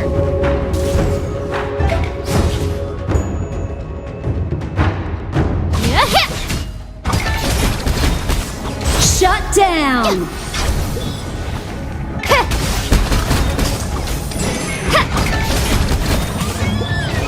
Cloud Chaser! Yeah! Blazing Wind! Taste my spear! Wait! Cloud Chaser! Ahem! Dali High Court official business. Keep clear! Wait!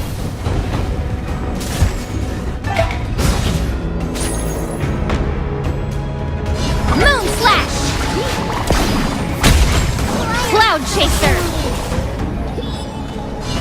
Yeah! I'm on fire! A chance encounter. Blazing Wind! An enemy has Ultimate's been slain. not ready yet. Moon Slash! Reuniting broken pieces leaves no. Here's! Cloud Chaser! Yeah! Moon Slash! Eastern Wind! Pierce the sky! Cheers to good dragon face. Blazing Wind! Cloud Chaser! An enemy has been slain. An enemy has been slain. An ally has been slain. Moon Slash! Ha! Cloud Chaser! Yeah! Yeah! Moon Slash! Ha! Yeah! Ahem! Dali High Court official business. Keep clear!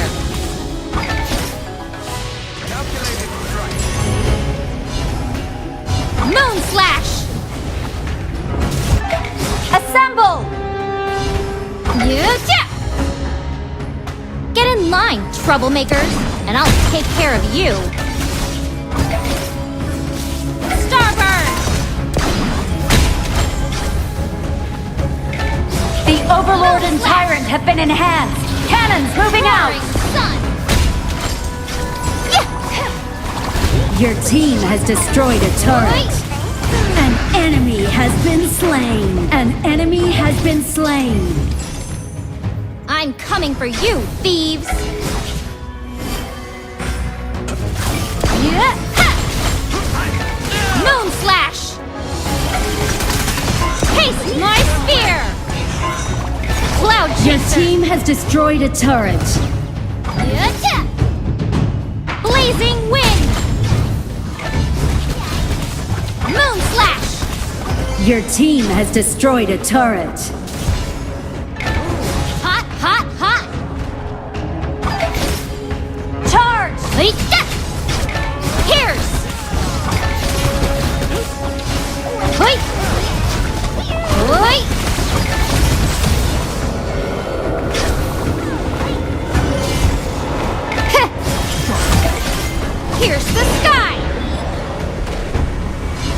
Cloud Chaser!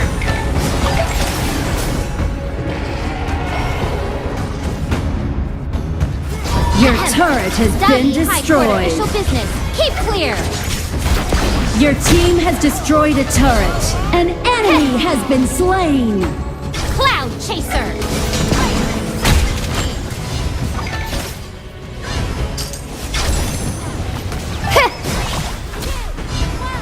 Moon Slash! Wait! Here! Your team has destroyed a turret. Cloud An Chaser! enemy has been slain. You have been slain. Enemy double kill.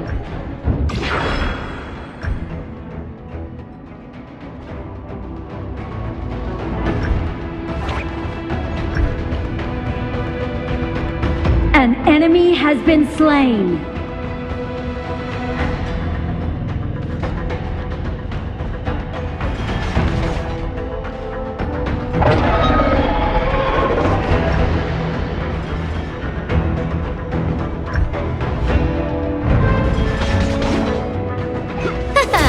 I'm back!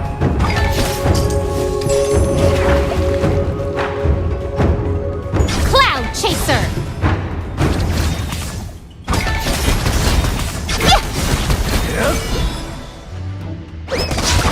Retreat! Moon Slash!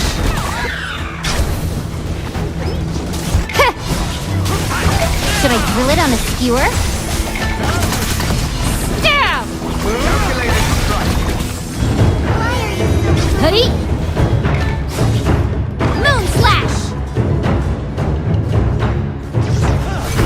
Cloud Chaser! A chance encounter can still lead the princess. You have slain an enemy. Hoi! Moon Slash! Cloud Chaser!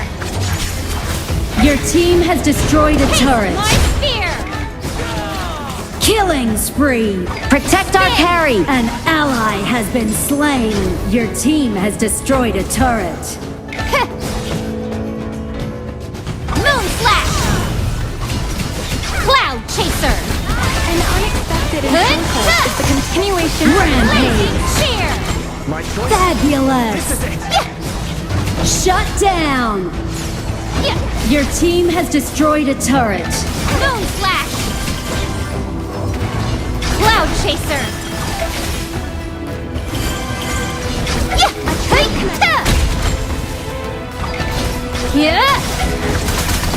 Taste my You spear! have slain an enemy. Moon Slash! Blazing Spear! Double kill.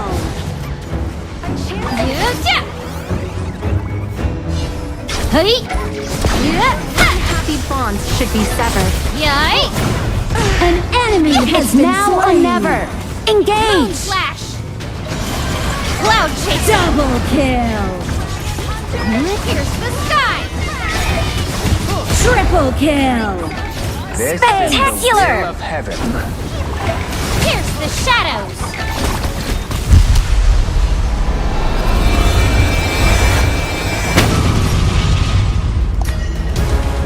Victory.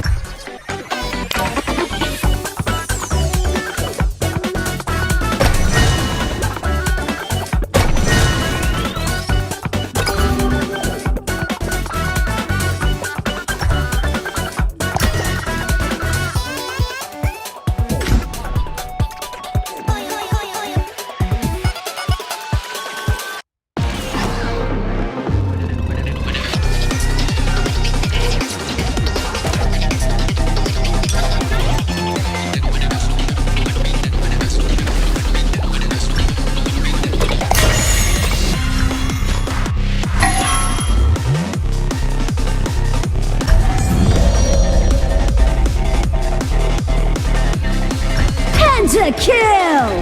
Penta-kill!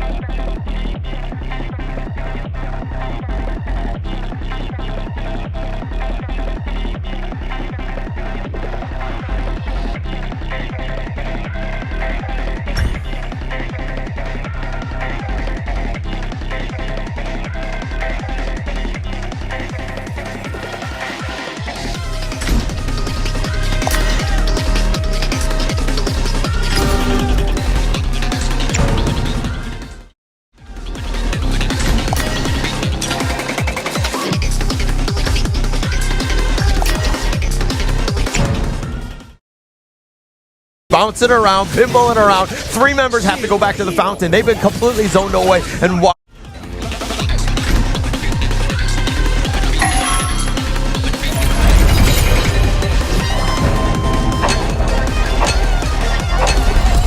You are the jungler.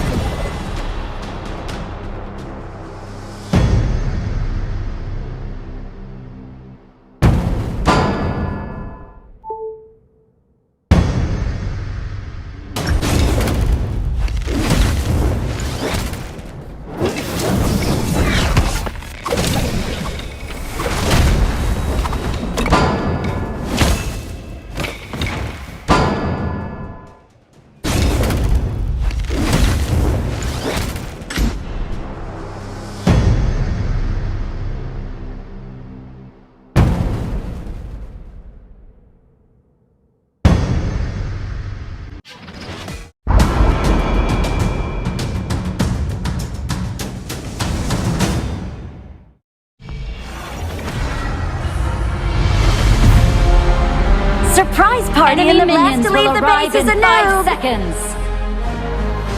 Cloud All Chaser! forces, move out!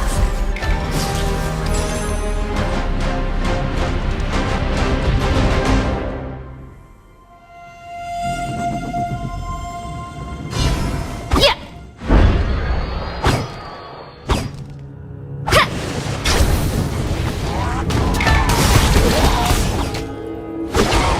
Hey.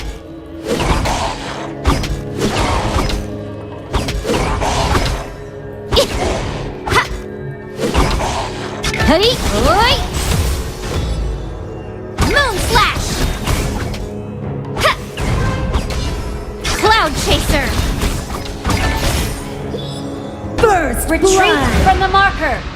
Great! Yeah.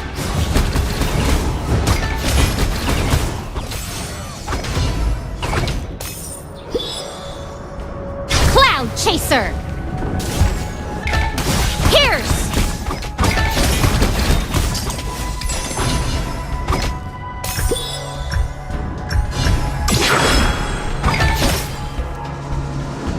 Get in line, troublemakers, and I'll take care of you. Hoi! Pierce! Moon Slash! Yeah! One with my spear! Yay!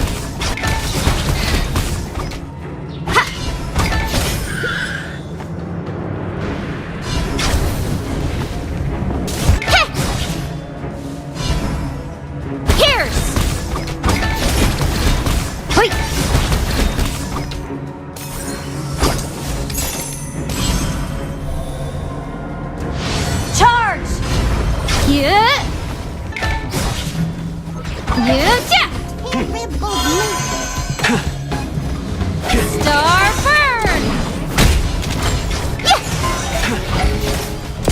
my spear!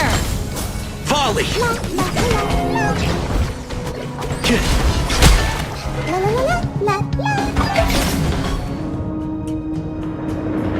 The Honglu Ministry is just after the Phoenix Gate.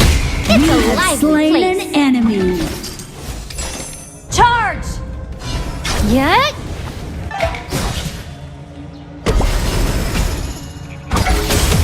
You have been slain. Oops, bad.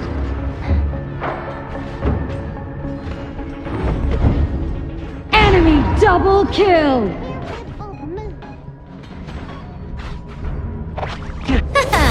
I'm back. Cloud Chaser.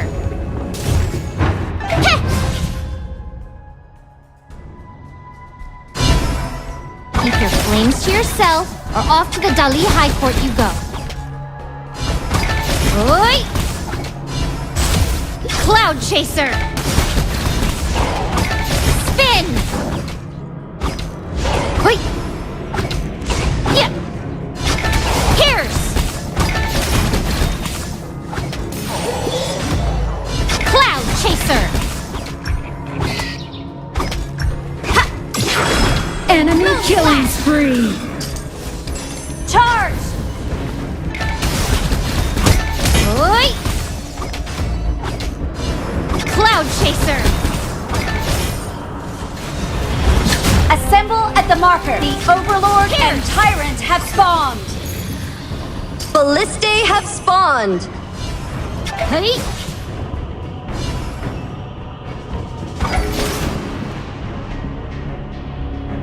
Blazing Wind!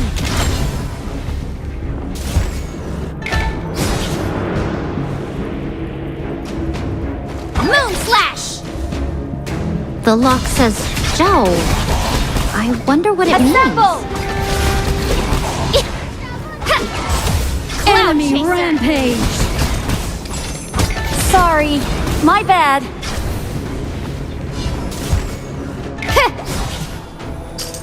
Ahem.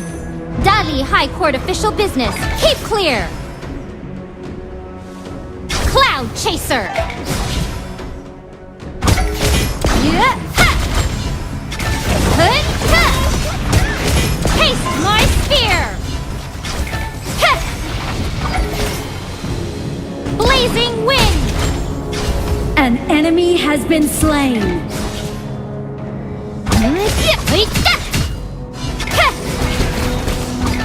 Oi! Hot, hot, hot! Yay! Yeah! Shut down. Spin! Moon Slash! Starburn! Cloud Chaser! Hey! Yeah, Pierce! Yeah, yay! Ha! Should I grill it on a skewer? Pierce! Yeah!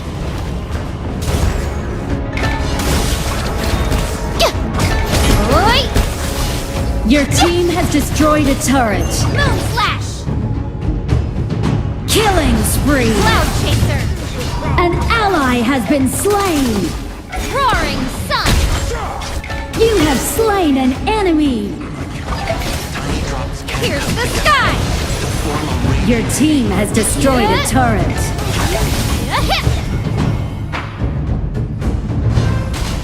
Cloud Chaser!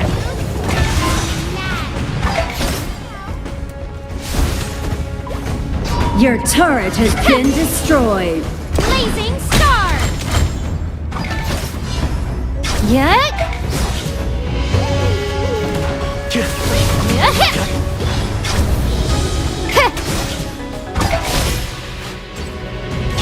Pierce the sky! Moon Slash! Blazing Slash! Yeah! A beautiful day starts at the patrol walk. Your team has destroyed a turret. Here! You have been Assemble! slain.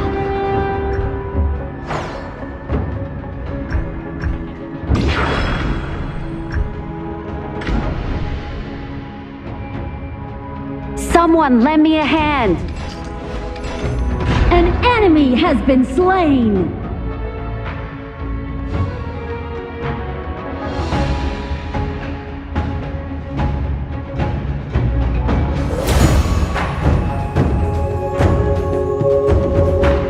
Come find me if you run into trouble.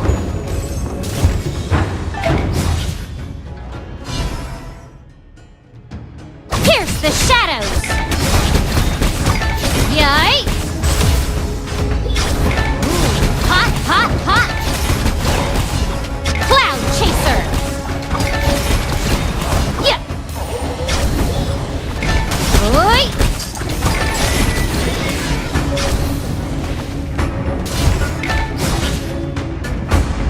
An ally has been High Court slain. official business. Keep clear.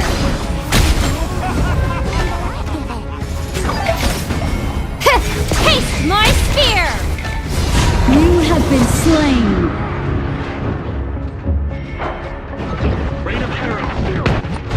Someone lend me a hand.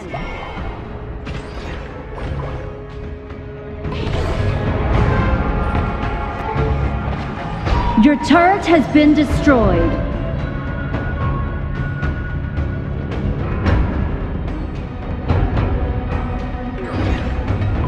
Your turret has been destroyed. The lock says Joe. I wonder what it means. Assemble! Assemble! Your flames to yourself, or off to the Dali High Court you go. We always meet again. Starburn! You have slain an enemy. An enemy has been slain. Enemy killing spree.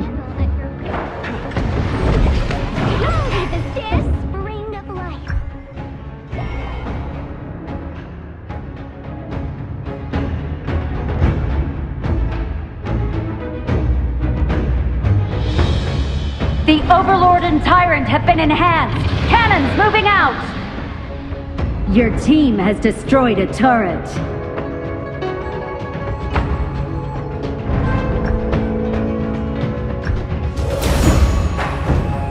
I'm coming for you, thieves! Killing spree. Hey, yeah! Oi!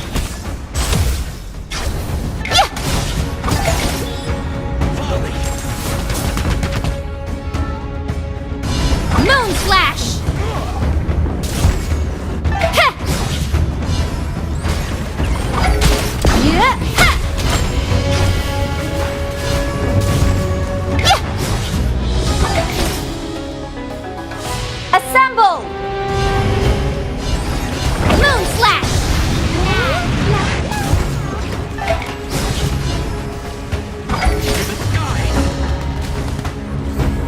Your team has destroyed a turret. Moon Slash! Yikes! Hey! Yeah!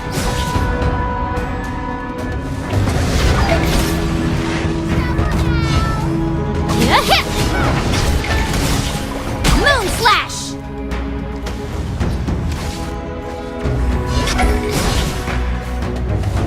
Hey! Ta! Yeah! Heh!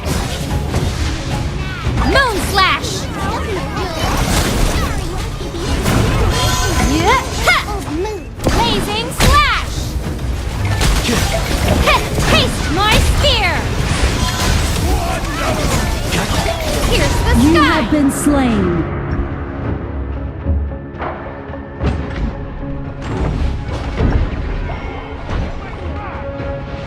An enemy has been slain.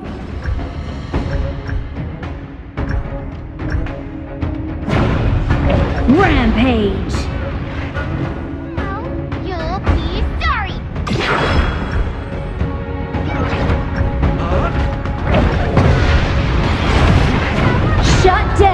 down.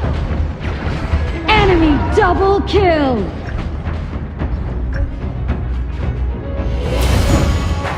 Enemy triple kill.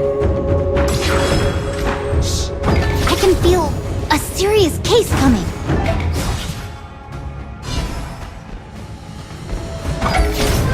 Yeah. Ha!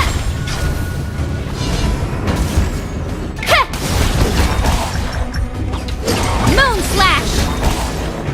Yeah. Spin.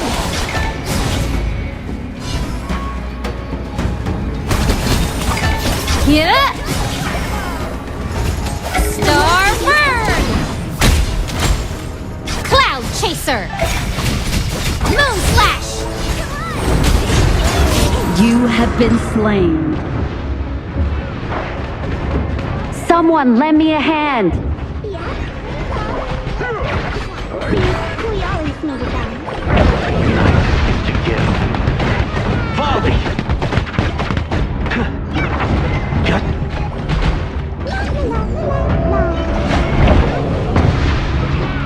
An enemy has been slain. Fabulous.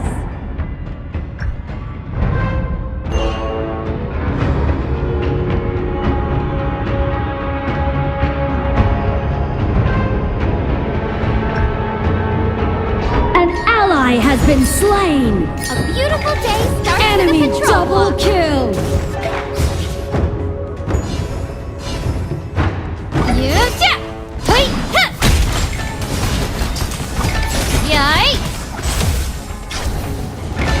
Yay. Yay. Oi. Your turret has been destroyed. Hey. Ha. Blazing slash. You have slain an enemy. Roaring sun. Hey.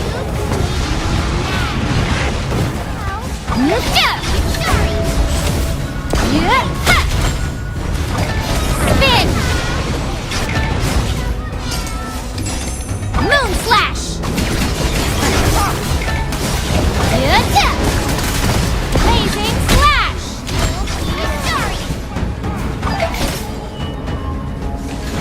Ha. Ha. Wait. An enemy has been slain. I'll light a candle at your funeral. Yay!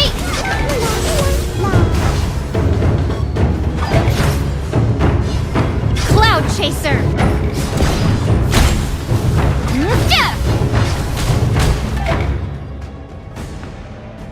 Moon slash. Heh. Yeah. Ha. Cloud chaser. Can come together to form a raging. Heh. Moon slash. Yeah. Here's the sky.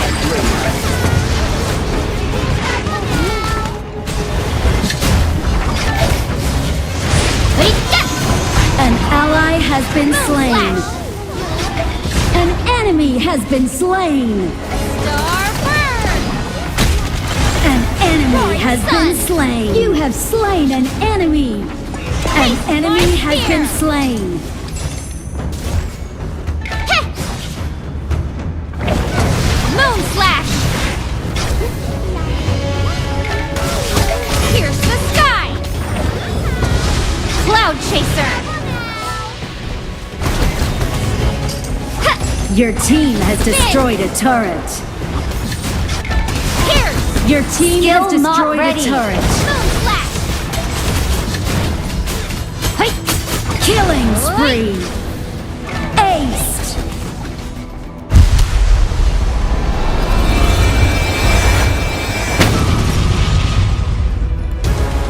Victory.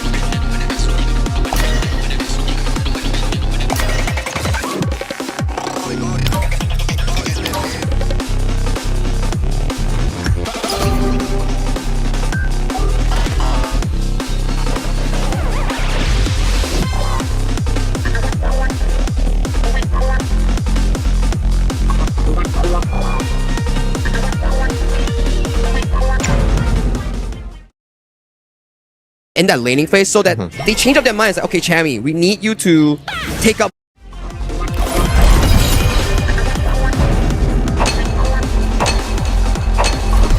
You are the jungler.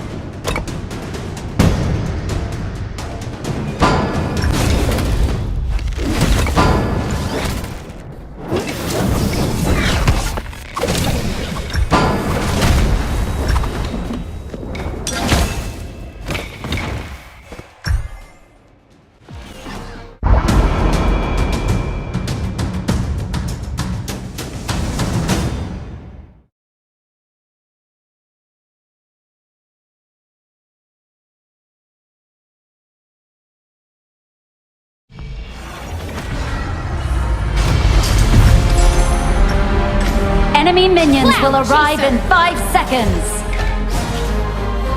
Locked and loaded. Move out. Locked and loaded.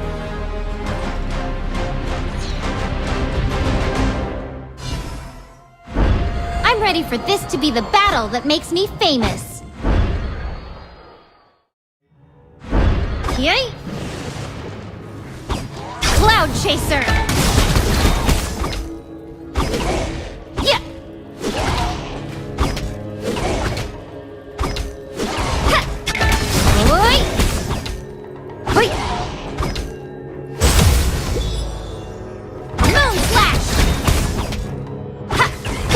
Blood! Spin! Yeah! Here!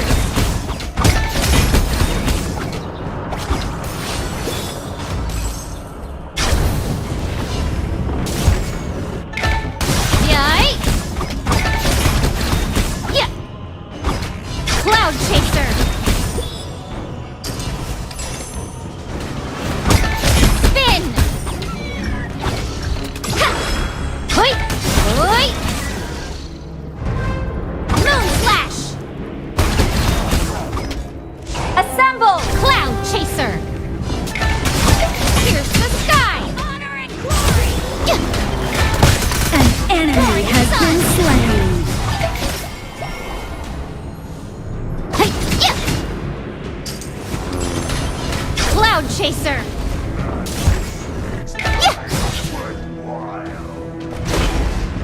Moon Slash!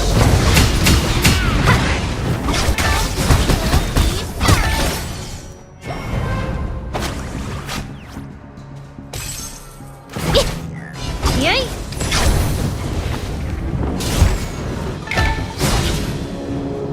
The Honglu Ministry is just after the Phoenix Gate. It's a lively place. Yeah!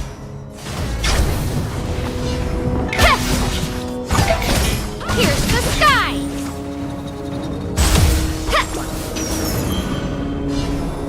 Charge! Hey, relax. I'm not here to cause any trouble. Hey!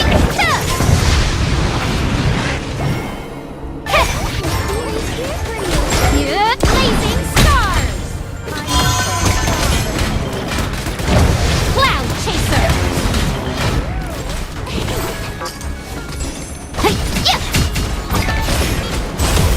Ultimate not ready yet.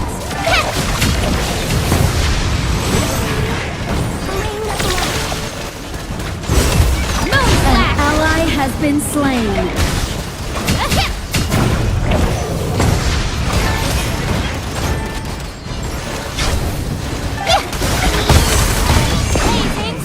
You have slain an enemy. You have been slain.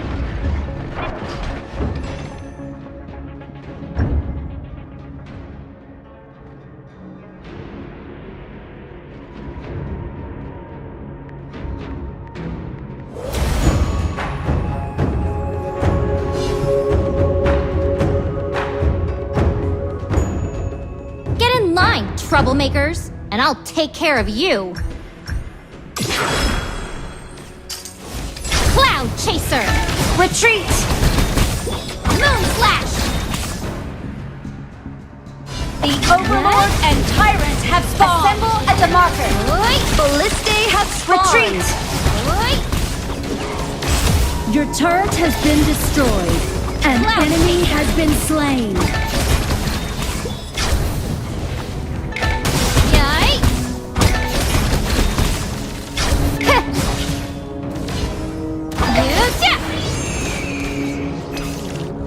Cloud Chaser!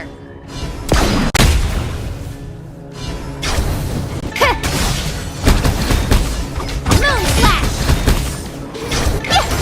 Assemble! Blazing Slash! Taste my spear!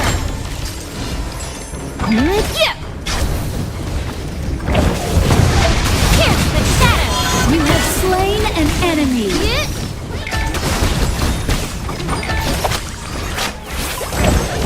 Cloud Chaser! You have slain an enemy. Star Burn! An enemy has been slain. Your turret has been destroyed. Your team has destroyed a Cloud turret. Chaser! Yikes!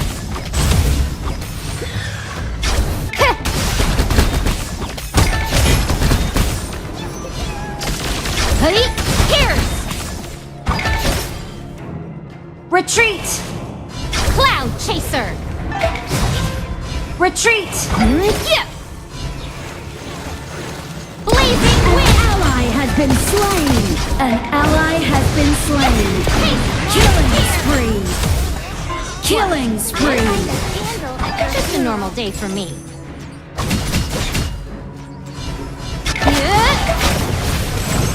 Pierce the sky!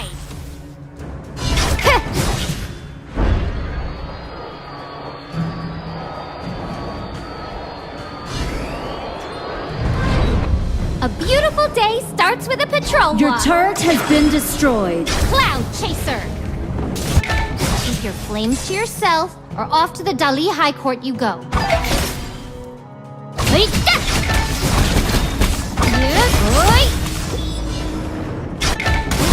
Hot, hot, hot! Assemble at the Cloud marker. Chaser! Hoi! Moon Slash!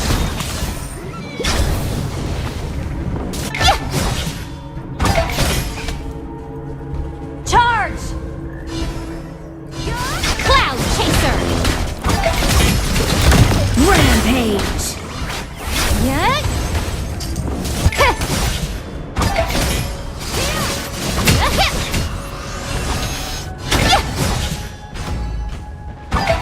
Starburn! Cloud Chaser! Taste my spear! Yeah! Moon Slash! An enemy has been slain. Yeah!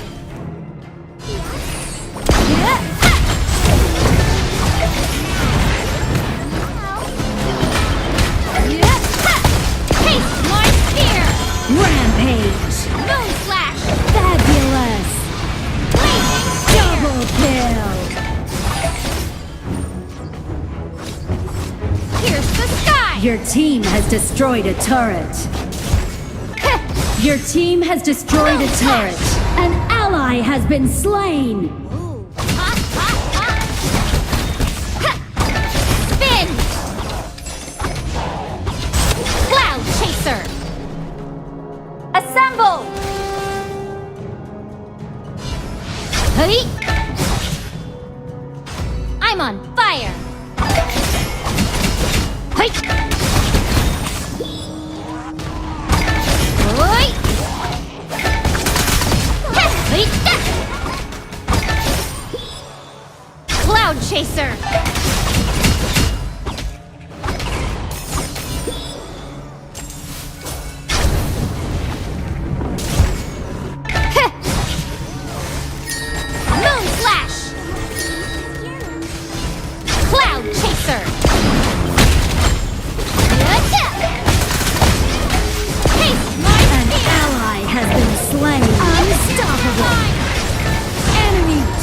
kill!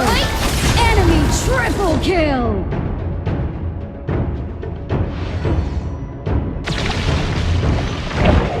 Someone lend me a hand! Enemy pentakill! Aced!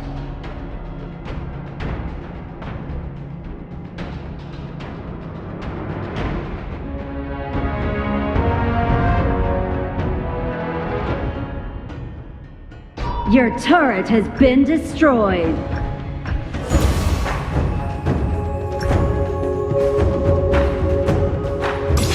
Our Get in high line, ground tower troublemakers. is under I'll attack. take care of you.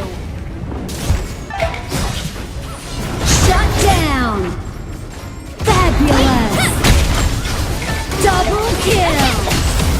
The Overlord and Tyrant have been enhanced. Cannons moving out. You have slain an enemy. Fabulous! Cloud Chaser! Your turret has been destroyed. Attack Your the turret marker. has been destroyed. Yeah. Blazing stars! Starburst! An enemy has been slain. Yeah. Spin!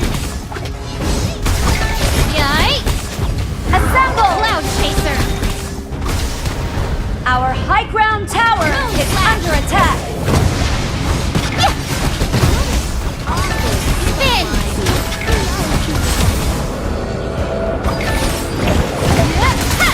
An enemy has been slain.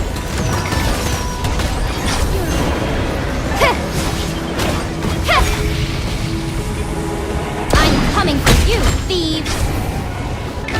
Executed. Flash! Your team has destroyed a turret. Cloud Chaser!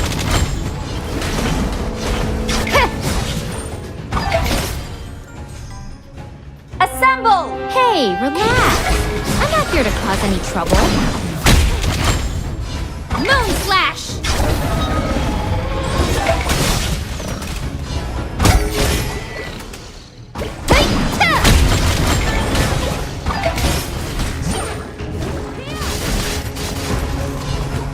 Moon Slash! Hey! Oi!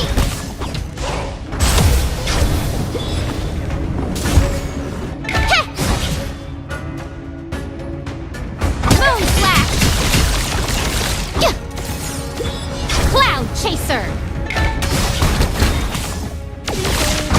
Retreat. Spin! Pierce!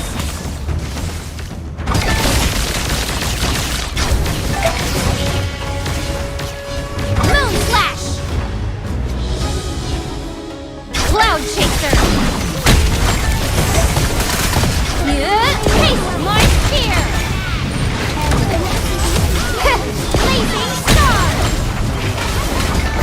Yeah! Pierce the You shadow! have slain an enemy. Cloud Fabulous! Chaser! Charge. Killing spree!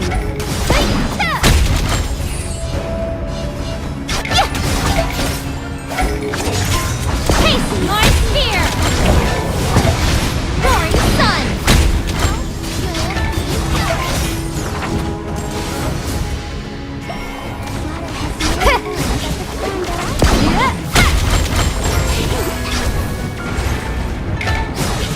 Moon Slash! Assemble. Cloud Chaser! Yeah! Taste my spear! Blazing spear! Assemble. An ally has been slain. Assemble.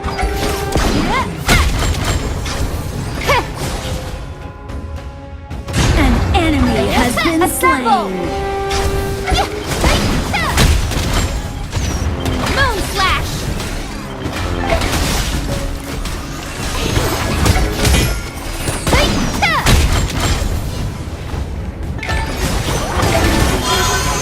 Taste my spear! You have been slain. An ally has been slain.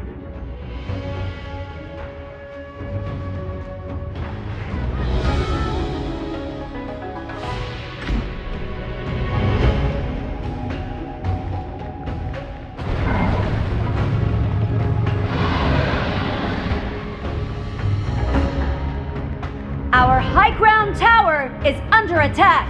Your turret has been destroyed. Charge! Assemble! Shut down! Don't engage and farm first. We're falling behind. Under attack. An ally has been slain. Enemy double kill.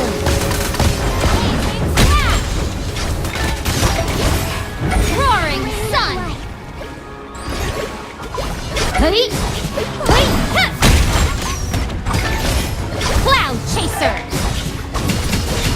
Moon slash!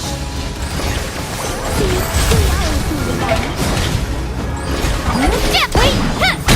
Our high ground tower is under attack. Enemy rampage. Enemy killing spree. Aced. Our crystal is under attack. Our high ground tower is under attack.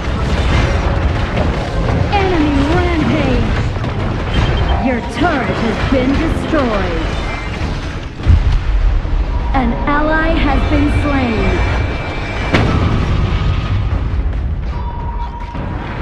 Defeat.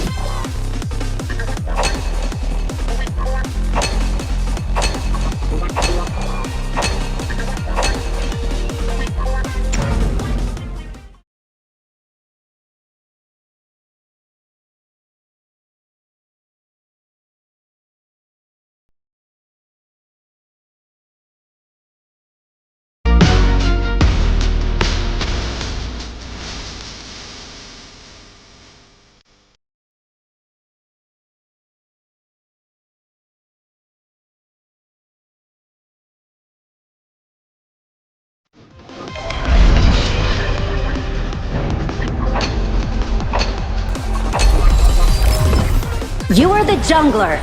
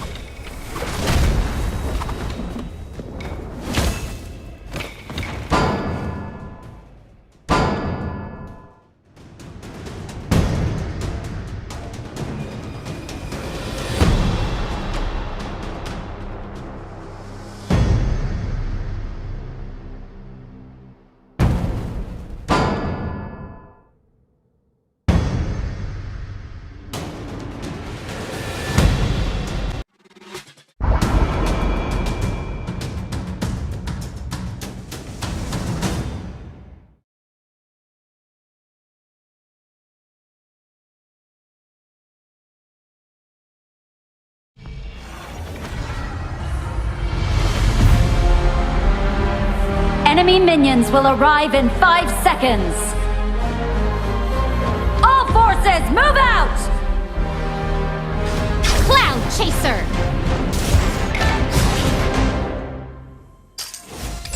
I'm ready for this to be the battle that makes me famous.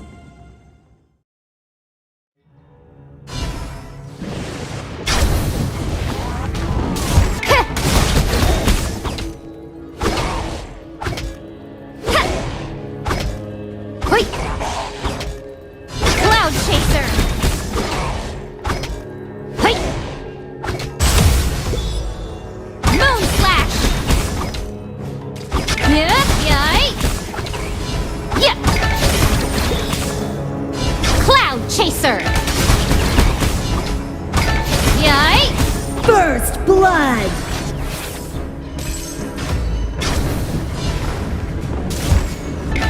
Oi! Spin! Cloud Chaser!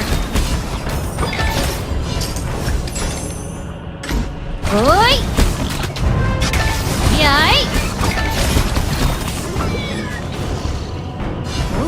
Hot, hot, hot! Yay! Pierce! One with my spear! Oi! Oi! Charge! Starburn! An enemy Cloud has been Chaser. slain.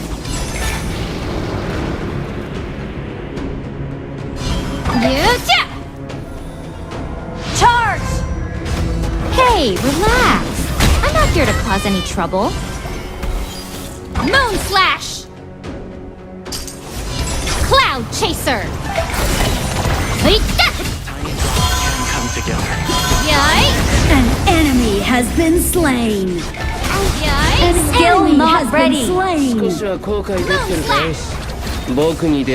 Cloud Chaser!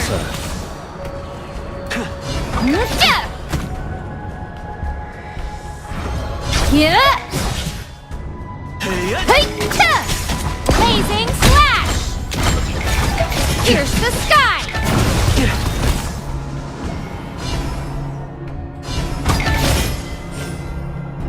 Charge! Pierce the shadows! To give.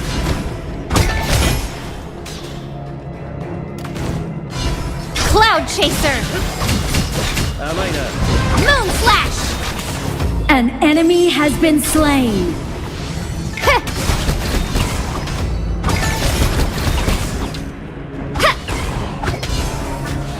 Cloud Chaser! Spin! Hey! Moon Slash! Oi!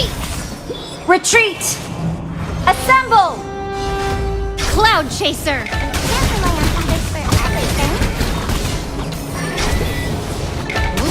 Hot, hot, hot! Retreat! Wait!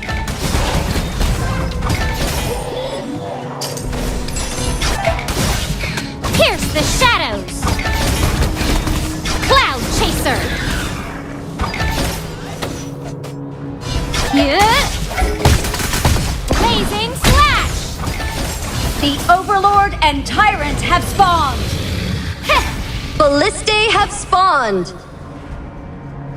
A beautiful day starts with a patrol walk. Yeah! Blazing wind! Hey, yeah!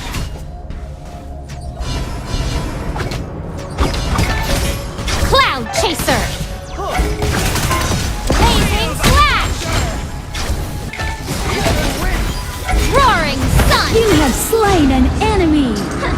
You have been slain. Double kill.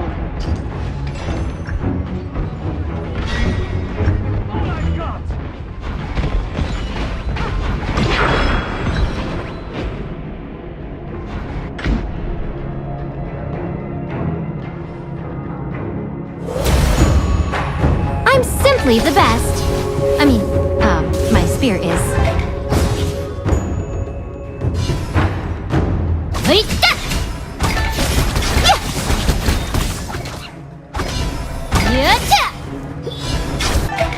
Pierce the shadows.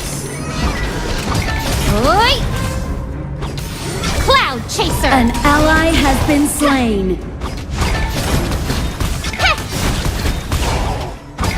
Yay!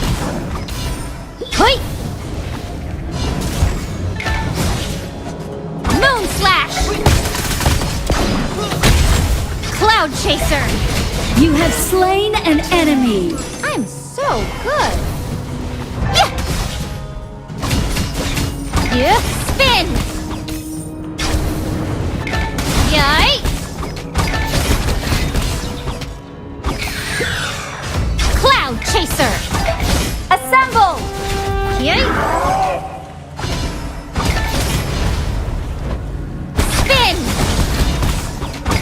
Yay! Your turret has been destroyed. Yeah. Pierce the shadows.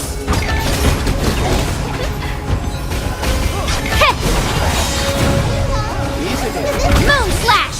Killing spree. What? This? Just a normal day for me. Cloud chaser. Moon slash. An ally has been slain. An ally has been slain. Don't worry about it. Charge! The Honglu Ministry is just after the Phoenix Gate. It's a lively place. Yay!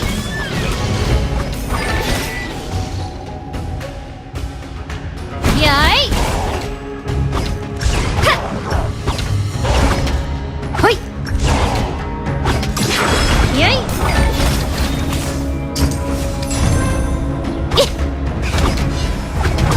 Hoi!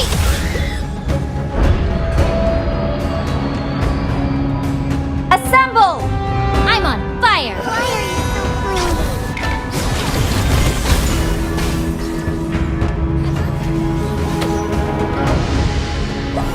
Moon slash! Assemble! Yeah! Wait!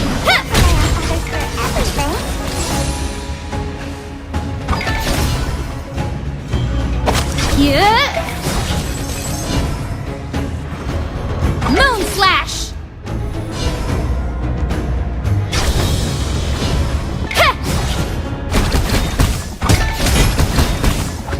Cloud chaser! Yay! An enemy has been slain. An enemy has been slain. Your turret has been destroyed. Rampage. Shut down. Fabulous.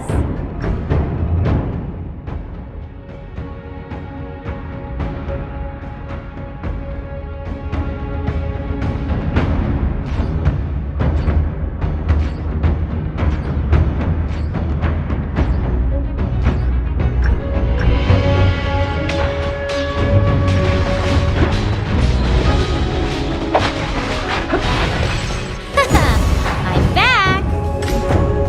Moon slash!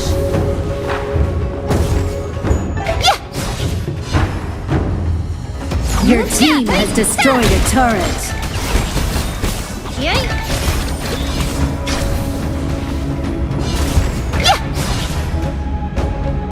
Come find me if you run into trouble. Cloud chaser! Yeah! Yeah! Wait! You have slain an enemy. Wait! Cloud chaser! An ally has been slain. Killing spree. Enemy double kill. An ally has been slain. Yay! The Cloud Overlord chaser. and Tyrant have been enhanced. Cannons moving out. Moon slash! A beautiful day starts with a patrol walk. Yeah. Hey, huh. Moon slash. Yeah. Pierce the sky. Yeah. Spin. Moon slash. I can feel a serious case coming. Assemble! Heh.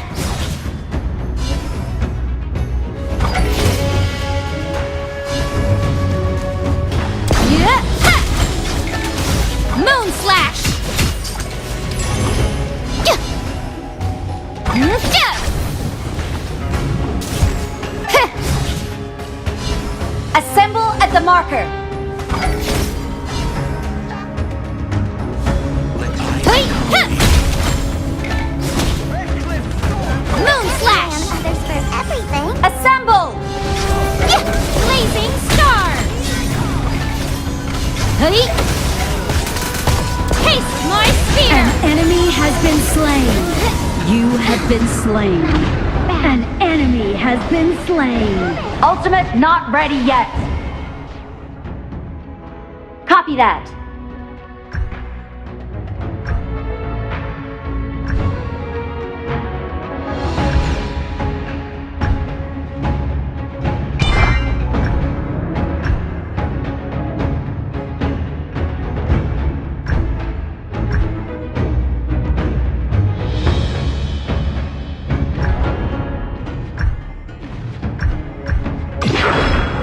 I'm back.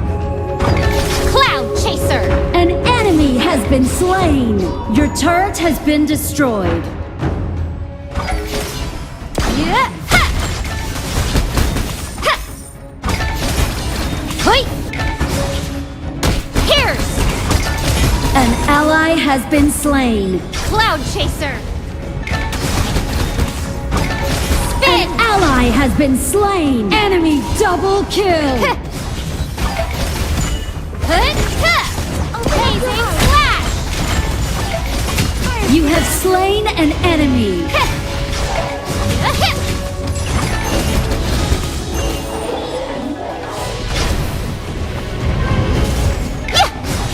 Your turret has Hey, been relax. destroyed. I'm not here to cause any trouble. Moon slash.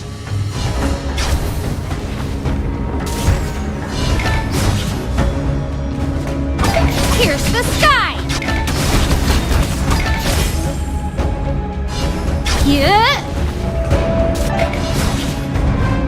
A beautiful day starts with a patrol walk. Blazing wind. Yeah.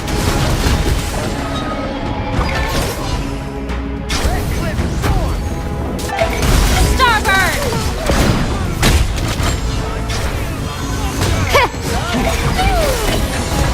Enemy killing spree. Enemy double kill. An ally has been slain. Our high ground tower is under attack. Your turret has been destroyed.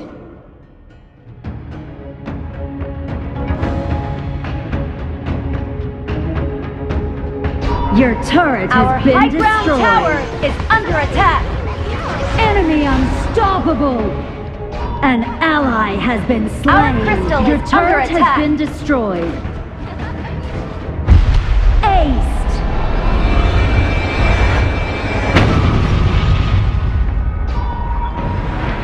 Defeat.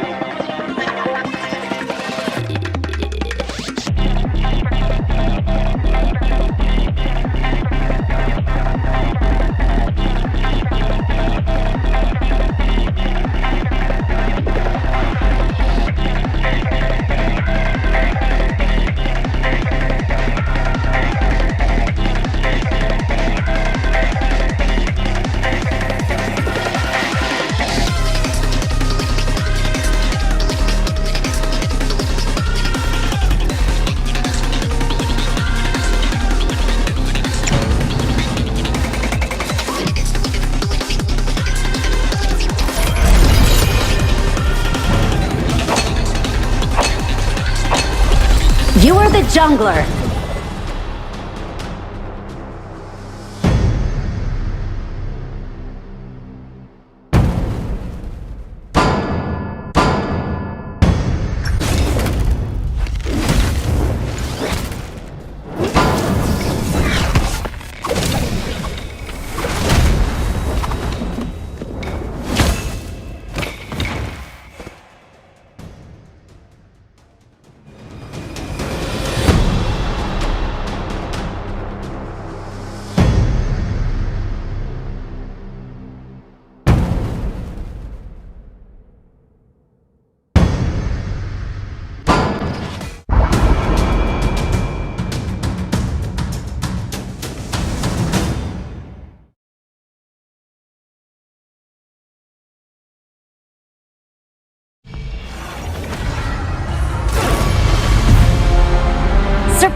Enemy minions will arrive in 5 seconds. Cloud Chaser.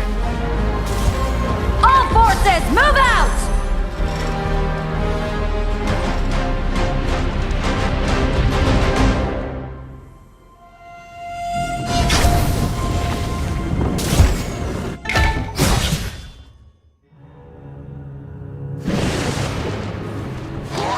Get in line, troublemakers, and I'll take care of you.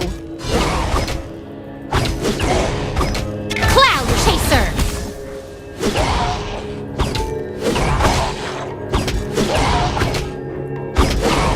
Wait.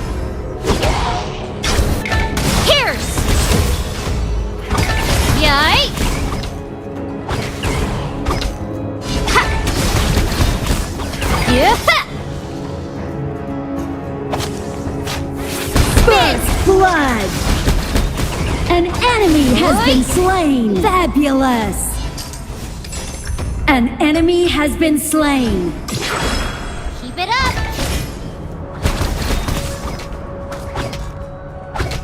Cloud Chaser. Enemy missing.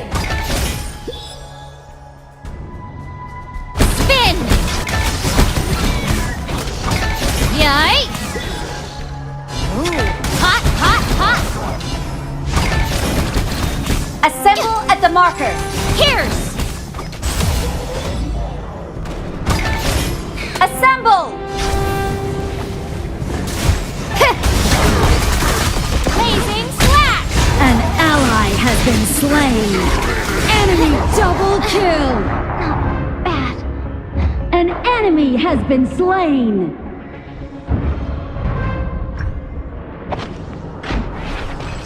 The lock says Joe. I wonder what it means. An ally has been slain! Copy that.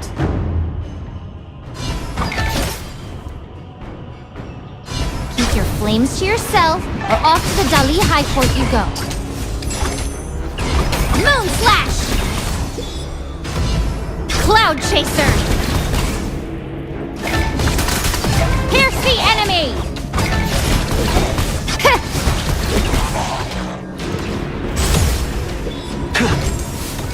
Moon Slash! Retreat!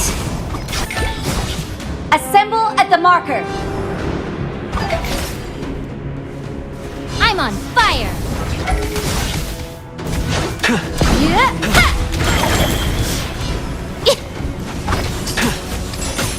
Cloud Chaser! Rain of arrows. An ally has been slain! Killing spree!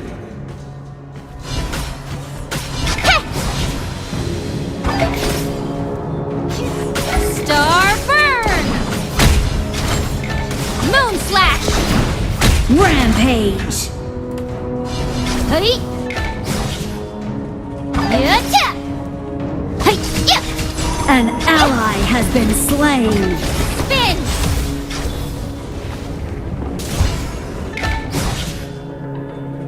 Moon Slash! Yikes!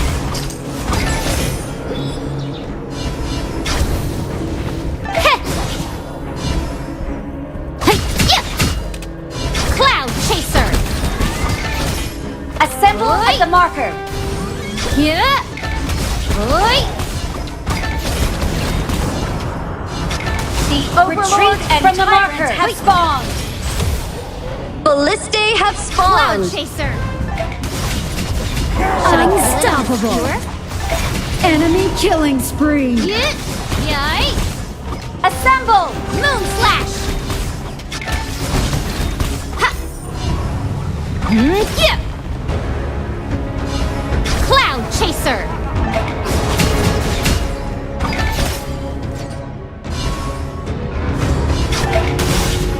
Pierce the shadows! Ha! Ha! Yeah! Huh. I really need to invest in a better speed. Cloud Chaser! Blazing You Slash! have slain an enemy. Double kill. Yeah. Cloud Chaser! Ha! Moon Slash! Yay!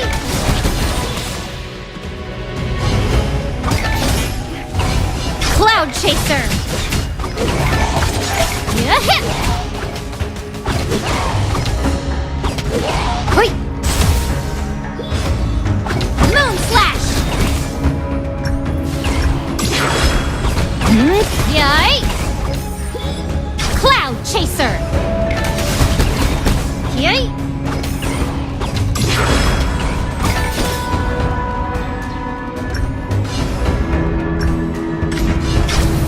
The lock says Joe.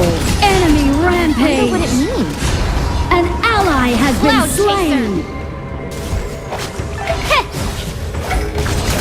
Blazing Slash! To unite is to give. Yeah! Taste my spear! Killing spree. Ultimate not ready yet. Enemy killing spree.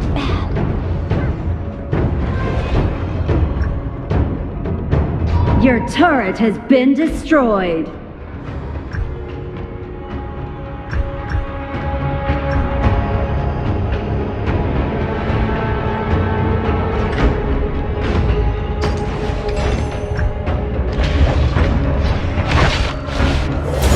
A beautiful day starts with a patrol walk. An enemy has been slain. Moon Slash! Enemy unstoppable. Enemy double kill. Cloud Chaser! Ooh, hot, hot, hot! Pierce the enemy! Pierce! Cloud Chaser! Heh!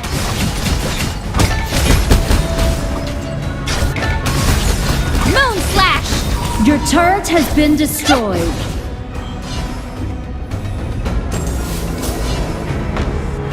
Come find me if you run into trouble. Heh! Moon Slash!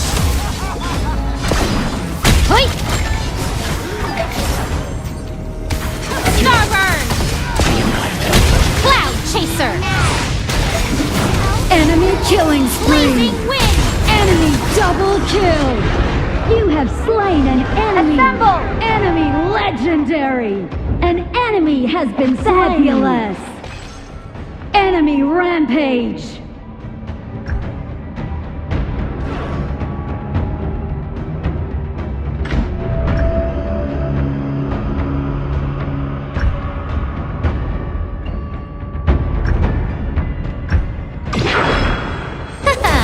I'm back!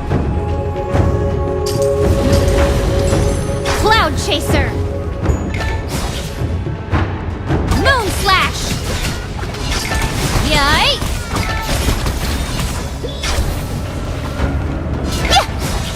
Attack the marker. Get in line, troublemakers, and I'll take care of you. Hey! Hey! Assemble at the marker.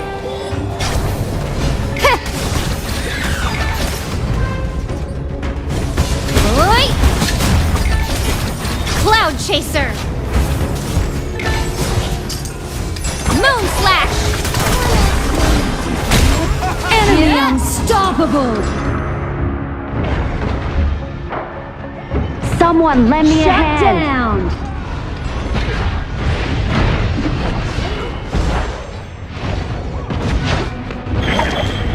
Shut down.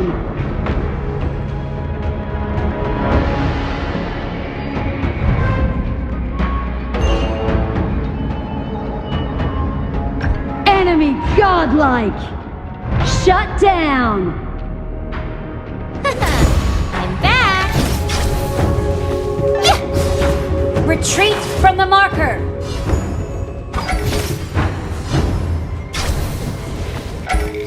Hey! Ta! Spin! Cloud Your Chaser! team has destroyed a turret. The Overlord and Tyrant have been enhanced. Cannons moving out.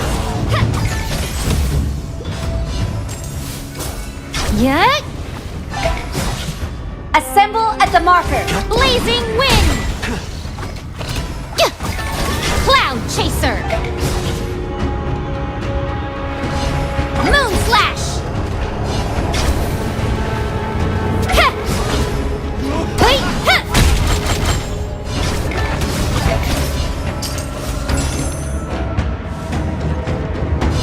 Cloud Chaser!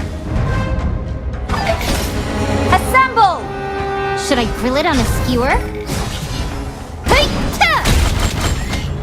An enemy has been Assemble! slain. Assemble!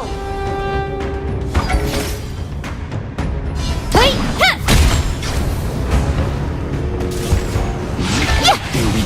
An ally has been slain. Enemy double kill.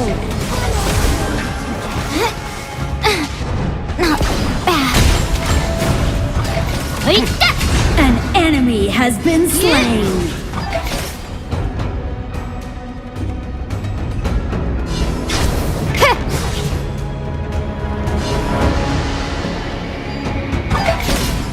Shh!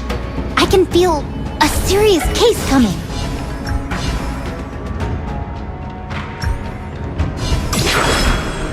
Moon Slash! Hey! Spin!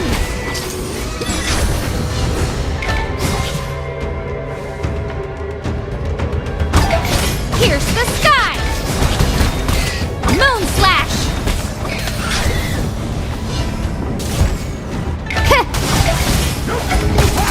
Blazing Slash!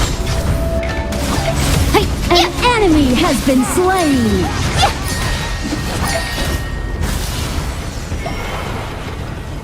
Hey!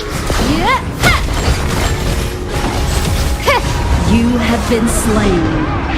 An ally has been slain.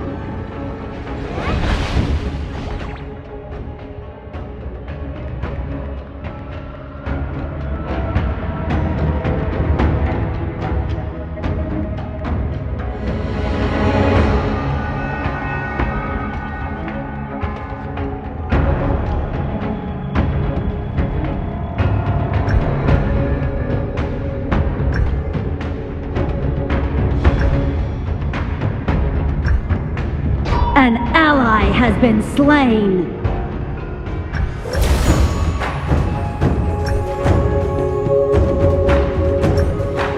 Hey, relax. I'm not here to cause any trouble.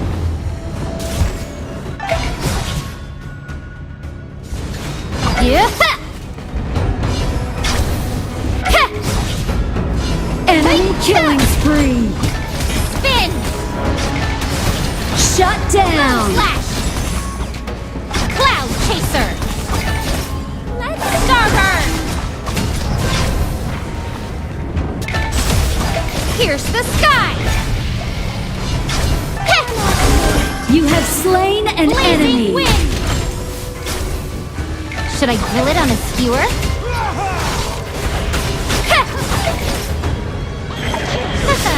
I'm back! Blazing star! You have slain an enemy! Fabulous! Should I grill it on a skewer? An enemy has been slain! Take down their towers first! Cloud Chaser! An enemy has been slain! You have been slain! Your team has destroyed a turret! Enemy double kill!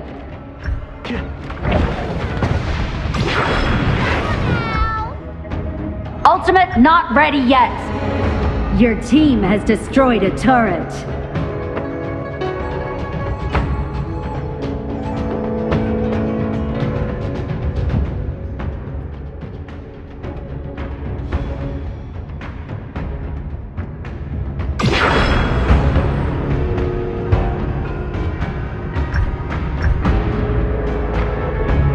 Enemy killing spree! I'm back! Moon Slash! Assemble! Cloud Chaser! Pierce the Your shadow! turret has been destroyed! Assemble! Star Burn!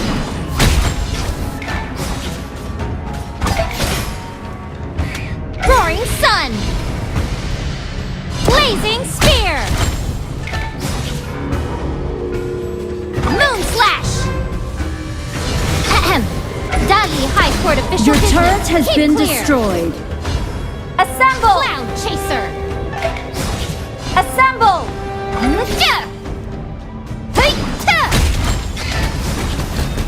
Moon Slash!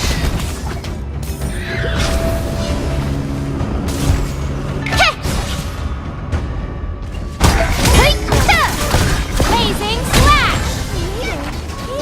You have been slain!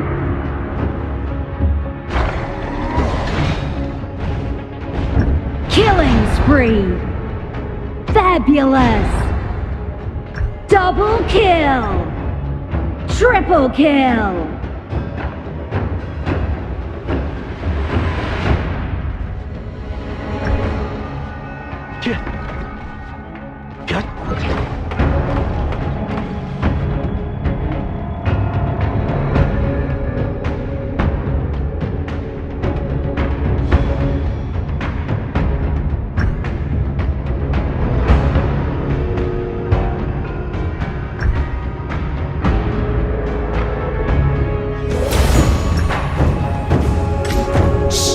I can feel a serious case coming.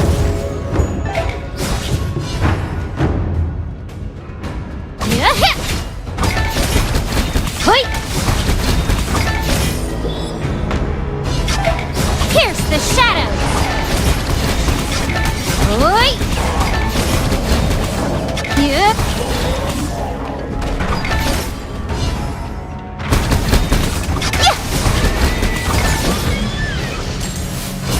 Yeah. Shut down! An enemy has been slain! An enemy has been slain! Double kill! Fabulous! Triple kill! Here's the sky! Your team has destroyed a turret! Your team has destroyed a turret! An enemy has been slain! Ace!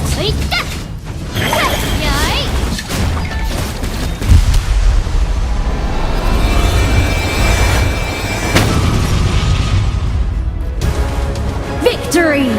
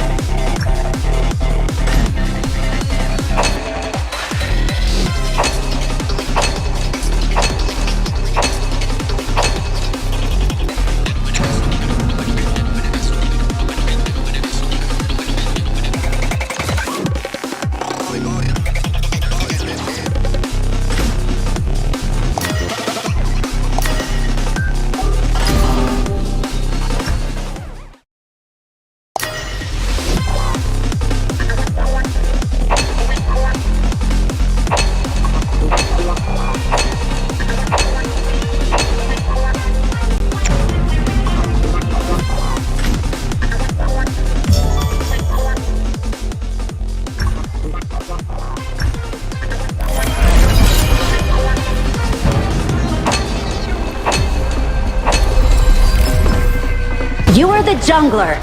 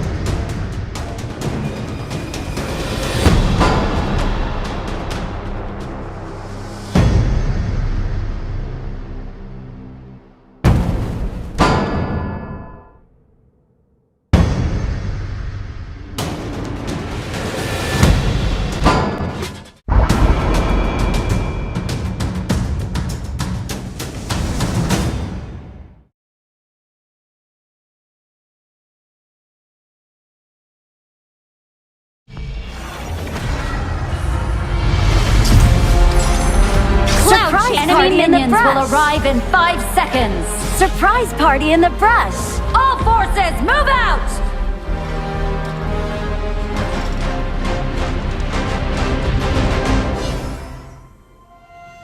I'm ready for this to be the battle that makes me famous.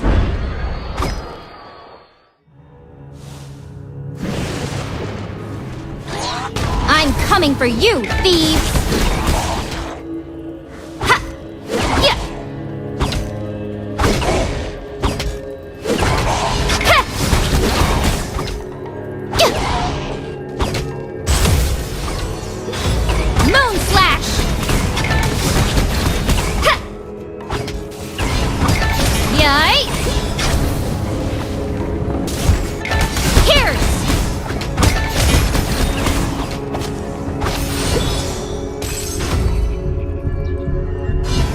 Cloud Chaser! Moon Slash!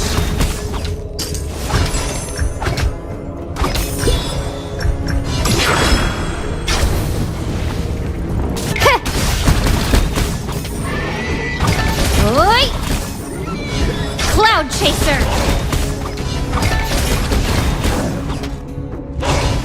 Assemble at the marker. One with my spear! Spin! Assemble! Yay! Star Burn! First blood! That's not really too much of a hassle. Yeah! Cloud Chaser! Charge! The Honglu Ministry is just after the Phoenix Gate. It's a lively place.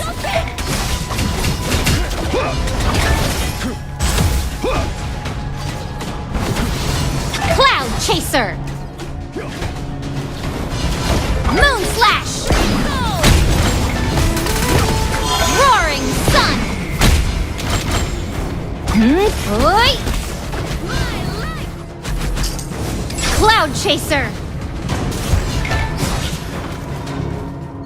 Come find me if you run into trouble. Attack the marker.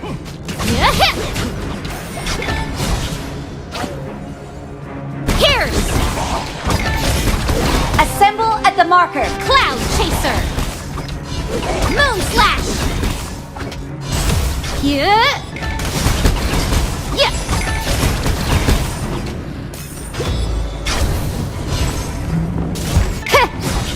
Assemble! Ahem. Dali High Court official business. Keep clear. Blazing Slash! Taste my spear! Hoi! Yeah! Ha! Ha!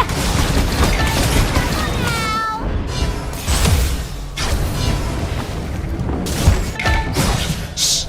I can feel a serious case coming. Assemble at the marker. Yeah! Blazing Stars! Behind every out. Moon Slash! Taste my spear!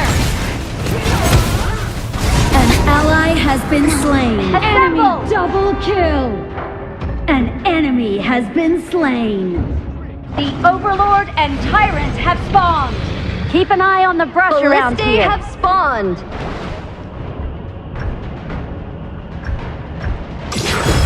Hey, relax. I'm not here to cause any trouble. Assemble!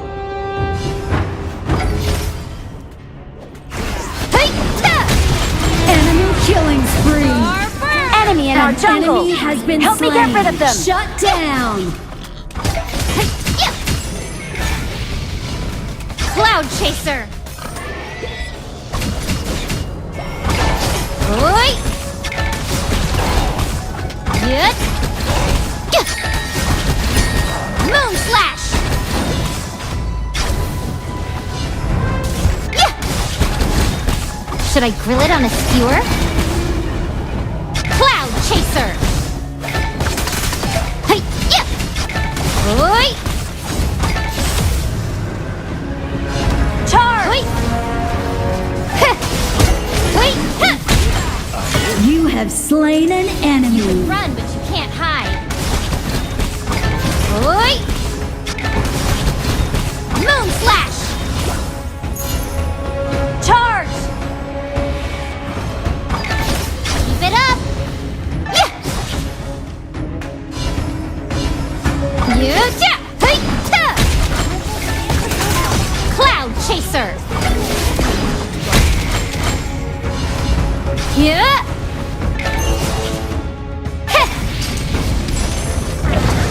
Pierce their line!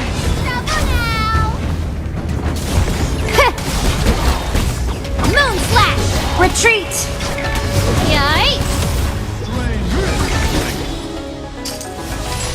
Hey! Pierce the shadows!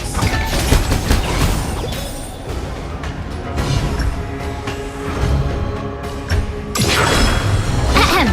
Dali High Court official business. Keep clear! Oi! Retreat from the marker! Oi! Assemble! Assemble! Keep it up! Yeah! Ha! Moon Slash! An enemy has been slain. You have been slain.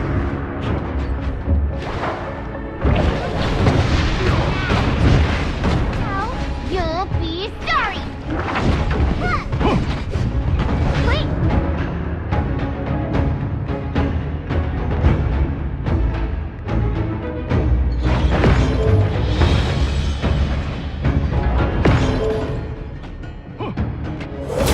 Moon Slash!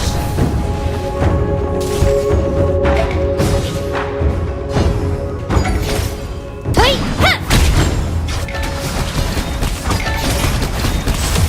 Your team has destroyed a turret. Cloud Chaser! Strict teacher. Yep! Yep! Pierce! Your team has destroyed a turret. The Honglu Ministry is just after the Phoenix Gate. It's a lively place. Blazing Stars! Heh! Spin! Oi! Cloud Chaser!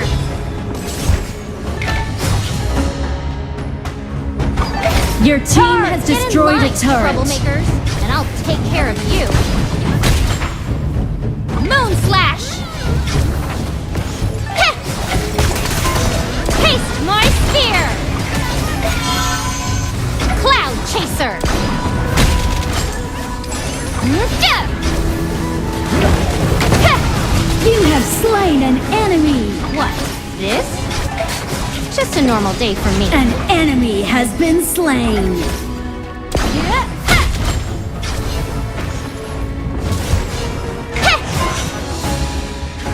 Shh! I can feel a serious case coming.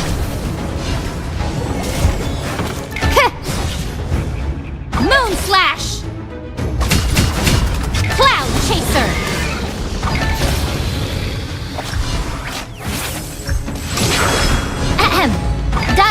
court official business. Keep clear. Pierce the shadows.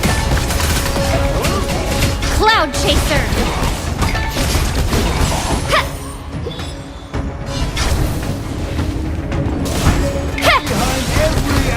Yay! Charge!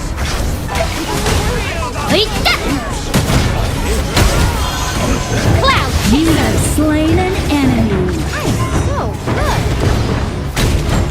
Yeah. Hey, yeah. Yeah.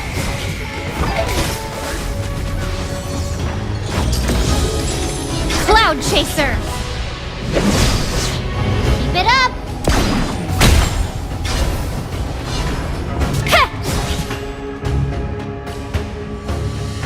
The Overlord and Tyrant have been enhanced. Cannons moving out. Cloud Chaser. Hey, yeah. Ha. Spin.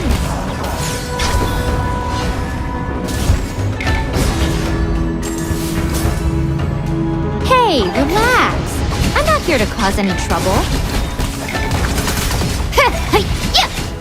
Moon Slash. Pierce. Spin. Pierce. An enemy has been slain. An ally has been Yikes. slain. An ally has been slain. Killing spree. Yay. Enemy double kill. Oi. Yeah.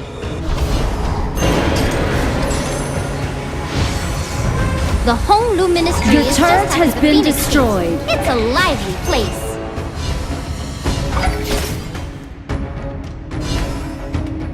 Wait! Huh. Spin!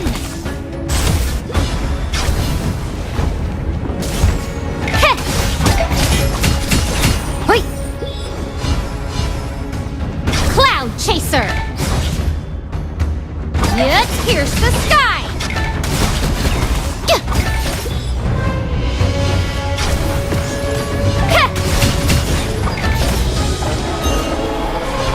Cloud Chaser! Yeah! Yeah! Yeah! Yeah! Moon Slash! Pierce the enemy! Hey! Cloud Chaser! Hey! Oi!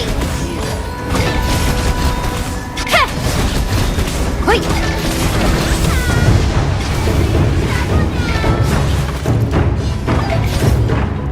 Get in line, troublemakers, and I'll take care of you. Wait! Starbird! Blazing wind! Killing spree. Yeah. An ally has been Taste my slain. spear. Nice killing. Wait! Pierce! Your team has destroyed a turret. An enemy has been slain. Double kill. Unbelievable! Amazing! Appreciate The it! sky! Enemy killing spree. Come find me if you run into trouble. Yeah! Ha! Heh! Yeah! Oi! Your team has destroyed a turret. Heh!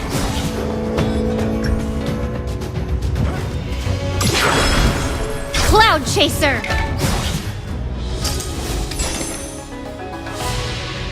Moon Slash! Yay!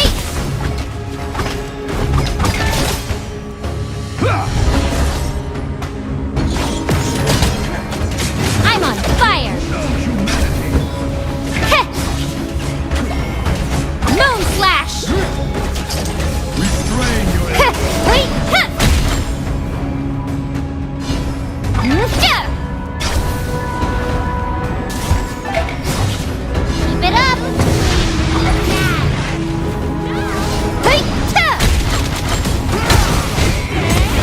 down!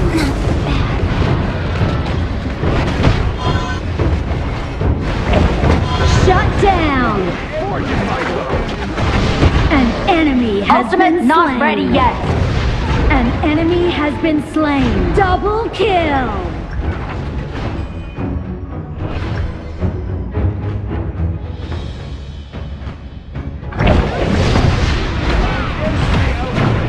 An ally has been slain. An enemy has been slain. Aced! Your team has destroyed a turret. I'm back!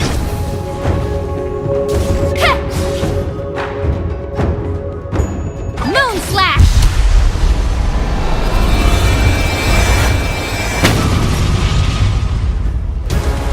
Victory!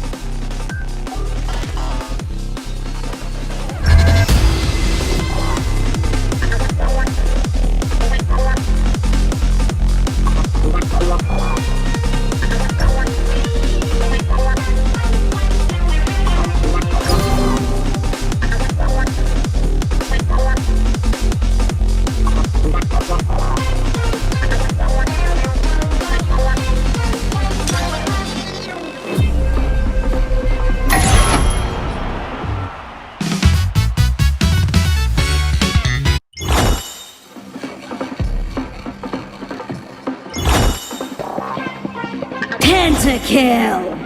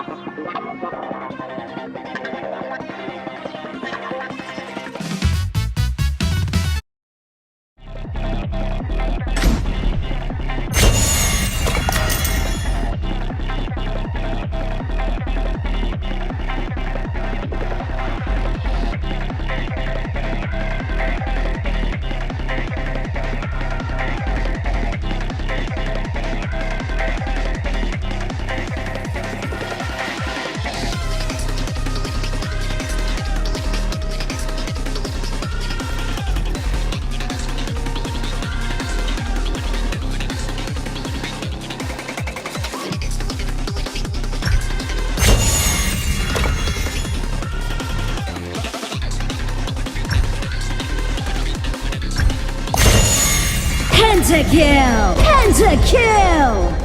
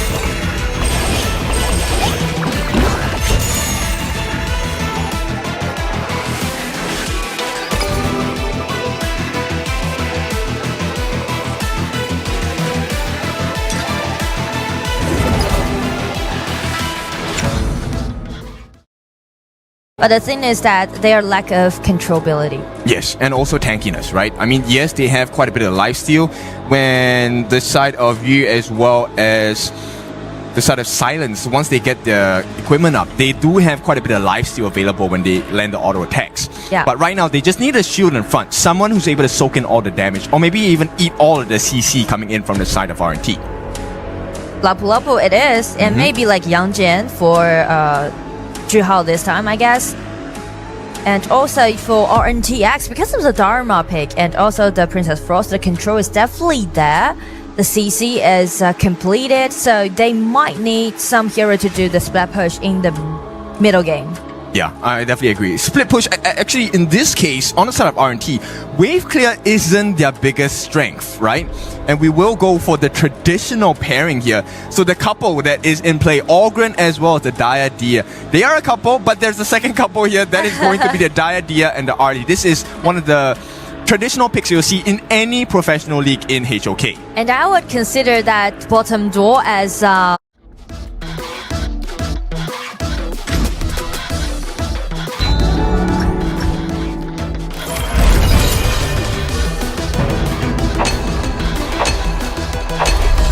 You are the jungler.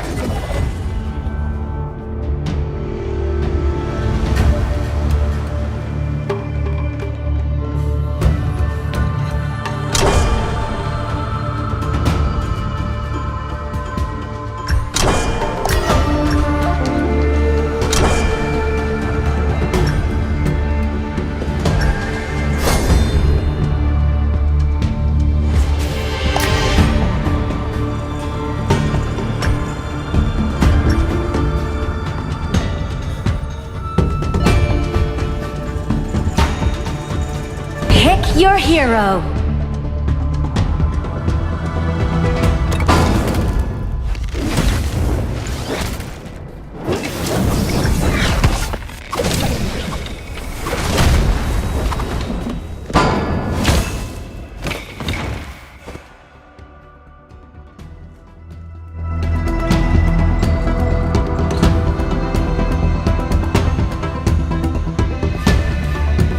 It's our turn to pick heroes.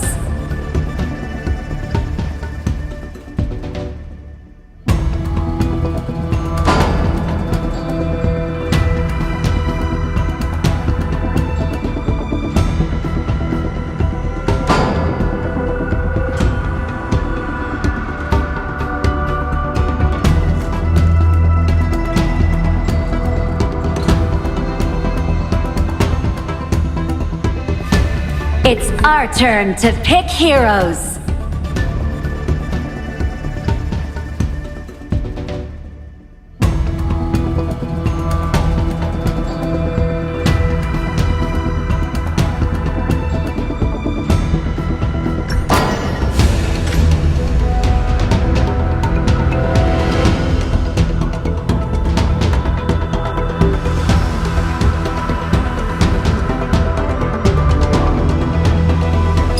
Seconds left.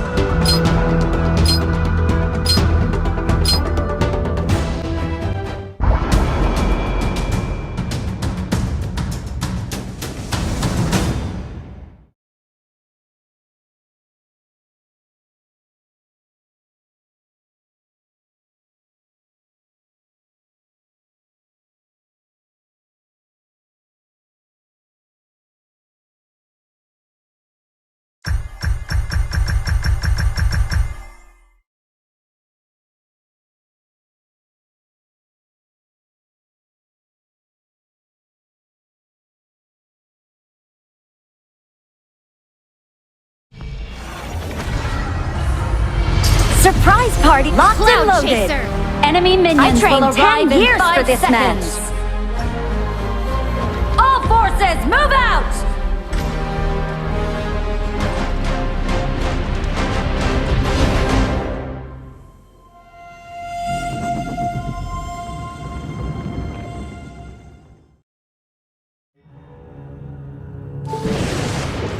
Yeah. Cloud Chaser. Wait. Yeah. Wait. Yeah. Moon Slash. Yay. Wait, retreat from the marker.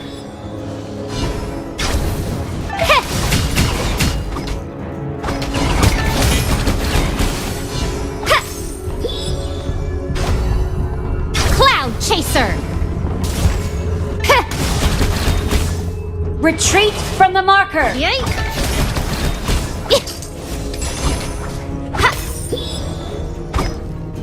Yeah. Here's Cloud Chaser. Oi. Yeah. One with my spear. The lock says Zhao. I wonder what it means. Blazing Slash! Roaring Sun! Taste my spear!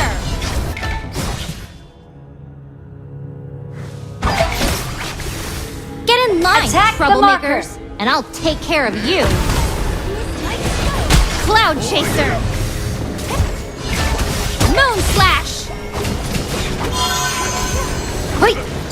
Wait!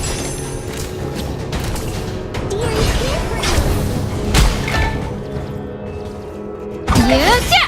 Hey! Yeah! Cloud Chaser! Blazing Slash! Assemble! A beautiful day starts with a patrol walk. Here's the sky.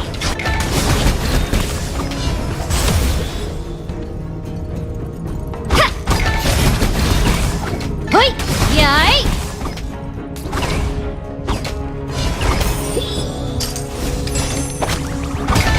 Cloud Chaser. Retreat from the marker. Yay! Moon Slash! Yeah!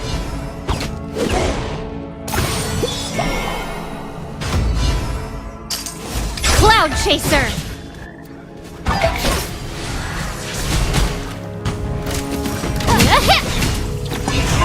Moon Slash! Take a guess! Star Burn!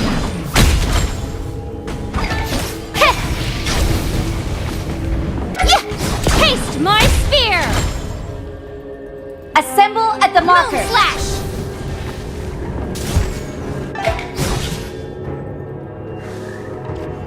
Yeah. Hey, huh.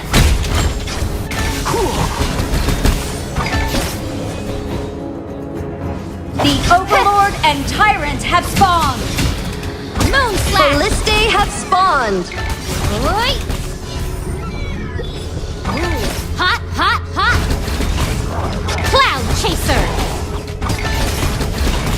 Hoi. Yay. Hot, hot, hot. Heh.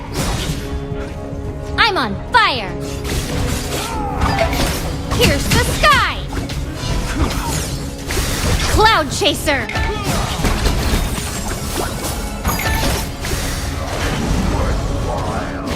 Hey, ha! Blazing stars. Heh. Cloud chaser.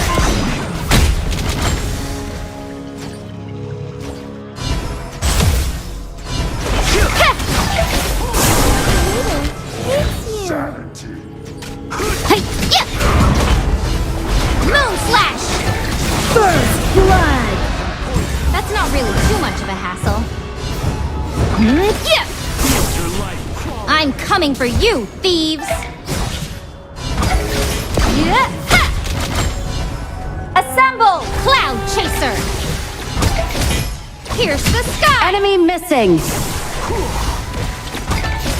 Heh. Yeah. Oi. Your team has destroyed a turret. Charge! Moon slash! Should I grill it on a skewer? Your team has destroyed a turret.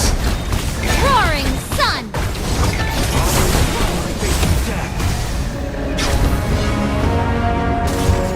Heh. Moon slash! Cloud chaser! Spin! Yay! Moon slash! Yeah! Keep it up! Hey! Ta! Yeah! Spin! Oi! Oi! Spin!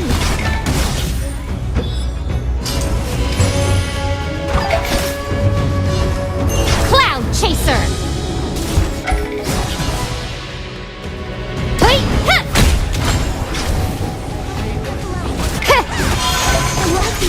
Moon slash! Ha! Pierce their You have line! slain an enemy. Cloud chaser! I'm on fire! Ha! Moon slash! Yeah!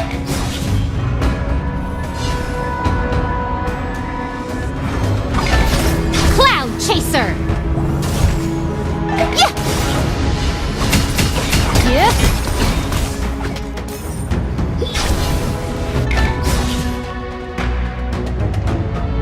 Moon slash! Heh! Yeah! Assemble! Hey, relax. I'm not here to cause any trouble. Moon slash! Assemble! Cloud chaser! Yeah! Taste my spear! An ally has been slain.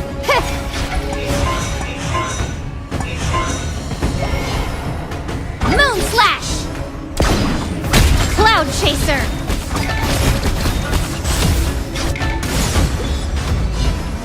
Ooh, hot, hot, hot! Skill not ready. Moon slash! Cloud chaser! Hey! Ha! Blazing slash! Killing spree.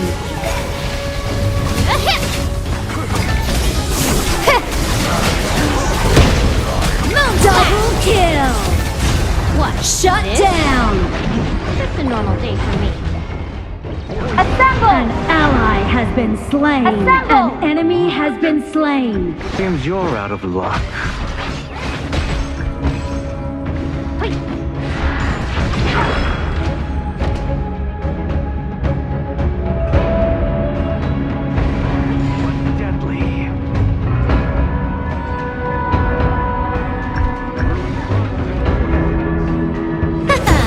I'm back! Cloud Chaser! Hey-ta! Yay! Heh! Moon Slash! Oi! Ha! Yeah, Pierce! Yay! Heh! Oi! The Overlord and Tyrant have been enhanced. Cannons moving out.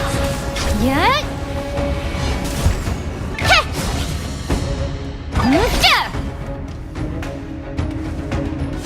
Assemble! Blazing Stars! Cloud Chaser! Blazing Slash! An enemy has been slain. Taste my Your team fear. has destroyed a turret. Cloud Chaser! Moon Your Slash! team has destroyed a turret. An enemy has been slain. Wait! Huh. An enemy has been Taste my slain. fear! Seems you're out of luck. Moon Slash! Yeah! Pierce the sky! Oi! Yay! Your team has destroyed a turret. Oi!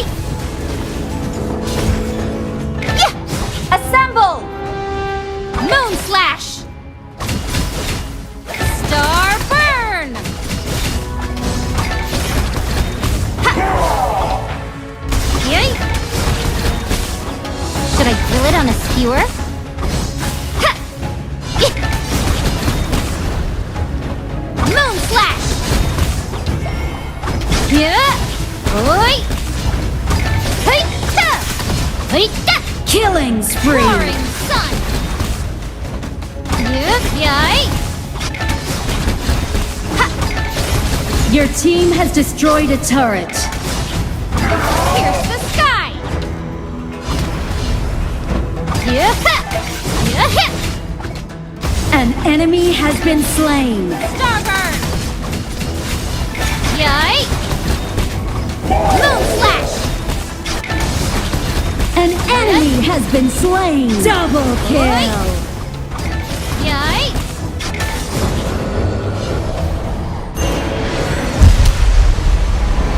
Killing spree. Aced. Victory.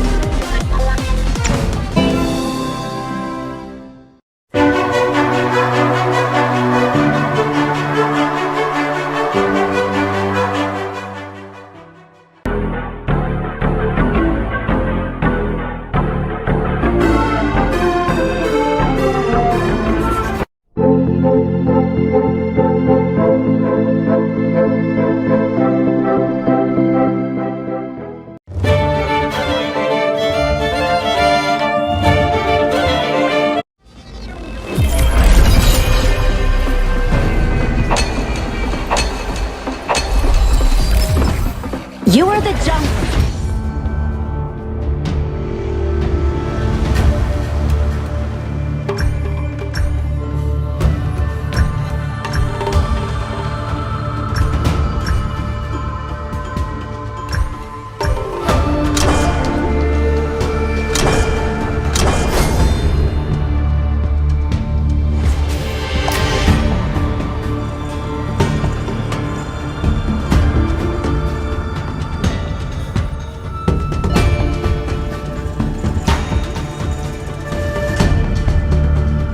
Pick your hero.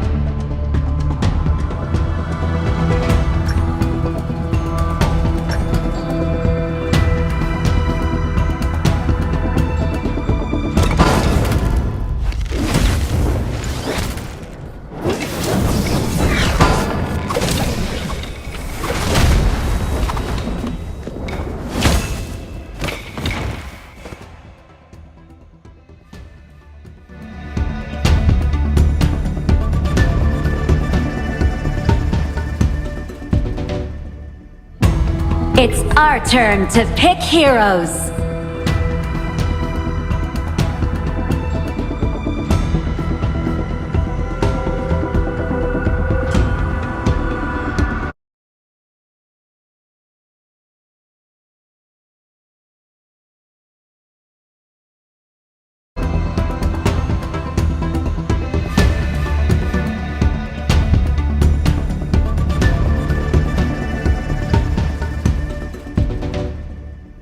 It's our turn to pick heroes.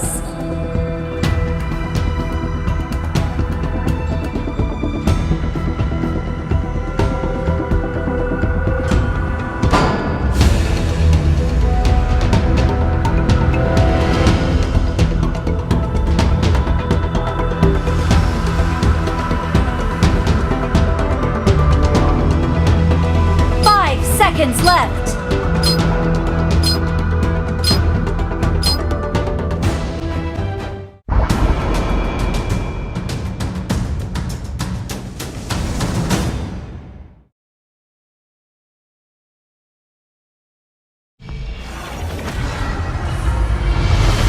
I trained 10 surprise enemy minions will arrive in 5 seconds.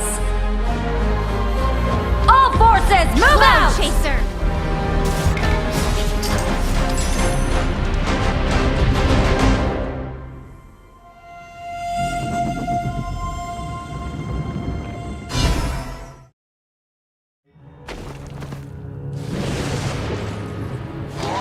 Get in line, troublemakers, and I'll take care of you.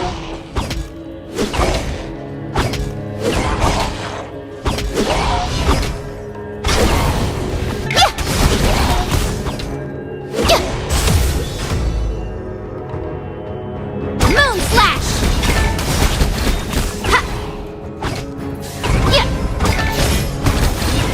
Yeah!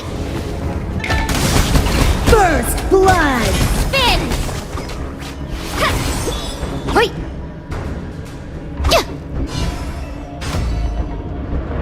Hey, relax. Retreat I'm not here to from cause the marker. any trouble. Pierce! Moon slash! Yeah! Spin! Retreat! Wait! Ha! Wait! Cloud chaser! Assemble at the marker. Yeah! Yay! Yay!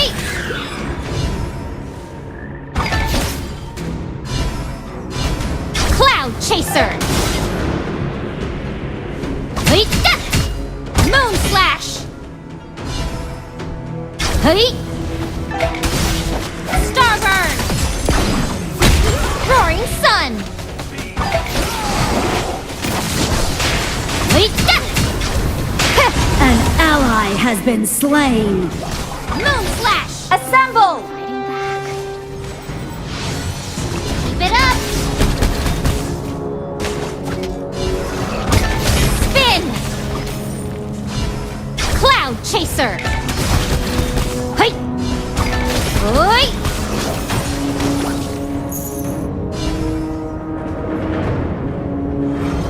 I'm coming for you, thieves!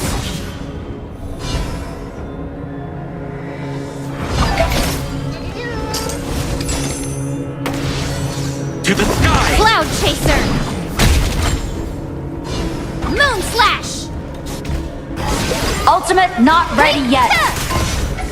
Blazing Stars!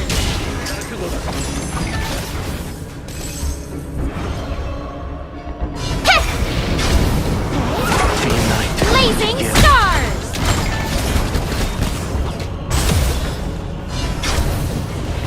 Volley! An ally has been slain. Pierce the sky! Moon Slash! Enemy killing spree. Keep it up! An enemy has been slain. Nice killing. Cloud Chaser! Yikes!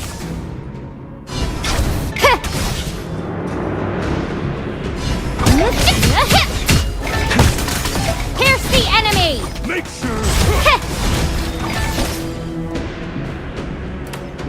The Overlord and Tyrant have Cloud spawned. Chaser! Ballistae have spawned. Yeah, Pierce!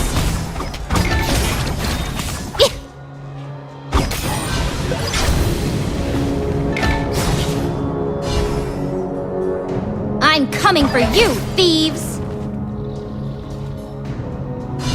Pierce the sky! Spin! Retreat from the marker. Assemble at the marker. Moon Slash! Hoi! Yai!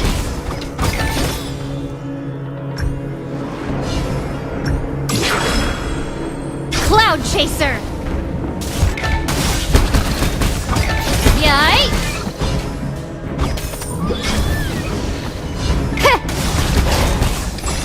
Moon Slash!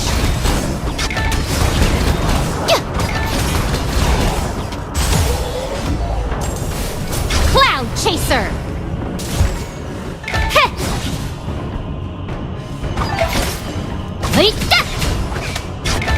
Yai!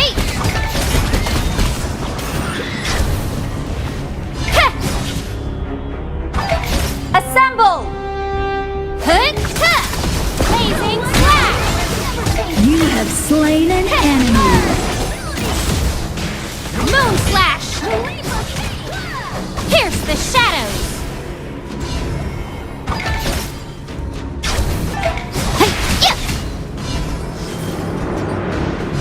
Cloud Chaser!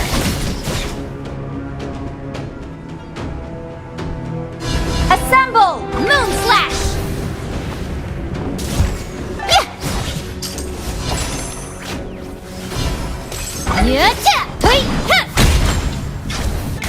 Pierce!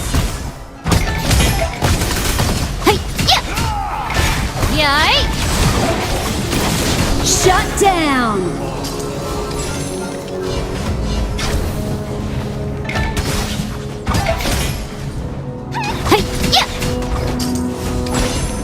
Cloud Chaser! Your team has destroyed a turret. You have been slain.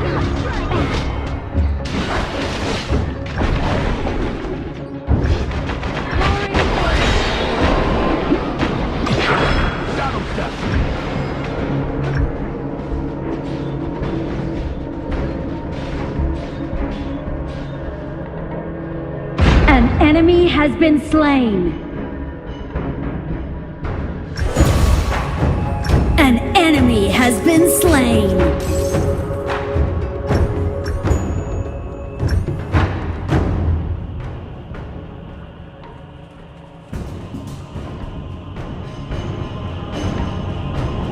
The Honglu Ministry is just after the An Phoenix ally Gate. has been It's a lively slain. place.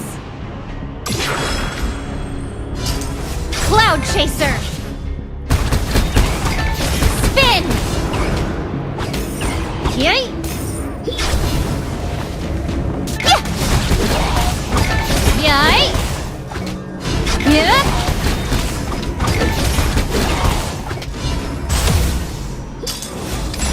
Cloud Chaser! Come find me if you run into trouble. An enemy has been slain. Taste my spear! Charge! Cloud Chaser! Yeah!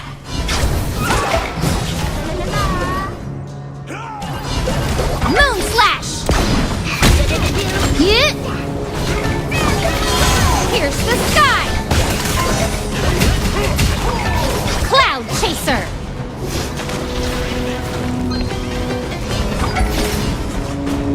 Keep it up! Hey-ta! Moon Slash! Ultimate not ready yet. Slain. An ally has been slain. Your team has destroyed a turret. You have slain an enemy. An enemy has been slain. Pierce the sky! Hey!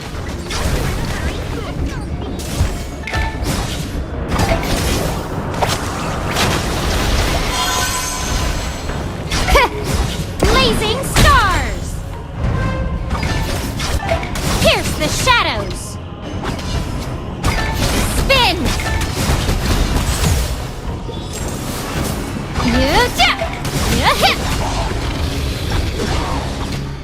Yay! Moon Slash! Oi!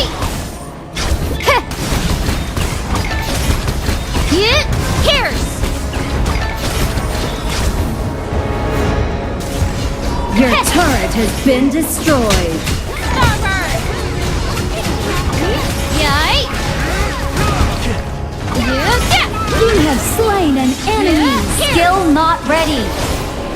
Spin! Killing spree. Killing spree. The Overlord and Tyrant have been enhanced. Cannons moving out. Roaring Sun! Hey! Hey! Yeah! Pierce the sky!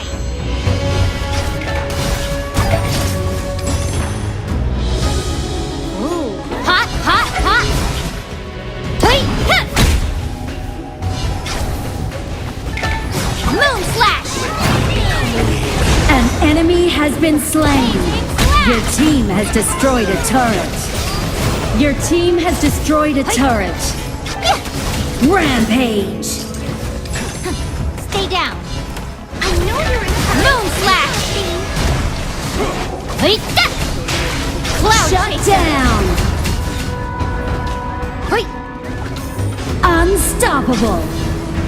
Enemy double kill. I'm coming for you, thieves! Blazing Slash! Godlike. Who else? Assemble! Blazing Spear! Shut down. Moon Slash! Cloud Chaser! Rain of arrows. I'm on fire! An ally has been slain. Blazing Enemy star. double kill. Legendary. The enemy! Shut down.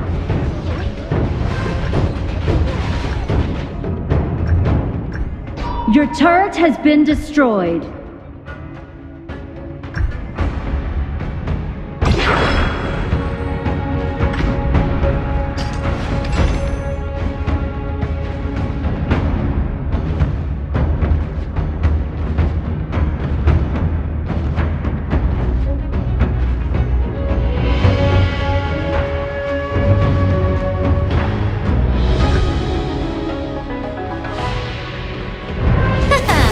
I'm back!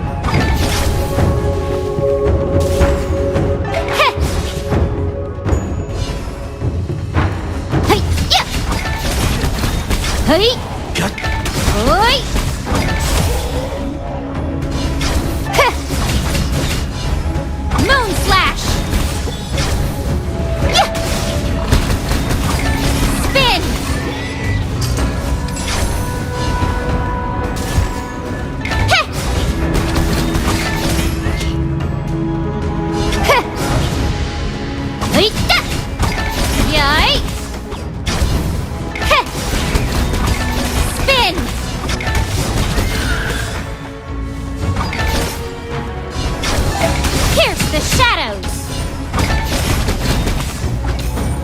Yeah. Assemble. Moon slash. Your turret has been destroyed. An ally has been slain. Cloud chaser. Assemble. Yay. Moon slash. Hoi. Yay. Cloud An chaser. enemy has been slain. Double kill. Hoi.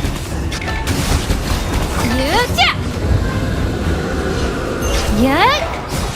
Pierce the shadows. Spin. Killing spree. Yay. Pierce. Hey. Yay. Cloud chaser. Your team has destroyed a turret. Dali High Court official business. Keep clear.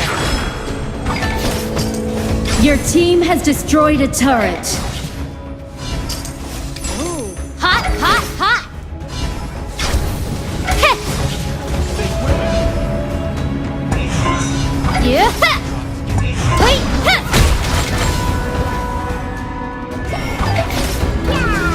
Yeah. Taste my spear. Cloud chaser. Blazing slash. Roaring sun. An enemy has been slain. Pierce the shadows. Your team has destroyed a turret. Yay. An enemy has been slain. You have slain an enemy. Double kill. Rampage. Aced. Cloud chaser. Your team has destroyed a turret.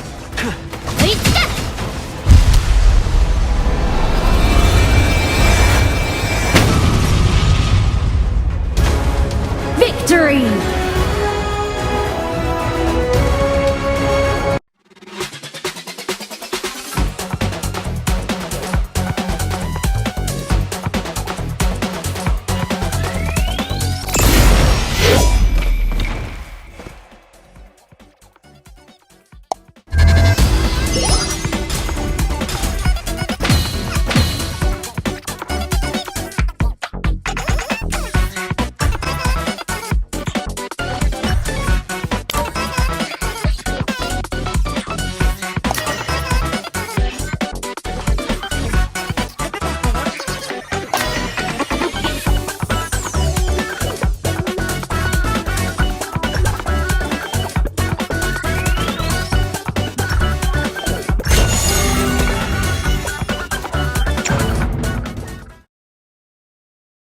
Other hand, if you take a look at VP, it is looking like a container. They want to contain the roster of Buriram. So once again, help us out. Give us the votes in the Overlord pit. We have a voting system. Vote for your favorite team. It is now dominated, I believe, by Virtus Pro. Yes, at least 4/5, right, if we're looking at mathematical equations there for you. But definitely a big vote here for the KML teams. Obviously showing some respect here. Showing the AOV gameplay. Can't wait to see.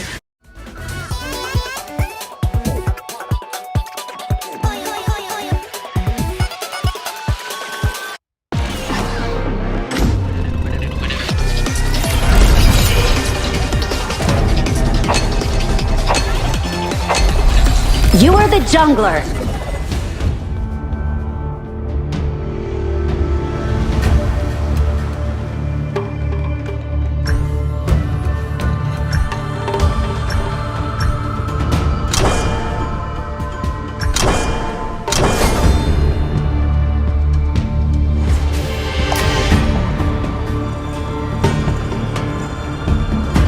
Pick your hero.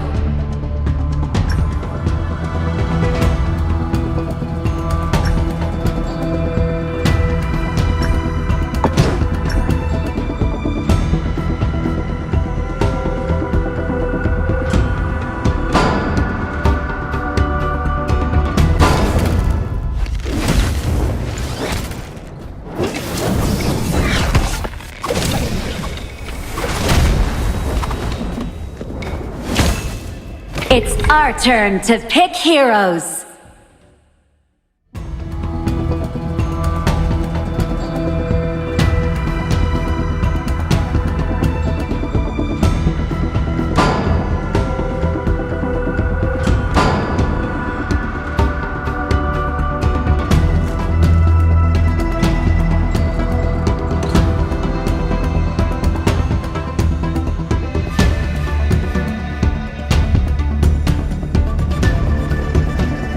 It's our turn to pick heroes.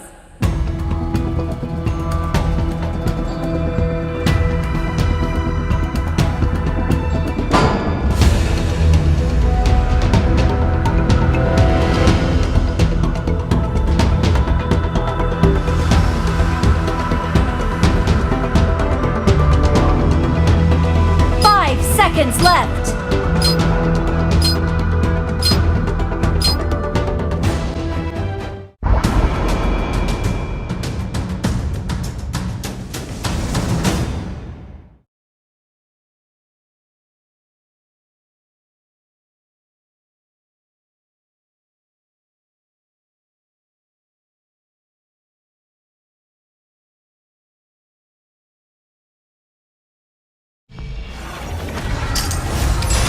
Surprise party in the brush. Let's leave the bases in the surprise party in the brush. 5 seconds. All forces, move out!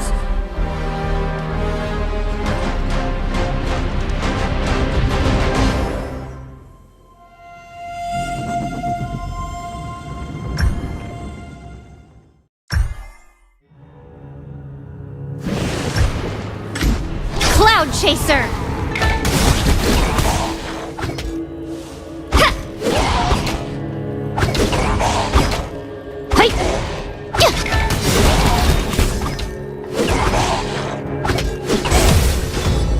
Moon Slash! Oi! Spin! First blood! Sweet! Yes, oi! Hey! Pierce! Hoi! Ha!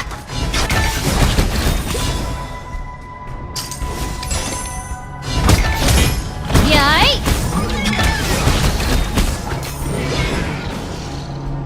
Yeah! Ha! Ha! Yeah! Oi! One with my spear! Yay! Assemble at the marker. Hey, relax. I'm not here to cause any trouble. Blazing Slash! Heh! Taste my spear! Spin!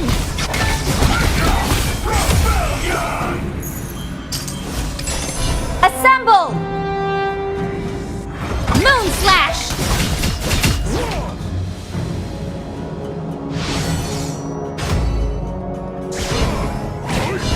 Yeah! Hey, yeah! An enemy has been slain. Cloud Chaser! Moon Slash! Heh! Pierce their lines!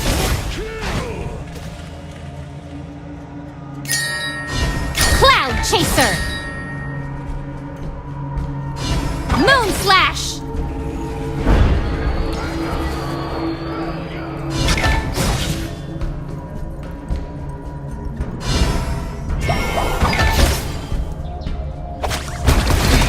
Cloud Chaser! Yay! Hit! Pierce! Ooh, hot, hot, hot!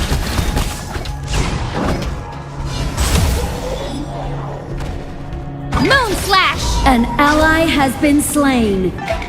Starbird! Hit! Hit! Yeah. Oi. Cloud Chaser. An ally has been slain. Moon Slash.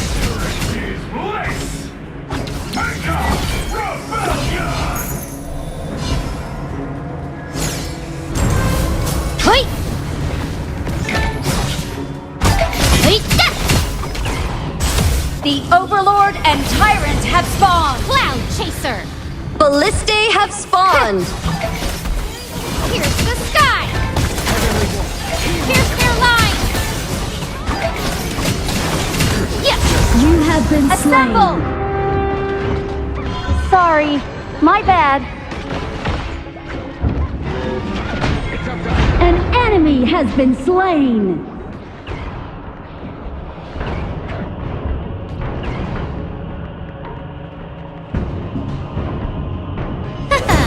I'm back.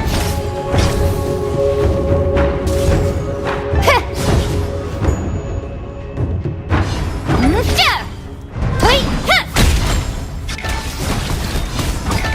Spin. Hot, hot, hot. Burn. Cloud Chaser. Charge!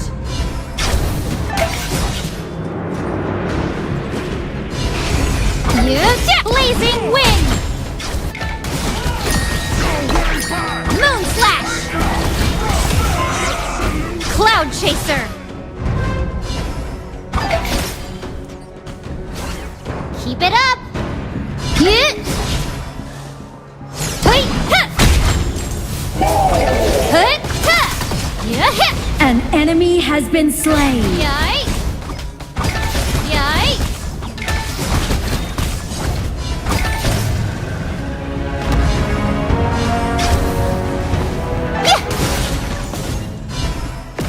Moon Slash.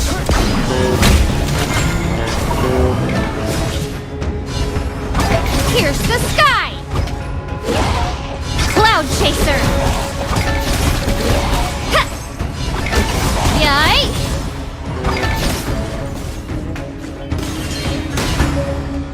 Hey. Blazing Slash. You have slain an enemy. I'm so good. Your turret has been destroyed.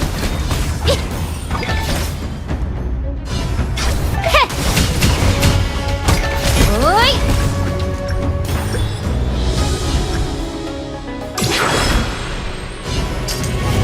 Moon Slash.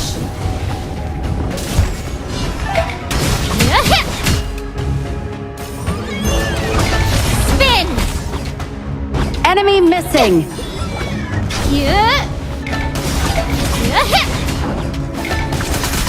Pierce the enemy. Moon Slash. Assemble!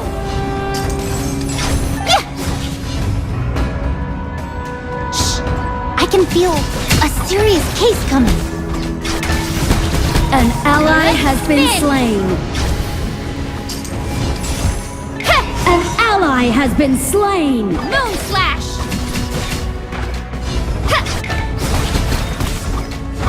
Oi. Your team has destroyed a turret.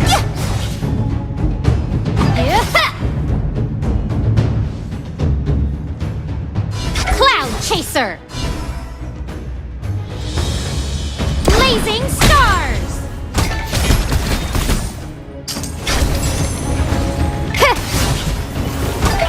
Star Burn. Cloud Chaser.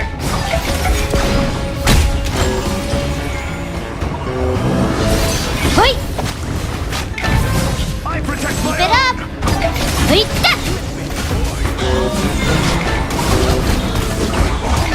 Yikes. An ally has been slain. Ultimate not ready yet. Pierce the sky.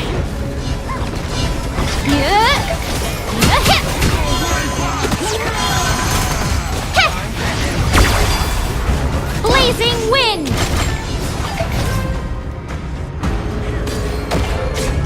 Pierce the sky. Moon Slash. Yeah. Hey, ta!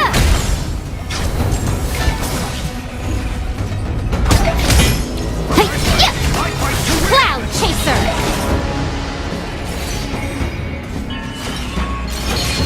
Yeah!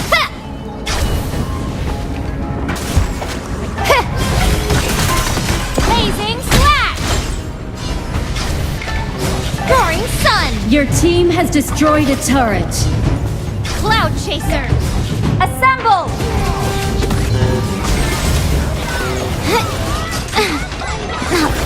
An ally has been slain. Assemble! Moon Slash! Blazing Stars!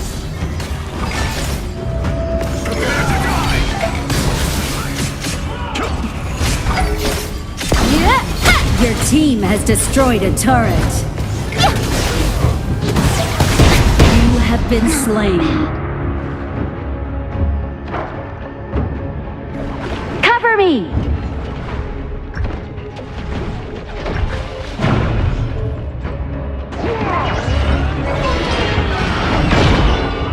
The Overlord and Tyrant have been enhanced. Cannons moving out!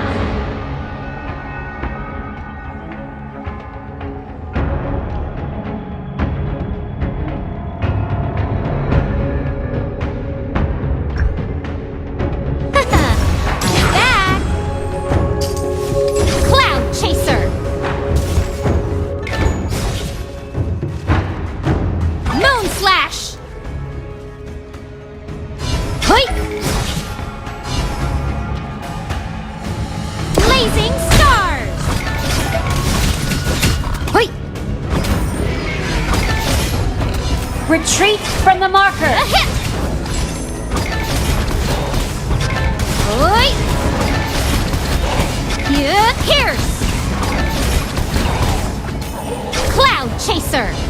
Assemble! Yeah, yay! Moon Slash! Assemble! Hey! Your turret has been destroyed. A serious case coming. Star Burn! Moon Slash! Yes? Pierce the sky! Enemy killing spree. Cloud Chaser! An enemy has been slain. Spin! You have slain an enemy. Stay down! Cloud Chaser! An enemy has been slain.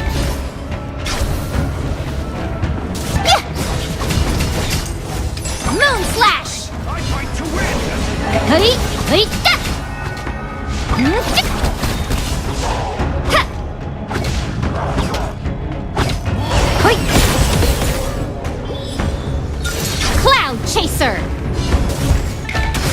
Hoi! Spin! Hey! Ta! Hey! Yeah!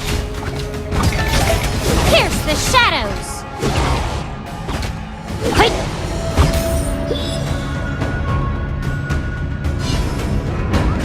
Cloud Chaser! My teacher is an axe master. Assemble! Hit! Blazing Stars! An enemy has Taste been my slain. spear! You have slain an enemy. I'm so good! Enemy rampage. Enemy double kill. Your turret has been destroyed. Ultimate not ready yet. Taste my spear! I protect my own. Yeah!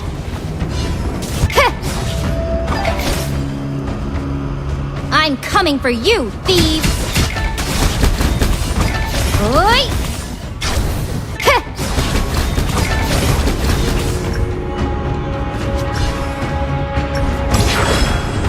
Yeah!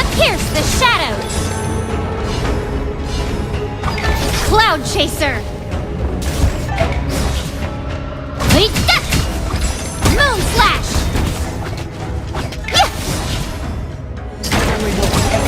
Star Burn! Moon Slash! You have been slain.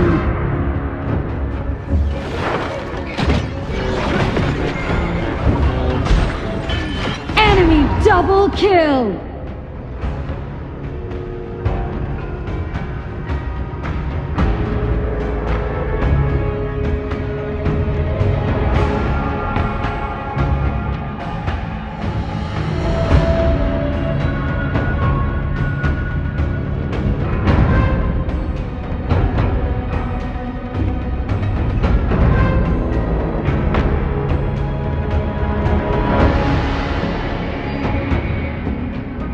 Your turret has been destroyed. Your turret has been destroyed. Cloud Chaser! Our high ground tower is under attack. Killing spree. Yeah. Double kill. Amazing. Fabulous. Moon Slash! Cloud Defend Chaser! our base.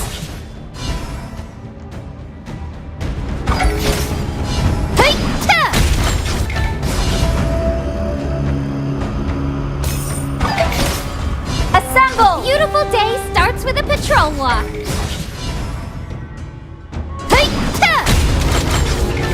Starburn! Moon Slash! An ally has been slain. What? This? Shut down. Skill not ready. You have slain an enemy. An Cloud enemy Chaser. has been slain. Pierce their lines!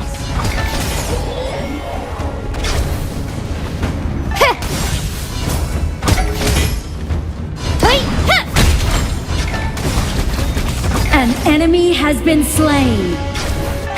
Pierce the shadows! An enemy has Moon been Slash. slain. It's now or never. Engage. Pierce the enemy! Your team has Pierce the destroyed a shadows. turret.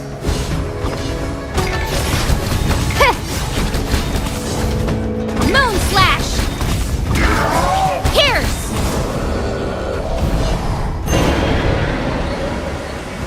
Cloud Chaser!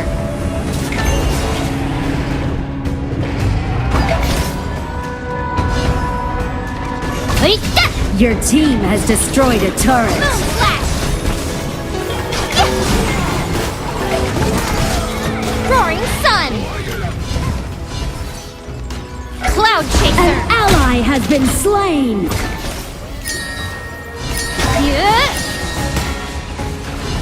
Moon Slash!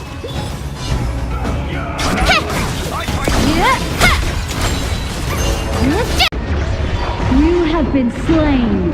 Enemy triple kill. Aced. Your team has destroyed a turret.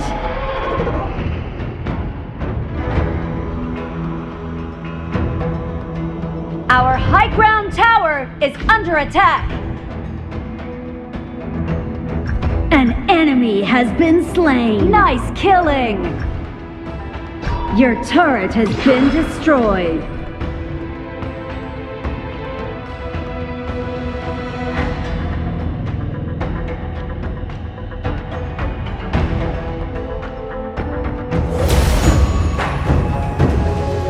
Moon Slash!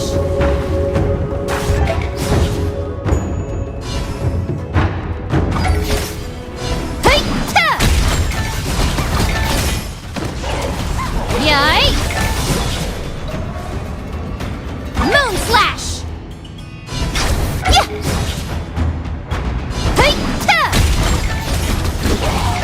Pierce!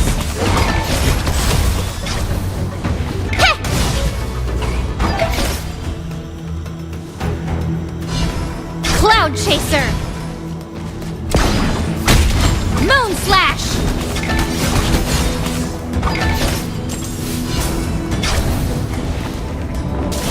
Should I grill it on a skewer?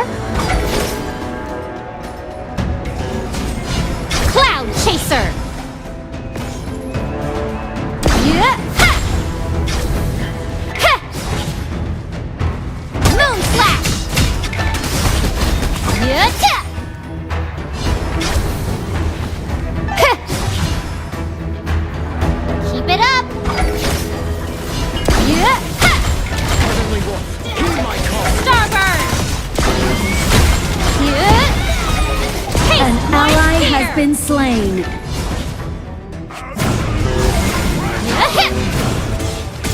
An ally has been slain. You have been slain.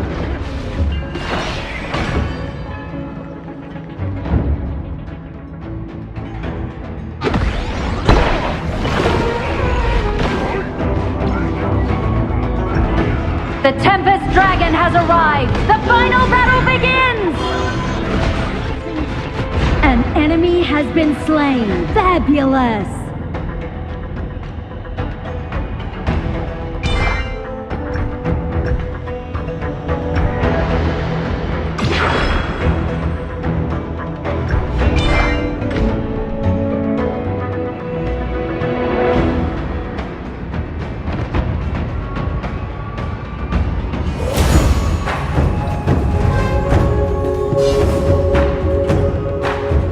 Your turret has been coming for destroyed. you, Enemy killing spree. Pierce the shadows! An ally has been slain. Spin! Pierce! Ha! Moon Slash! Ha! Spin! Yeah! Hey-ta! Yay! Ha! Yeah! Cloud Chaser! Come find me if you run into trouble. Yeah! Taste my spear! Shut down. You have been slain.